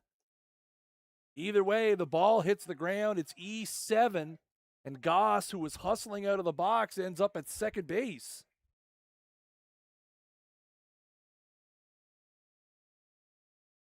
And we're going to get times called here and a visit from the Islanders bench. Just again to discuss what to do in this situation. Maybe the conversation is here, do they want to take their chances with Jake Cook? I can't see a scenario where you put Chris Keating on here, but I think maybe, and they are going to put him on. So they are going to take the bat out of Chris Keating's hands. Listen, I understand why you do it. It's a tie ball game and first base is open. But I hate that. I hate, again, in a tie game, putting an extra guy on. I can understand if you're down one. But that's also two guys that are very difficult to double up in Cook and Keating. That's in there for a strike.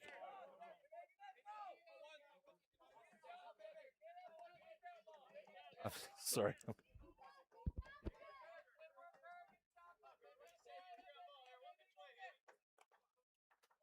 And that's in the dirt for a ball.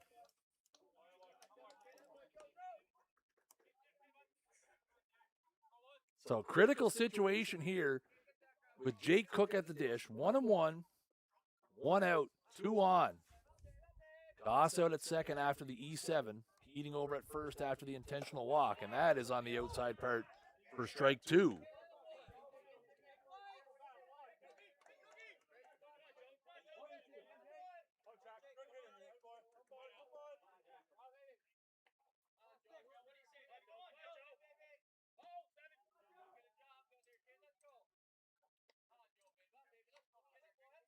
Comes the 1-2. That is high for a ball.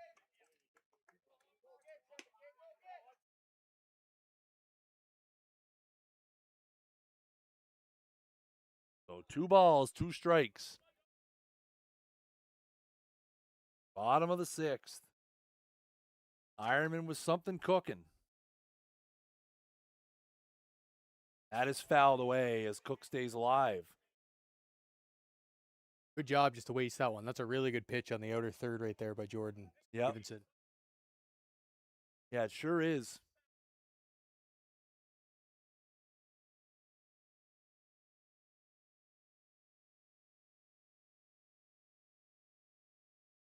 Two again.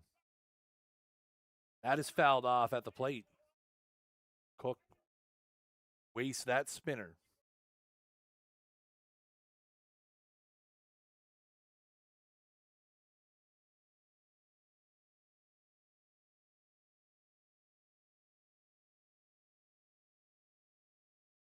Gets that bat of the game so far. Yep. Huge spot here. Critical pitch coming.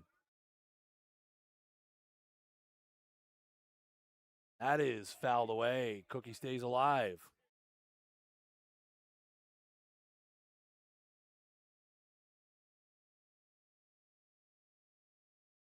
And a great at bat here.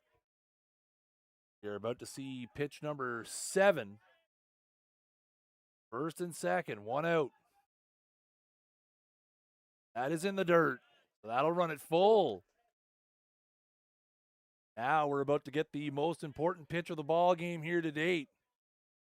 3-2, 1 out here in the bottom of the sixth. Ironman with a couple on. Gordon Stevenson against Jake Cook.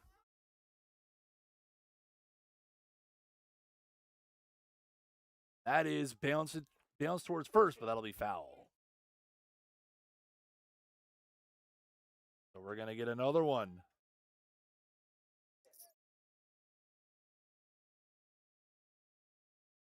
Either guy wanting to give in, both wanting to win this one for their team. This will be the 9th pitch of the at-bat.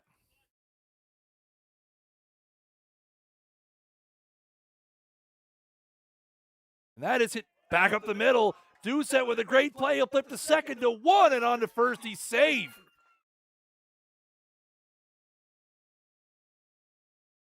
So a heck of a play by Dylan Doucette to get the out at second as he dives and does a little backhand flip to McDougal. Yeah, one heck of a play to save a run there for the Islanders. That ball's into center field. It's a 2-1 game. Yep, absolutely. Now, the guy with the only RBI for the Ironman of the day steps in with another chance.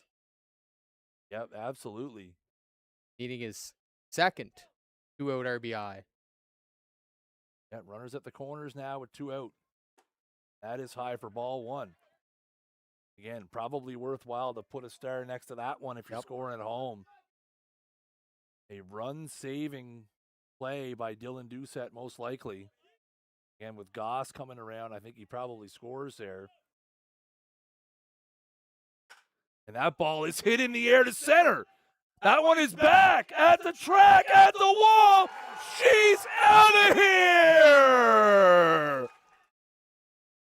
Right spot, right guy, Logan Walsh. With a 3-run home run. I was so excited I hit the wrong button. Let's hit the right button this time.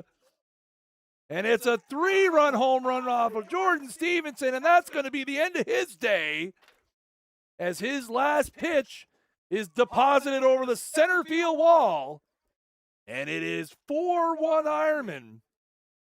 And again, Jake, you know, we talked about it right.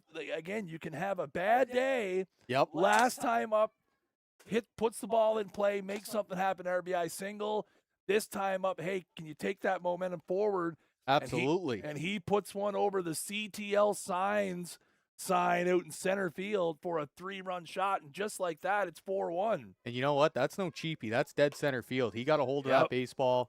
Like you said, tough day up to, his last 2 at-bats, couple Ks on the day, not feeling great. But, you do something great to put your team, tie this game at 3 against a really tough starter in Jordan Stevenson. And then you work yourself into a decent one, get a fastball that catches too much. And, your day's turned around completely. You've gone from, 0 to hero in the span of 2 at-bats. Yeah, absolutely. Again, right, what a game here in game 2 for Logan Walsh, responsible for all 4 runs driven in for the Ironman as he has an RBI single and now a 3-run home run. That home run, his team leading 4th of the season. Yeah. As he starts putting himself into the league leader conversation now.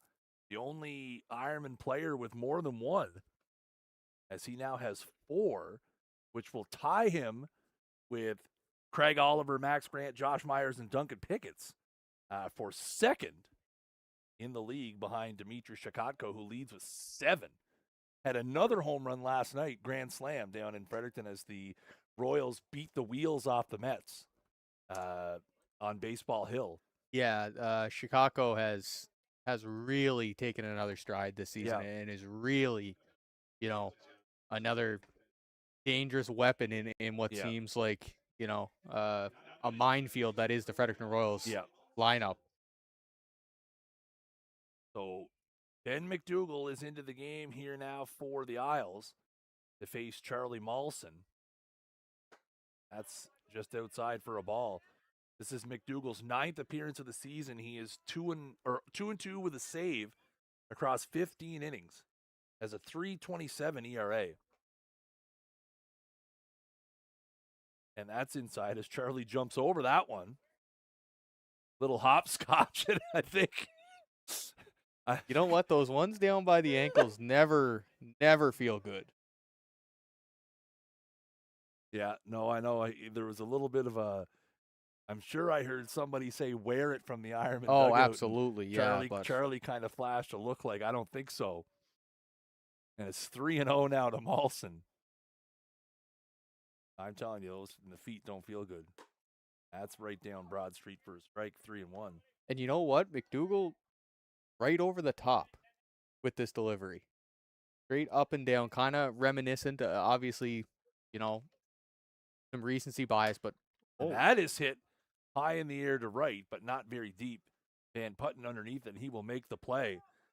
But the big hit has been struck. Logan Walsh, with a 3-run home run to dead center field, has given the Ironmen a 4-1 lead as we go to the 7th. And he's going to try to shut it down here as Zach Goss is going to come in from the bullpen looking for the save. We will be back with the top of the 7th here on Ironmen Baseball Live, brought to you by O'Donoghue's Irish Pub and powered by Snag Sports. Sonny, nobody wants that.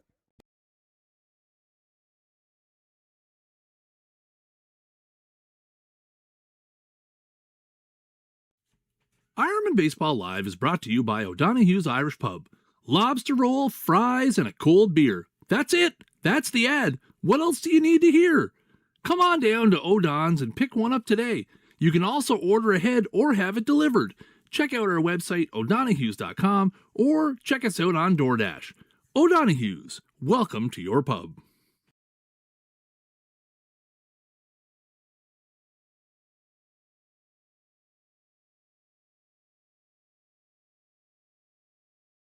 So we have some defensive changes here for the Ironmen.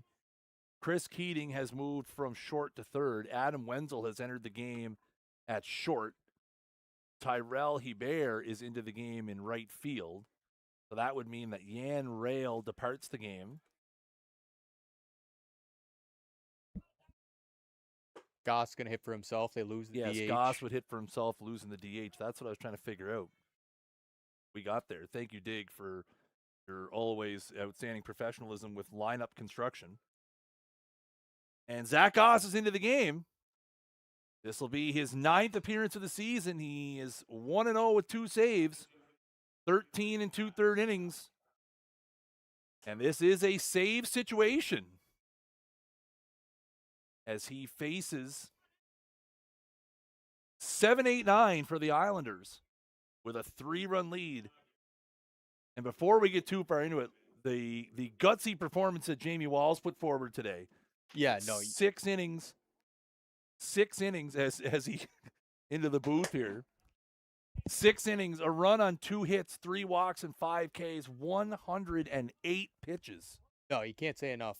Obviously, there's a couple innings there where it got the command a little weaned, but able to battle through and do exactly what you need to do, get your team a quality start out of you. Well, and listen, going out there after dropping a 10-2 game earlier this afternoon. Yeah, exactly. And then putting the team on your back and saying, listen, guys, let's go out and win a ball game and put them in a position to do so. And that's in there for a strike. And again, to hold a team that just put up a 10 spot. To a single. To a run on 2 hits. Yeah, no, very, very again, impressive. A couple singles, right? That's what they had. So, and again, to battle through 108 pitches in this kind of heat, that's outside for a ball. So it's 2-1 here from Goss to Van Putten. And what that 3-run home run by Walsh allows here is a little more aggressive in the zone. A solo shot's not going to kill you. You still got a 2-run lead. It's more important to get the outs than allow, the Islanders to fill the bases. Free passes. That is back up the middle. Stabbed by Goss. And a throw over to first for out number 1. A great play there. We've seen a couple of great defensive plays. Stevenson made a couple. And again, hard to turn your nose up at the game that Stevenson had. 5 2/3 allows 2 hits, 2 walks, 5 strikeouts, only threw 80 pitches in the game. That one is hit towards third, and that is a diving play from Keating. He gets a piece of it, but that'll go into right field, and it looks like Hansen came up lame going down to first base. Yeah, he And grabbed right back at the hamstring Yeah, and he's right getting away. pulled anyway. I think they had a pinch runner ready to go irregardless. There was a pinch runner coming out already anyway, so Hansen looks like he's going to depart this game injured, as Nolan Ryan, who again, we saw Nolan Ryan in the first game, he did have some wheels, but Hansen gingerly trots off the field after a base hit. Good way to go out. Yep. Obviously, hoping the best. Hopefully it's nothing crazy, just a cramp from the heat or something well, like like that. I said, it looked like they were going to go to a pinch runner anyway, as Ryan was out of the dugout almost immediately. So now you situation where you'd love to get an out here, as that's in a no swing. So Gallant up here, and again, the top of the order looming for the Isles.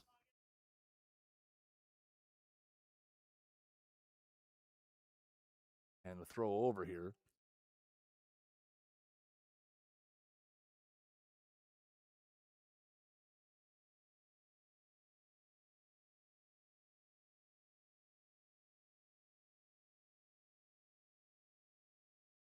Says the one he wants.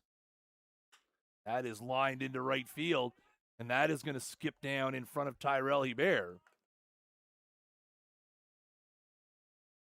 So now after a couple of singles, that'll bring the tying run to the plate for the Islanders and turn it back over to the top of the order as Dubois comes up here.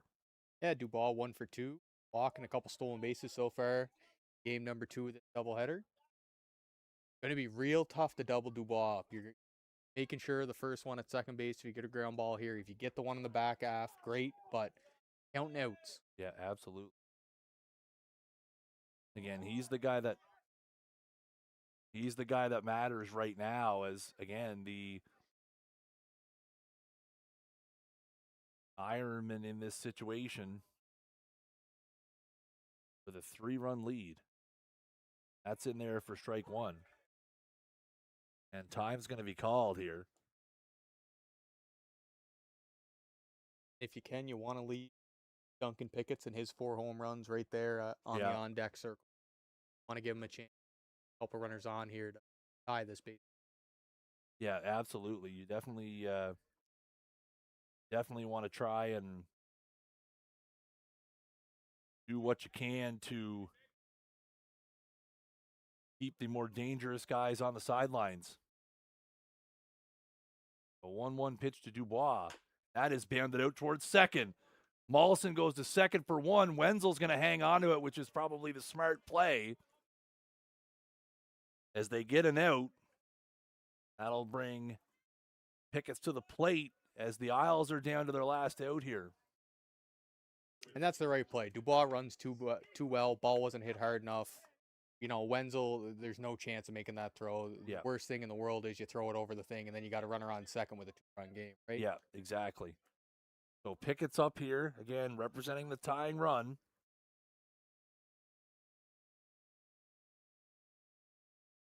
That is high for ball 1. Pickett's here in the second game of the doubleheader is over 3 with a strikeout.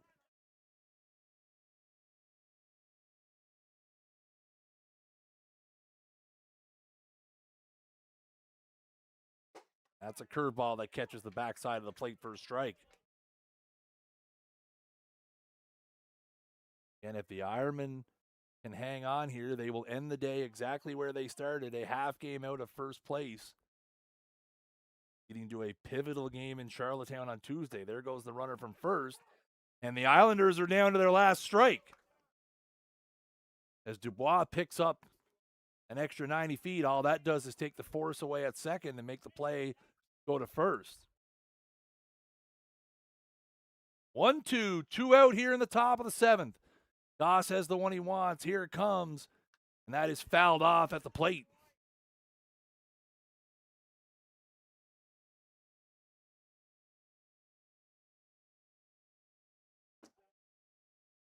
we're going to get another one here. What a game this has been. There's been 5 runs total on 6 hits total. And the Islanders have made 2 errors.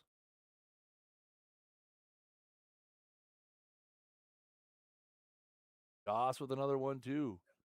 Swing and a miss! Strike 3, and that's going to be the ball game as the Ironmen are able to salvage a split as Zach Goss comes in and shuts the door.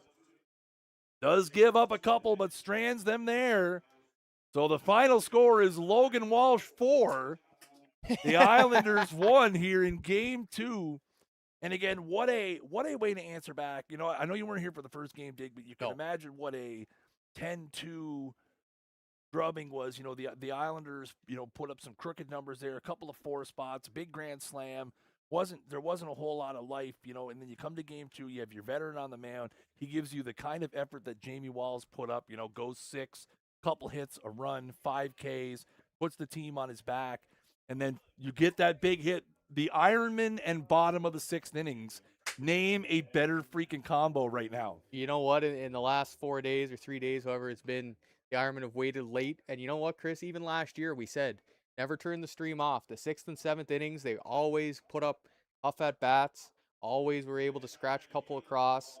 And you know what? To get a split after, like you said, that first game today, and to kind of just reset and say, you know what? It's a wash. We're still a half game back. We still got some games in hand. And you know, at this point, you hold the keys to your own destiny this season. So we end the day the same place we started. The Islanders pick up a win and a loss. They move up to 16-8 with 4 games remaining. The Ironmen pick up a win and a loss. They are at 14-7, a half game back. The Ironmen still have 7 games remaining. And the pivotal matchup Tuesday night in Charlottetown, 8 p.m. start. Make sure you catch that on the Islanders YouTube page as another battle for first place will occur. We will be live again Thursday night at 7:30 as the Moncton Mets are in town for their final turn of the season here. But the final score here from Ironman Field, on behalf of the best color man in the business, Jake Dignam, and the voice of the Chatham Miramichi Ironman, Chris Jardine. The final score, your Chatham Miramichi Ironman 4, the Islanders 1 on O'Donoghue's Ironmen Baseball Live, powered by Snag Sports. Take care and enjoy the night.